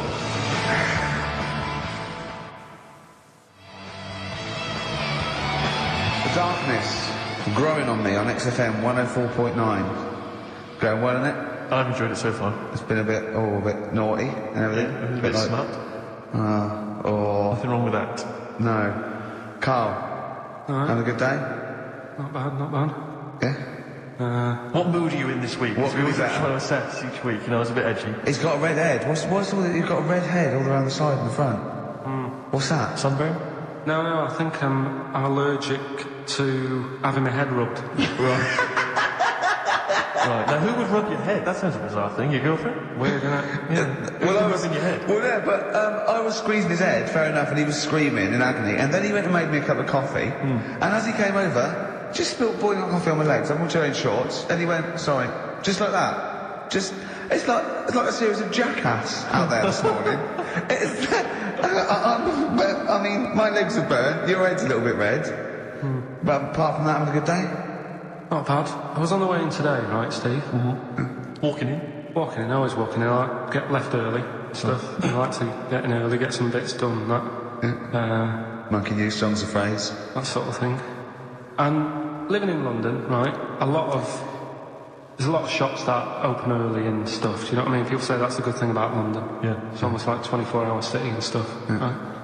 I'm walking in and there's like, you know, you've got your news agents open. Obviously. You know, selling newspapers and that's good, they've got to be open early. Then you've got your coffee shops, your Starbucks, You have a cup of coffee in the do you know what morning. I mean? They're doing well in the morning. Then you see like the odd restaurant and you think, well, maybe they sort of got the doors open but they're preparing for lunch, so you think, fair enough. Yeah, I'll let that pass. Yeah. Carrying on walking down the road. Bondage shop. Open. Sure. About 10:30. Yeah. Busy, was it? There's a couple in. Really? Some good offers. About 10:30 for a bondage shop. I'm assuming if you're into bondage, though, you stock up at any time, day or night. I mean, you don't... Yeah? Well, I assume it... I suppose you get up and you go, oh, I've got nothing on, I need to be a bit tied down. Yeah. I need some rope. These clothes are too baggy, I need more belts. Oh, God. I need more straps. Yeah, oh. Get some rubber on my face. Weird though, isn't it? What were you doing in there? So, just having a browse. But, so a bit worried really, because the things that I've noticed this week like that's probably a little bit smutty. You've brought your soup in. I just found it out there. Sorry, yeah. It is Rooster's Pride, cock soup, noodle soup mix, chicken flavour. But I mean, do they not know that is obviously just going to be used on the Graham Norton show and Chris Tarrant when he's doing his show abroad? Yeah. I mean, do you know what I mean? How could they call it cock soup in this day and Don't age? keep saying it. Well, no, it's fine, because you only say cock as long as it means the male we've done this. Oh, do you mean chicken? Yeah, look, it's a picture of a chicken. Yeah, sorry. What did you think it meant? No, I don't know. I don't know. Okay. Sorry. Yeah. But there's something else that's a bit sort of A bit blue? a little bit blue, but then it's real as well. Do you know what I mean? Well, There's a that problem. excuses it. Go on. There's a program. We couldn't have said the cock soup if we'd made it up, because it's real. It's fine. Yeah. We also could have said the cock soup if we'd have meant a male penis. Thankfully, we don't. So. We mean a little chicken. Go on. Yeah, this program was on. I think it was Wednesday night, something. About this little lad. It was a fella and a woman. At the same time. What would you mean? Like a cartoon with a secret identity. By night. What do you mean? He had both By day or sexes? boy, by night. Or Yeah, he had it all. What do you... Sorry, wait. So he had male and female genitalia. So what do you call someone that's born like that? Weird. Now, what's the term for it? Go on. You know it. We've talked about it before. Aphrodite. Really? So close. Hermaphrodite. Yeah, hermaphrodite. Yeah. That's weird, don't it? Yeah. And he had the ball. Yeah. And he had the... Well, what happened was he was born, right? Obviously. And the doctor said, there you go. Lovely little boy and girl. So the mum was like, what? So he said... No, I don't think the doctor was sarcastic. I don't think the doctor was sort of dissing them. Yeah. There you go. What do you mean, doctor? I'll have a look. There's the cock, there's the minge. All right, see you later. What are you going to call him? Hit. But doctor, what do you mean? Have a look. He wasn't sarcastic. He didn't give clues. Tell me what you mean. Give me a straight answer. He probably went, oh shit, she's got a cock. He didn't go... He wasn't sarky to the parents. No, but I'm just getting across. Do you know what I mean? I always had a little bit just to... Yeah, I know you do, yeah. You should be a newsreader. Be brilliant. So there's a little kid lying there. Yeah. And the mum says, you know, what am I going to do then? So the doctor... I mean, I'm condensing this. It was like a long... Sure. Yeah. So he says, she said, what will I do? And the doctor said, well, he's not sort of well hung. Right. So He's not sort of well on. This doctor I assume has been struck off since for saying these things. It was a real doctor. It wasn't Dr. Fox. Yeah. Right, go on. So the doctor said, so I recommend that we make it a woman. Right. So they sort of do a little bit of... Jiggery pokery. Yeah, a little bit of work. And I don't think that's true, Carl. No, it is. It was on the programme. But I think they can tell really what they were meant to be from the chromosomes, can't they? They can tell whether they're X, Y, or Y. It's not very well hung. No, I tell you what, because back then, when this was going on... Yeah, no, I was just thinking they might not have had... The doctors then thought if you had a kid, right, and you thought, it's a bit ugly, maybe it'll have a better life if it was a fella. If it was a girl, it's a bit ugly and you think it's going to get hard time. Right, don't talk shite. What? What? That a doctor would go... Right, you've had a young girl. I'll tell you what, she's a pig, let's pop a cock on her. Don't talk shite. I'm not saying that. What I'm saying is, say if you have like I say, a girl. I just think it's harder if a girl's ugly and she's growing up. Yeah. It's a harder time. Yeah. Don't you agree with that? Possibly, you don't change someone when they're... No, yeah. You don't change their gender because they're a bit of a nigger. What I'm saying is the Elephant Man would have had a harder time if it was Elephant Woman. Is what I'm saying. But listen to me, listen. What the doctor was saying is, if you get a baby before it's 2, back then they thought you could sort of say, well, instead of giving it a go-kart, give it dolls to play with. Right, back when? What are we talking about? The Middle Ages? We put a song on, come back to this. Yeah, it's Bruce Springsteen, Atlantic City. Bruce Springsteen, Atlantic City, on XFM 104.9. OK, look, have another go, Carl. What were you saying? As an hermaphrodite, he was born both sexes. The doctor said he's not well hung, let's lose that. Let's get rid of that. Let's make it into a girl. OK. I'm with you so far, go on then. So, anyway, gets away with it a little bit in the early years. Right. Starts going to school, gets away with it a little bit. Sure. Right? But then, do you know when you get to that age and your head goes all funny? Like when you're a teenager and you sort of, I don't know, your skull goes... Mine never did. What are you talking about? No. That's what teenage years when you look a bit odd. Do you know what I mean? You go from being quite a good-looking person and then your body starts growing. At a different rate, so you never know till 21 whether you're going to be a looker or not, or whether it's just... Yeah. I know, go on. Yeah, I'm still waiting. So, your head grew outwards at exactly the same rate, didn't it? That's why it's Your head grew faster than your hair. He's got a lovely head of hair, just below the skull. Yeah. He's got a little afro in there, but it just couldn't get through the follicles. It couldn't catch up the skull. Expanding. Oh, bless him. Oh, come on, Bobby. But the thing is, right, so you see these pictures of the lad stroke woman who's trying to be a woman at the age of 14, 15. Yeah. She's got one of them big heads, like a lad. She starts having a hard time. She doesn't want to play with the mates, with the dolls and all that. She's more into go-karting and that sort of thing. Gets to an older age, decides to go back. Is now sort of with a woman and having a life of a fella. But did the doctor keep it for him in case he needed it? No, he's had one put on though. Has he? Where'd he get that from? Don't know, maybe that bondage shop. What do they do when they do that? Do they put on a... What do they do? Maybe someone can call in and tell us. If you're a woman and you have a... Do you want to speak to someone who's got that information? Yeah, I do want to know. What do they if you've got that information, I don't want to talk to you. Do they construct one? Do they construct it? From plastic? Or do they whack on a dead one? What? Whack on a dead one? Yeah. What?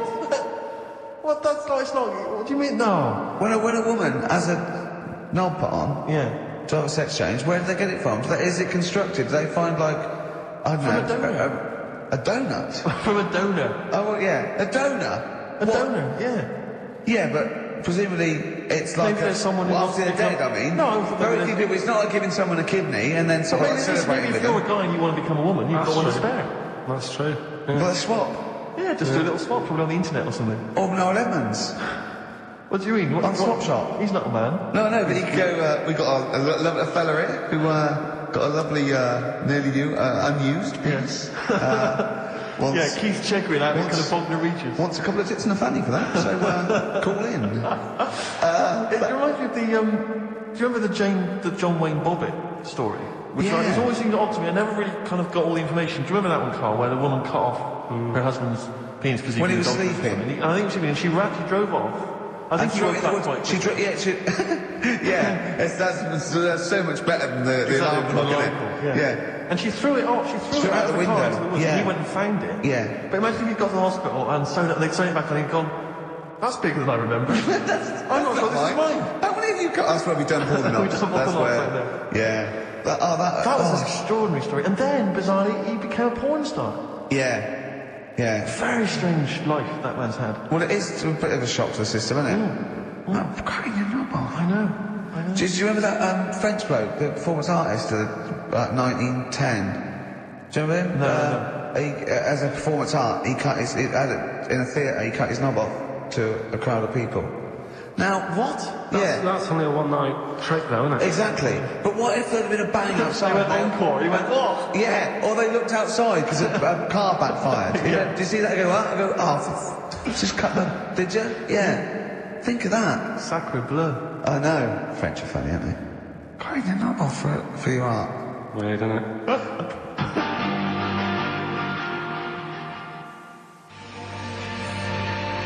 Longview. Further on XFM 104.9. As we're having so much fun with penises, I thought perhaps I should just mention... That's a slogan. We should just mention this story, briefly, it's in the paper today. A Russian is selling what he claims is Hitler's mummified penis for £12,000. Yeah. Ivan Zuduprov says his ex-Red Army soldier dad hacked it off as a souvenir after storming the tyrant's Berlin bunker after his suicide in 1945. Yeah. Why did he wait till now? He's found out that that might get a bit of £12,000. Which doesn't seem a great deal. Doesn't seem a great deal of money, really. Well, it's useless, isn't it? True. You're not going to be able to use it. It's not going to be able to. It's not going to be a donor. Imagine that if you walk round. You're making love to a girl. You'll never believe who this is. Yeah. You never believe who's doing you. Exactly. This is going to freak you out. Just relax. Okay, sit down now. It was brilliant, yeah, so you enjoyed it? Yeah. Right. Are you a fan of the Third Reich? Exactly. Well, no, awful racist. Okay, let's go a different tack. You did like the sex. I love the sex. Okay, then. Yeah, it's not going to be Hitler's knob, is it? But I like the idea that, I mean, you're in the Red Army. Yeah. You've just stormed Berlin. Yeah. 1945. You crash into the bunker. You've gone through terrible. How you've lost 20 million comrades. Oppression everywhere. It's been going on for years. You're in there. You see the man. Here he is. He's dead. He's dead. The figurehead and leader of one of the most despicable. You turn to your friends. There's a tear in your eye. Yeah. And your immediate thought is, I ought to chop off his todger. Yeah. Well, no, I said Bagsy. I said Bagsy is Winkle. I said Bagsy is Winkle outside. Whoever it was. I didn't know it was going to be Hitler. Brilliant. It's just, I can't, it just doesn't make sense. It's ludicrous. And I don't know how is he expecting to prove this? Because I want some proof. Well, I think that's why he said that. He probably started off with, I've got Hitler's face. And they went, brilliant. Oh, let's have a look at it. What do you mean, let's have a look? Well, just check Hitler's face. Obviously, I know what he looks like. Oh, yeah. No, it's not. You know what it... No, it's not his face. What wouldn't you know what it looked like? Well, I mean, no one's ever seen his genitals. That's what I've got. Yeah. I've got his... It's got a little swastika on it. Is that proof, is it? Yeah. Have you got his ball? Well, no, the Albert Hall's got one, his mother's got the other, so I don't know. See, the Albert Hall, I would have thought, would probably be paying that £12,000 because apparently they've already got his ball. Yeah, they've got one of his balls. They got one of his balls in the Albert Hall, his mother's got the other. Yeah. But if they got the Todger If they can track down the one his mother's got, they would have a complete set of Hitler's... I'm just hoping this to fall into the hands of some kind of crazed genetic scientist. What, could clone it from his knob? Could clone Hitler. Back to... I don't even want to think about the future if that's the sort of way we're going. Exactly. If that's the sort of way we're going, Carl, I'd rather not know about it. What do you make of it, Carl? Weird, isn't it? It is weird. I mean, I don't want to go on for this too long. We've probably got about a minute left for the first half hour, and I reckon should can this sort of... What, 30 minutes of genital talk? Just quickly, there's one in a museum, I think it's like that London Museum. What? One what? Well, do you know like how people are buying weird stuff and that to put in museums? Yeah. There's this device that, I mean, think about it, years and years ago they used to torture people, didn't they? Yeah. Really badly. And the device that there's got... no real good torture, but go on, I see your point. Yeah, but this device, right, think about it, you've done something really bad years ago. Yeah. Right, and you're thinking, what are they going to do? You know what I mean? Could do anything here, it could be the end for me. The device they've got is this thing that you put on your bits, as a fella, and it's sort of metal, so it means you can't sort of, get excited. It puts a stop to you, sort of... That wasn't a torture device. I think it was a Victorian thing to stop adolescent boys wanking. They used to have things like wrist things as well with like spikes on them. It's not a torture device. Isn't that? Well, not really. Imagine that being captured by a right, you're never getting hard on again. Alright. It's not really a torture device, is it? And there wasn't that many nice looking women wandering about anyway about them, was there? Didn't get excited about stuff. What are you talking about? Well, they filthy, they stunk and everything back then. Right, we've covered that. No more of that talk now, right? Let's move on. All Victorian women, filthy and stinky. Yeah. Oh dear. Bit of Rolling Stones and then set up the old songs of phrase. Yeah. What? Stones, Beast of Burden. We've not played it before. It's an absolute gem.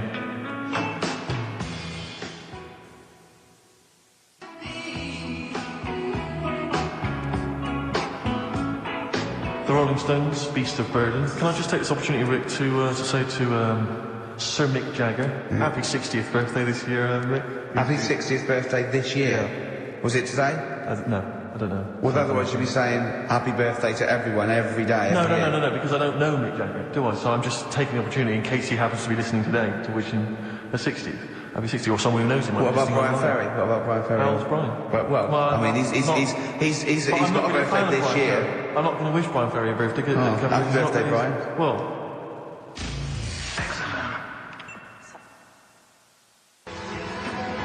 Silence is easy. Star Sailor on XFM 104.9. Right, it's the quiz of the week. If you want to go out and do some shopping, this is probably a good time, and come back again about 15:15. But don't forget, what I will say is, even though these clues, we're going to do songs of phrase, by the way, where Karl picks out a phrase that he might have said once, tries to find words from songs to put it together. You've got to guess as many as you can, song or artist, I can't remember. But even though you might look at it and go, that's mental, I don't know any of them, you might win if you get 2 right. I mean, I think the winner last week got about 3 out of 3. Well, I have to be honest with you, I mean, last week, Rockbusters, surprisingly, was a very, very popular quiz.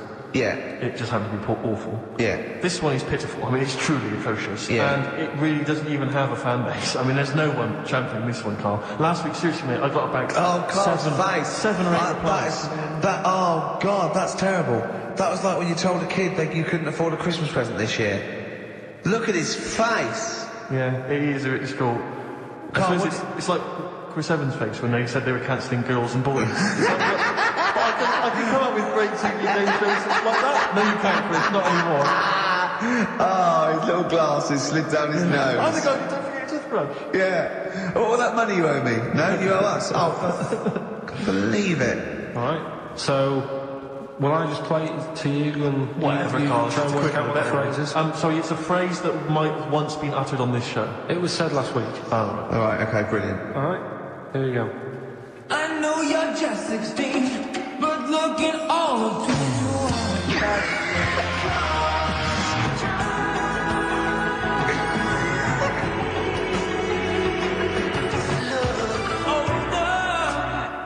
Right, I know what that is. That's ridiculous. Right? What it is it's something like, right, you're only 16, but you look 26, and the Chinese look older than they are or something, because he said that the Chinese don't age well. That is mental, Karl. It's the most convoluted, ridiculous, racist piece of material ever to be uttered on radio. Play it again. I know you're just 16. But look at all of 21. That's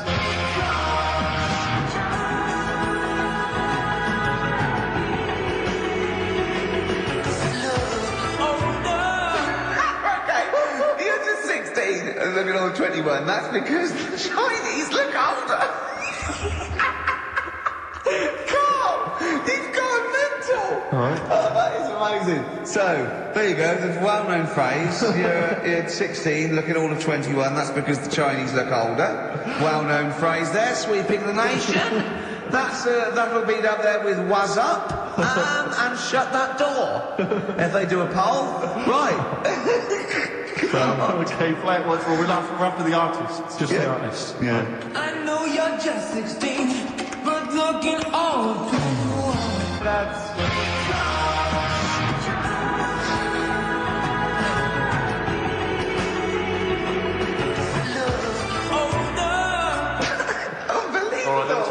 prizes are. We've got, I assume this is the new album from Mower. Everyone's going crazy for Mower. I've not heard people stop talking about Mower. But there it is. We've got the new album from the Webb Brothers, which might be quite good. The Polyphonic Spree album, the best dance album in the world ever, which is ideal perhaps if you're having a barbecue and you've got lots of 8-year-old children coming. The Polyphonic Spree, I look at them and I think, well, you know, they're a pretty good band, but if that album sounds like $1 million, you're going to make about 40 quid each. I know, it's extraordinary. I mean... They're the sort of indie equivalent of the So Solid crew. Yeah, you're not going to make any money. The manager's getting 20%. Exactly, yeah. And also on DVD, Red Dwarf Series 1, so some absolutely barnstorming claims.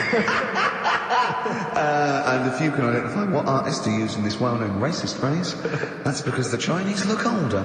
Play it once more. One more time. I know you're just 16, but looking all 21. That's...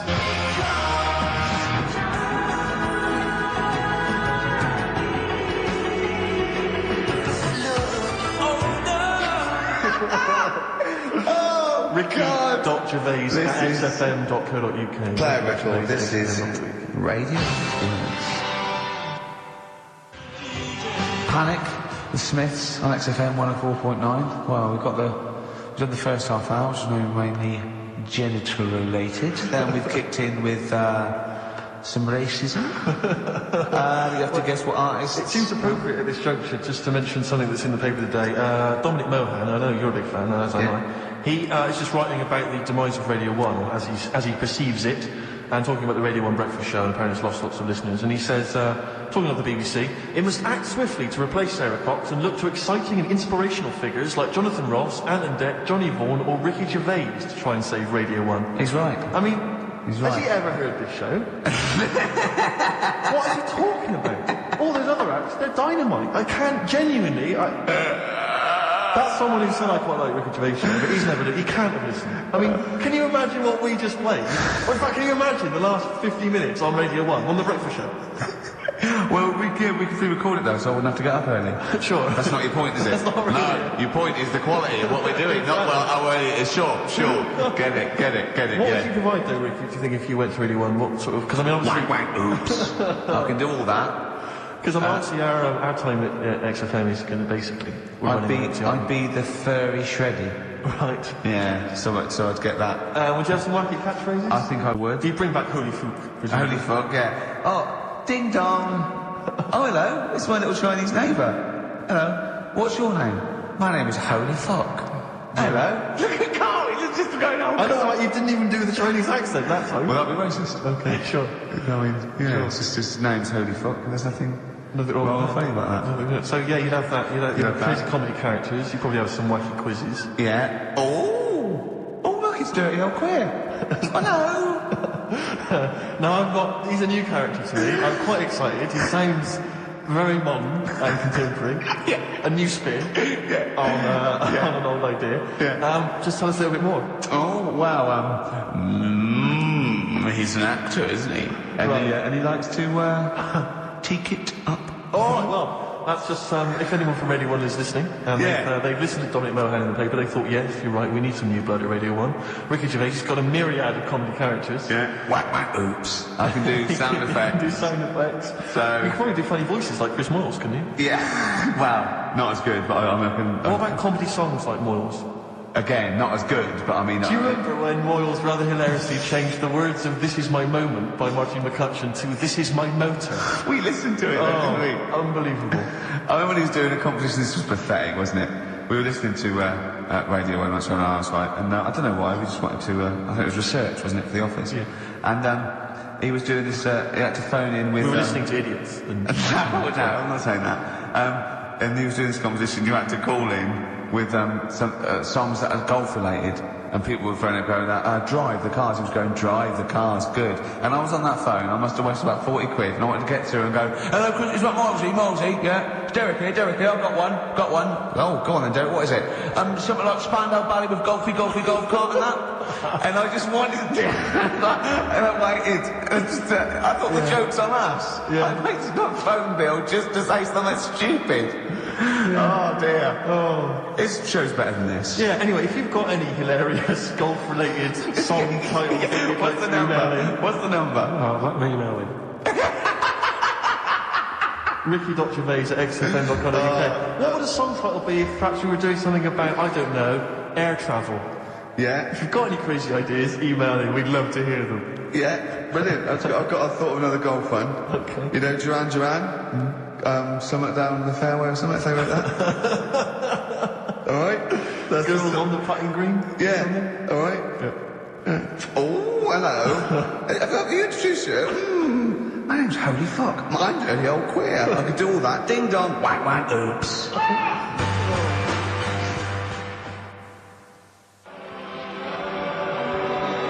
Elbow. Fallen Angel. See, they're the odd one out, you see, because of what they're like and who they are and how successful they are. I can imagine saying, will you please welcome to the stage, Elbow. Indeed. But I wouldn't have. On paper, I'd have thought that was a terrible band name. Yeah. No, I know what you mean. There are exceptions to the rule. Yeah. Ladies and gentlemen, please welcome to the stage the Boomtown Rats. Yeah. Yeah. See, I'd have thought that was I mean, I think it is a bad name. It is a bad name. But you can't imagine it happening. Yeah.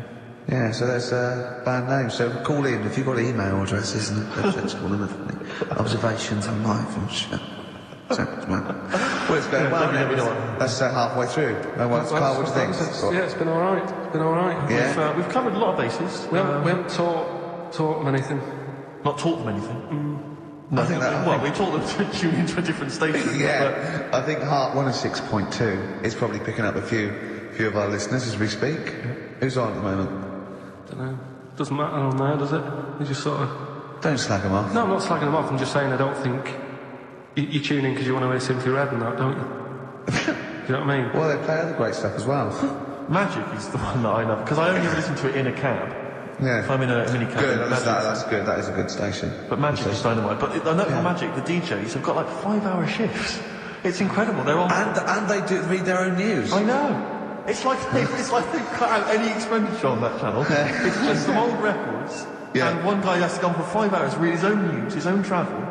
There's nothing else. I saw a bloke struggling once. He sort of wants to be a bit of a sort of comedian. And he does one link. It's sort of one 15-second link between each record. Goes, Celine Dion. There's a story in the paper again that people were late for work on the underground because there was leaves on the track. Just wondering if leaves are ever late for work because there's people on the track. It's Simply Red. Oh, bless him. I said that he's got to come up with them for like 5 hours. He's been sweating. Before it's going on the kills. I was just thinking this story about war on Iraq. I can't do this. I can't imagine if humans become extinct with leaves. Dinosaurs. I don't know what I'm doing. Look at Carl's face when I said that. The man moth. Yeah. They've cloned a man moth. No, but that's the sort of thing I think we need now, right? We've covered a lot of stuff. What, education? Teaching, yeah. Well, okay. What do you want to know? Don't know. Have you got some? Can you educate us on it? I've been reading bits. So could we bring back just for one night only, educating Ricky? Oh, I'm excited. Yeah. Do you think it warrants them? I don't know enough about it. Do you know what I mean? About what? It sounds perfect. Play the jingle. Oh, educating Ricky. He's getting smarter. A couple of things happened in the week that I read about. Okay. Keeping up on what's going on in that. Sure. Yeah. One was about that Galileo fella. Okay. Was it about 1636? Was it? I think it might have been earlier. Go on. It's some stuff with light and that. He did lots of physical experiments, yeah. Is that it then, Carl, is it? He did some stuff with light, didn't he? What did he do with light? What was that? Well, I think he invented the first... Telescope? Telescope. So I think it's a particular lens there and he did experiments where he dropped famously two different weighted balls from Pisa, and they hit the ground at the same time, showing that it doesn't matter. The weight doesn't matter. The air resistance does and stuff like that. I think he probably explained it a bit better than that. Yeah, but I'm talking to Karl. Sure. Did they need to know He's stuff? just thinking about pizza. Yeah. Did they need to know stuff like that back then? What do you mean, did they need to know stuff like that? It's just... There weren't people going around going, I've got to drop these 2 things off the bleeding tower of pizza. I just don't know which one's going to land first. Yeah, I need to know. What do you need to know Bring me about that? Galileo. Yeah. It's for a bet. Yeah. No, but if I was knocking about then, I'd be like, stop messing with that. We need a telly. I bet he thinks the Flintstones is real. I know. Well, that would be brilliant. That's what I'd do if I was a caveman. I'd make a telly out of rock. Yeah. And a pelican and a cement mixer. Along the road. Yeah, exactly. Yeah, we need a car. Yeah. Well, we haven't really got the internal combustion engine. Can you stick your feet through the bottom? Yeah, just get me a car, for Christ's sake. Anyway, so I learnt that. And then... What? He learned his name. Yeah. Other people like the name of this week. Oh, if a chimp could watch telly. Go on, Karl, go on. And there was also a fella in the week who said that women shouldn't be wearing trousers. Why? Because they don't look good in them. Right, and who was this man and from what era? French fella. Last week. Did he mean walk around naked? He just said women should wear skirts rather than trousers because no woman looks good in a pair of pants. Right. How old was he? It was probably about 67. About that, 67, 68. Yeah. Wasn't happy with that. What do you think? What do you think about that? It's rubbish. Yeah. These are the only things that have caught your eye over the last couple of weeks. This is the entire news. Galileo did something with light. A French fella said women shouldn't wear trousers. See, that to me wouldn't pass as education. It's not education. I don't know where you could ever use that. I don't know when that would ever be applicable to life. I just like reading stuff that sort of reminds me of... Do you know what I mean? If I read it and it gets me thinking, I think that's a good little piece. But I mean, but surely can't you just sort of like sit near something that vibrates to keep your brain going, or shake your head every now and again? I mean, what does this do? You mean it makes you start using your brain? But what aspect of a Frenchman said women shouldn't wear trousers got your mind working? What questions were you asking? Because I thought that's a bit daft, isn't it? Right? Yeah. Okay, it ends there with me. There's nowhere else for me to go on that. Your mind's still worrying. Yeah, go on. What did you think? Let's go through this. Oh, I wish we could download his thoughts. Just watch it. Yeah. Wouldn't it be great, like a DVD? Imagine that extra footage on the Office DVD. Yeah, Karl's brain. That would be amazing. Oh, with a commentary. Go on. Women wearing trousers and that, right? On the estate that I grew up in, right? There was a woman about 4 houses down, right? Rough. She's the one. She was, or the estate. She was, right? Yeah. She's the one whose kid took a horse into her house. Yes. Right. Now we won't go over that again. No. If you're a new listener, I think we covered. I think they get. That's all you need to know. Right. Yeah. Now she used to wear leggings. Yes. No, they're a bad idea. They are a terrible idea. I agree with you there, Karl. If you're a lady of What the colour? normal Were persuasion... they pink? No, they were sort of black, but with all bits on them. Oh, right.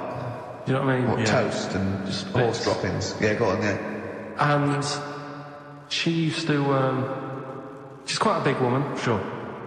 Pauline Quirk, I think Yeah, you describe her as. Looked like a light bulb. It is those kind of women that are attracted to leggings. Yeah, I know, yeah. They are drawn to them like a moth to a flame. Yeah. She used to wear them, and that's what I remember when I read this piece. And she used to work on one of those sex line things. Right. She used to do that. But what, was she an engineer? the weird thing with her was she had big eyelids. Right. Go on. That were too big, and this is what I was thinking. What right? do you mean she had big eyelids? How big do eyelids have to be for you to go, they're big eyelids? Or was she shoplifting with them? Would she come out of Dixon's with, like, radio stored in them? What do you mean she had big eyelids? It was another one of them popular things around that way. Do you know? What do you mean popular things? They didn't go, oh, I say, well, they're all right. Can I get some big eyelids, please? No. It was just like one of them things that people suffered with. Just big eyelids. They could hardly open their eyes. What do you mean? That's one of them popular things around where I grew up. People had big eyelids. They could hardly open their eyes. What does that mean? What sort of freak town were you born in? You had webbed feet people with big heads. You got women with big eyelids. What does big eyelids mean? Are you confusing her with the horse? yeah. Did she have hooves? Look, what? Just too much skin. It was like the neck of a chicken, but on the eyes. What's your point? Anyway, so there's this big eyelided woman with the legs. That's what I'm saying to you, though. That's when I read that story with people with trousers. Yeah. I went from that. Yeah. To a woman who used to have big eyelids. I still don't know the point. But then, and also the other bloke who had the eyelid problem was a mate of mine. Right. His dad had it, and same problem, massive eyelids. I don't know what that means. I don't know what that means. I used to say to him, "Oh, I'm going round to Dave's house." Yeah. And Or to say, "Well, that's all right, but make sure his dad doesn't take you out in the car," because he could hardly. He could hardly see. He had to have a dad. He had to tilt his head back to keep his eyes Make open. sure. Did he have a couple of matches with him at all times? What a load of gobbledygook. This began as educating Ricky. I know, So it's what, like he was people thinking, with eyelids. but it's like you're supposed to make that leap as well. Yeah. If I mentioned the trousers, Ricky will probably be thinking about people with big eyelids and women wearing leggings. Play a record, Carl. Got nonsense. Adverts. No. Oh, all right.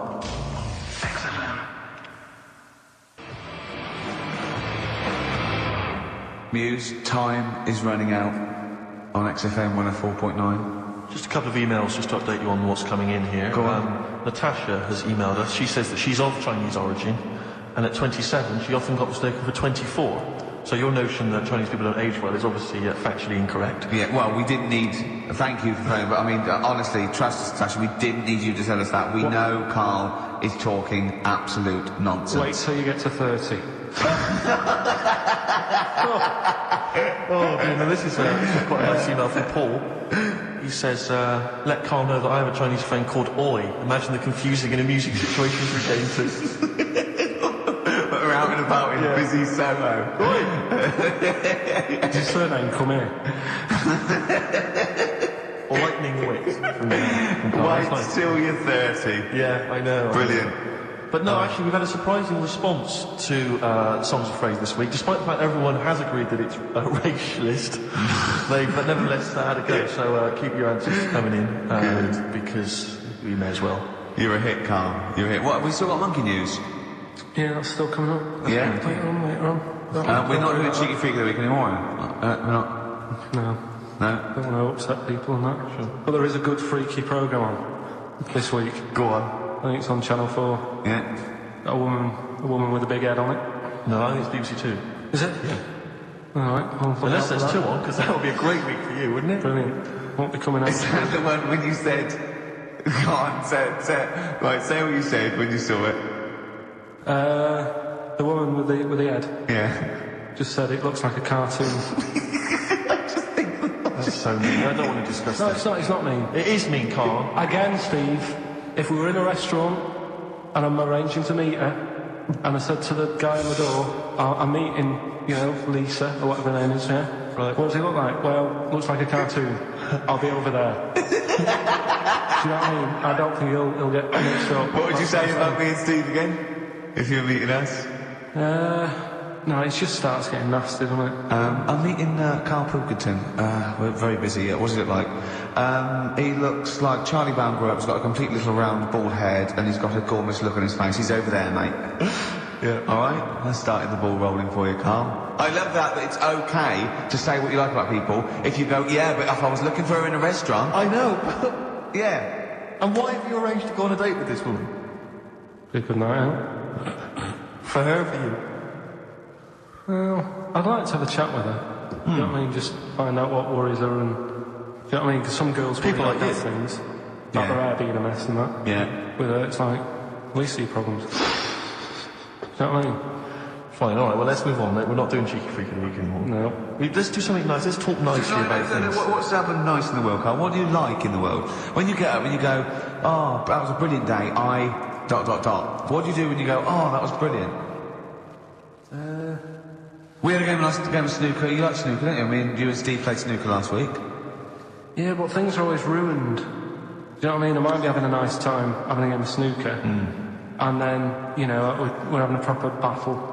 and I'm trying to concentrate on taking a shot, and then you'll say things like, look at his little monkey hands. And I'm going for the black. Do you know what I mean? Yeah. Or maybe I'll say, just go to the toilet. And then one of you will follow me in and peer over the door. Oh, yeah! Tell that one. That was when you were actually in a cubicle sitting down, wasn't it? Yeah. And Steve Merchant's head appeared and went, all right. And you went, what if that wasn't it? Oh, that was great.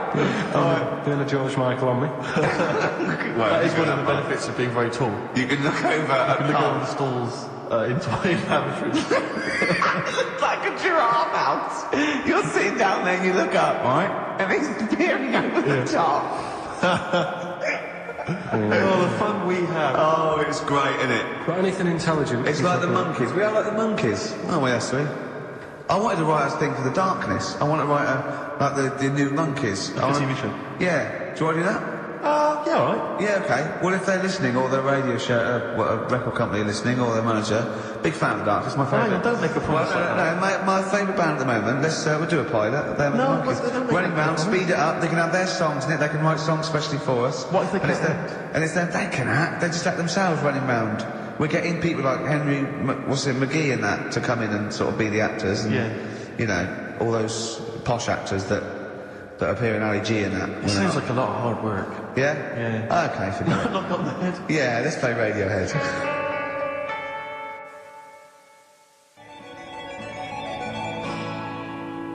Radiohead and Let Down off OK Computer on XFM 104.9. Right, let's think of some nice stuff then. Annoyed how I was yesterday. Go on. Just got off the train and guy comes up to me and he says, excuse me, can you spare some change?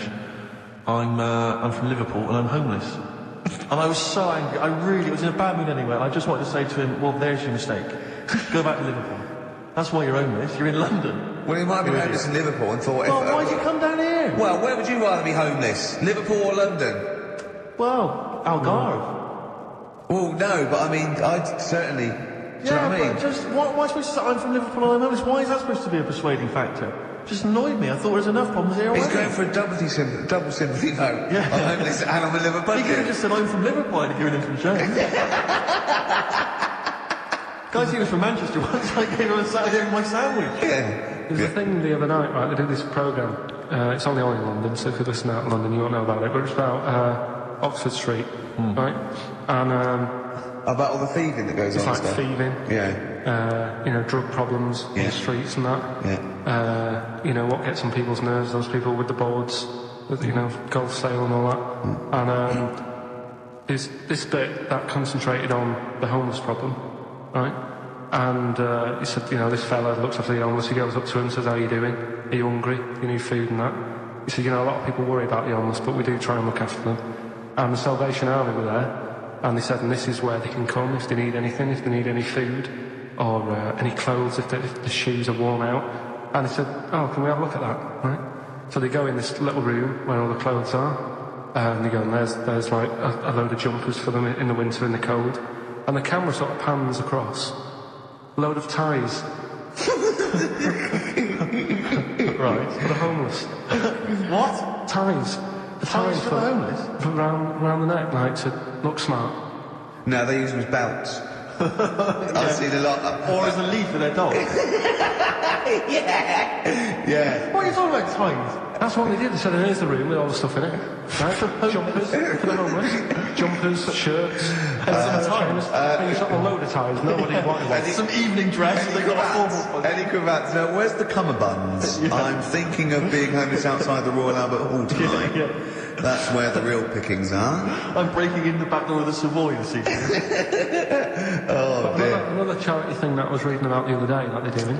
Do they give them trainers? Because I've seen a lot of traps with new trainers, and I think there must be like a bit of a soup kitchen where they get shoes, because that's it must be, yeah. Otherwise that's weird, isn't it? You get you blow any money, you beg all day and get a nice new pair of Nike. Yeah, no, don't waste it on clothes. Get some tenants. Get some, special brew. That's the best value. Go on, some smack. Go on. If you've got a lot of worries. Yeah, little starter bar. Take your mind off it. Yeah, I know. Yeah. Well, that's weird you say that, because, you know, a trainer's the most important thing, because, like, you know all the problems in Africa. Sure. right? A lot of problems going on there. Yeah. The other day, they're asking for people to send their spectacles to Africa. Right. Would you be happy if you were over there and, like, you're hungry and that? And then they say, here you go. Well, yeah, but it must be for a reason. I don't think it's... They've got bad eyes and that. Yeah, I know, but I don't think they go around... It's not like when you see those things on Live Aid and there's people dying but they're putting specs on them. No, I think that's what it is. No, it's not, Carl. They sort out food and medication before they put a little pair of specs on the lads. That isn't how he came across in the advert. I think they probably walk hand in hand. You know, the people handing out the food are also, you know, walking alongside guys with the specs and they're handing them out as well. But what have they got to look at? What? They don't own anything. They'll realise how bad everything is. God, it's rubbish here, isn't it? I tell you, I try and help out the world. I've joined a little charity thing. They pay me £5 a month. Yeah. I'm all up for helping. Yeah. But sometimes you think, what can we do? You know what I mean? Yeah. What can we do? OK, what can we do? We can't do anything. OK. Play a record. We were talking about the debt the other day. I was reading up on the amount of debt that South Africa are in and that, and it's just like, that's without any shops. Do you know what I mean? If they had shops to spend the money on, there'd be murder. That third world debt isn't because they bought too many smeg fridges from us. It's shopping. Look, who's been shopping? I have. Oh, well, you've gone over the top. You're on a budget now. You're getting nothing but grain and blankets for the next year because you're going mental. Who just made £1 billion in Dixon's? Oh, God.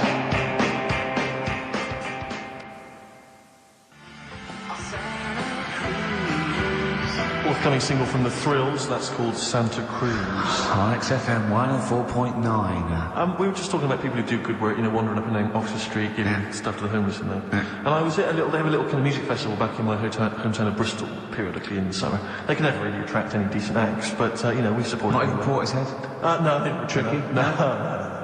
I think that, well, this year it was Robert Plant who sang lots of old blues covers, and people were quite bored until he played Whole Lot of Love at the end, and then we sort of went, really? You should have done all the old Led Zeppelin and stopped playing all this other nonsense we're not interested in. So I was set this for next time. Yeah. Robert. No. But I was just snuck off into the woods for, you know, a waz, because I'm quite rock and roll like that. And I was passing, and these are a group of people, and I've always thought they never get enough praise, enough credit, and I genuinely, and I mean this entirely sincerely, I really do. I don't mean to be, I'm not taking the mick at all. But the St. John's Ambulance people, they're absolutely blinding because they all look like nerds.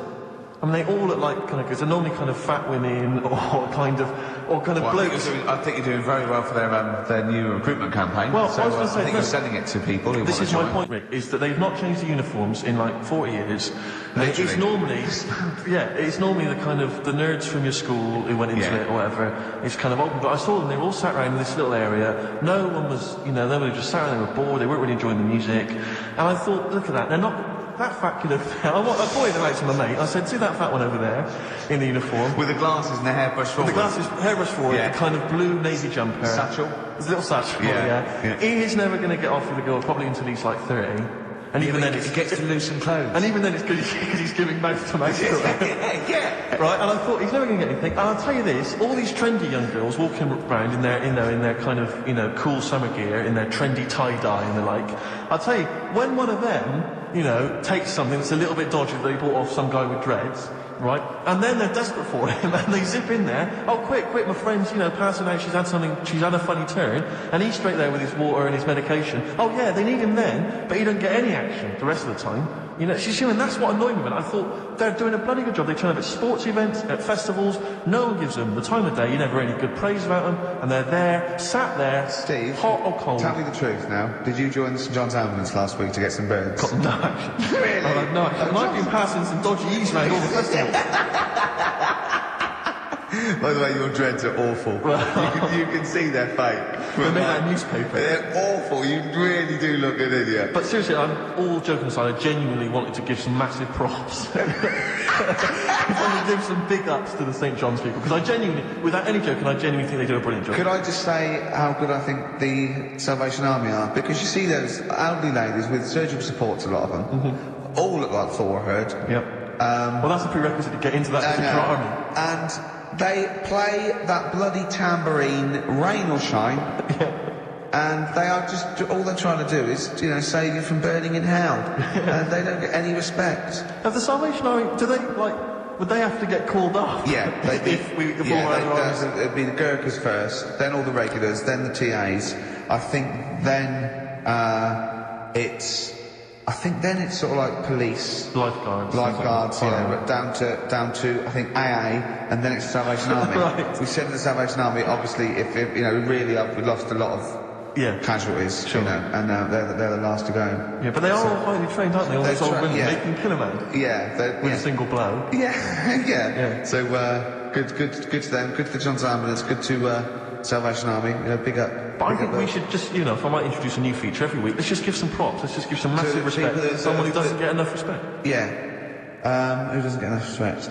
Who's done a blinding job? Mother Teresa. She's gone though. She's gone. She won't be listening anymore. Who's the best person there is? Who's the best person there is?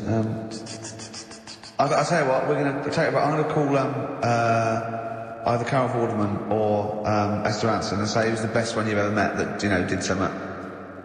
Yeah. All right. And we'll heap praise upon them next week. Yeah. Great. What? I just don't like. They know they're doing a good job. Right. If I did that job, I want a pat on the back. You would need a pat on the back. And people are starting to, it's like Carol Vorderman. I like her. She's all right. She does a good job. But now that Better Homes, they only tend to turn up at people who have had problems. Do you know what I mean? Right. Well, leave it. Okay, wait. Come on, what do you mean? No, it used to start off and it's like... I haven't seen Better Homes. What is Better Homes? They go around and do someone's house up. Right. Do you know what I mean? But then they get a bit of bad news. And Carol thinks, I'll cheer them up, I'll give them a new kitchen. Yeah. And it annoys me because if you haven't had bad news, it doesn't mean you're not worth a new kitchen. Did you send in an application? Yeah. They say that I'm bald, I'm from Manchester. Well, if you'd written that, they'd have rushed round. Yeah. What do you mean? What they say, so-and-so's had a bad year, his mum died, he lost his leg, and all he's ever wanted is a chaise longue and a hostess trolley. And the annoying thing is, right, they might not be the ones who write in, it might be a neighbour, but they also get something sorted out for them.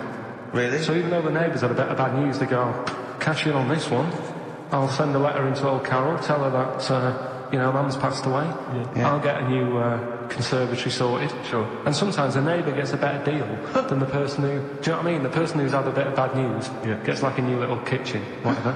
Neighbour next door, leave the kitchen, let it go, Carl. New decking in the... You had to pay for your kitchen. Do you know what I mean, though? The kitchen sorted, bathroom news. You had trouble with the grouting, didn't you?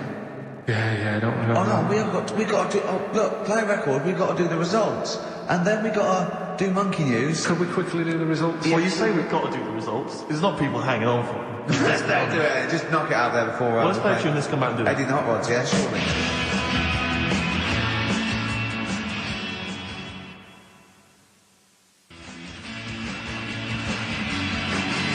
Eddie and the Hot Rods, do anything you want to do? That's uplifting, isn't it? Oh, the drumming, brilliant. Takes me back, all the way back to 1978 on XFM 104.9. What were you doing? What were your memories? I was actually probably dancing around miming the drums to that in my bedroom. In fact, I remember... Were you nude? No. I remember, I had that one on a single, but I'd got it from an old jukebox, so it didn't have a middle. Sure. Right, I think they're called dinked, right? And so I had to line it up really carefully, and sometimes by the end it would just slightly go out where the record was moving, where I just had to... Interesting anecdote there. Fascinating. Yeah. What a lovely insight. Since you were asking me what I was doing 25 years ago. Yeah. Carl, quick, the results, then monkey news. I need some monkey news, but I need the results first. I'll play it again and give the answers. Here we go. Songs of phrase. Songs of phrase. Name the artist. Name the artist. I know you're just 16, but look at all of you. Hue and Cry. That's... It's not our fault. Well, that's Philip Bailey again. That's too little... Right, it was... That was Roxette. The Look. Yeah. Right, we had Hue and Cry, started it off. Yeah. 16. That was Dean Martin. Because Jane's Addiction, Addiction. yeah. Cars. Yeah. Chinese, Philip Bailey. Philip Bailey, that's the second outing he's had. Last one we used him for Chinese, where there was a hairy Chinese kid. He's never got so many royalties being used in racist game shows. Brilliant. Then Roxette and finishing with George Michael. Oh, yeah. So brilliant. Who's the winner? Well, the winner, actually, it looks to me like he's got all of them here, from Bognor Regis. It's Stuart Birch. Well done, Stuart, and you get that bag of tat. Bognor Regis? Yep. Oh, just needed takes me back as well. Yeah, if you just email in your address, Stuart, and you can have those goodies. If you're not interested, don't bother. Steve? Oh, chimpanzees out monkey news. Okay, monkey-related news from Karl Pilkington. Right, do you know the monkey that went into space? Yeah. Yep. It happened in 1958. Right. Now you know that. Yeah. Yes. What did he do next? What did the monkey do next? Yeah. One appearance on Celebrity Squares and then was forgotten. Right. Cut a novelty record. Yeah, just like Rick Waller. I'll tell you what happened. He got back and all that. He got back. Heroes welcome. NASA sort of said, you did a good job. And that's where a lot of people think it all ended. Sure. Yeah. But NASA were like, well, hang on a minute. We spent He's a lot of trained. time. We've trained him up and stuff. So he's like, he's saying, sure, I've learnt a lot, I've still got it all, I've kept it all, I know what to do. So they said, right, we'll use you. So he turned into like a bit of a trainer at NASA. We wanted to send you out on the top of an organ. Put on this little bellhop accent. Could you smoke fags? I'll have a go. So they were getting in new monkeys. The main man at NASA was saying, can you teach us the same? He's going, of course I can. Do you know what I mean? I remember it all, I know what's going on, I'll tell them what buttons to press, what to do in emergencies, that sort of thing. It was technically sort of employed by the army. Right, can I just fit in here? I don't know the story, Carl, and I might embarrass myself here. You've got an army of people out there that will probably send me an equally deranged email from a different website, but I'm pretty sure when they sent the monkey into space, it was to monitor his physiology. He didn't press any buttons or learn to dock or take off. It was just the effects of weightlessness and space on basically a primate. I'm pretty sure he was tied in with electrodes to his head. Well, yeah, I'm pretty sure. I couldn't prove, but even if that were the case, and he had learned to press one or two very basic buttons... Definitely not. Definitely not. Even if it were the case, I'm pretty certain they wouldn't have brought him back to train up Neil Armstrong. Right, definitely. Go on. Neil, what are you going to say when you come out there? Yeah. I was thinking of just saying, I'm on the moon. Hello, always made of cheese. Don't say that. What about... I've noticed that you've got little legs, right? But mankind stepped forward. Well, how could I put that? I was just going to say, I'm on the moon, it's great to be here. Wish you were here. I've got things so bad now. Yeah, go on. Anyway, basically he got back, they sorted him out with a nice pension, he was happy. Because of the rank that he got, he was like, he had loads of medals and stuff. He said, right, we'll make him a colonel. He got that. Like I say, he got a pension. As it ended, he died in 1969, he was buried with his wife. He passed away. Was he a bloke who wanted it? Yeah, a fella. And what he didn't want a knob, or he wanted a bigger knob? Wanted a bigger one. Right, okay.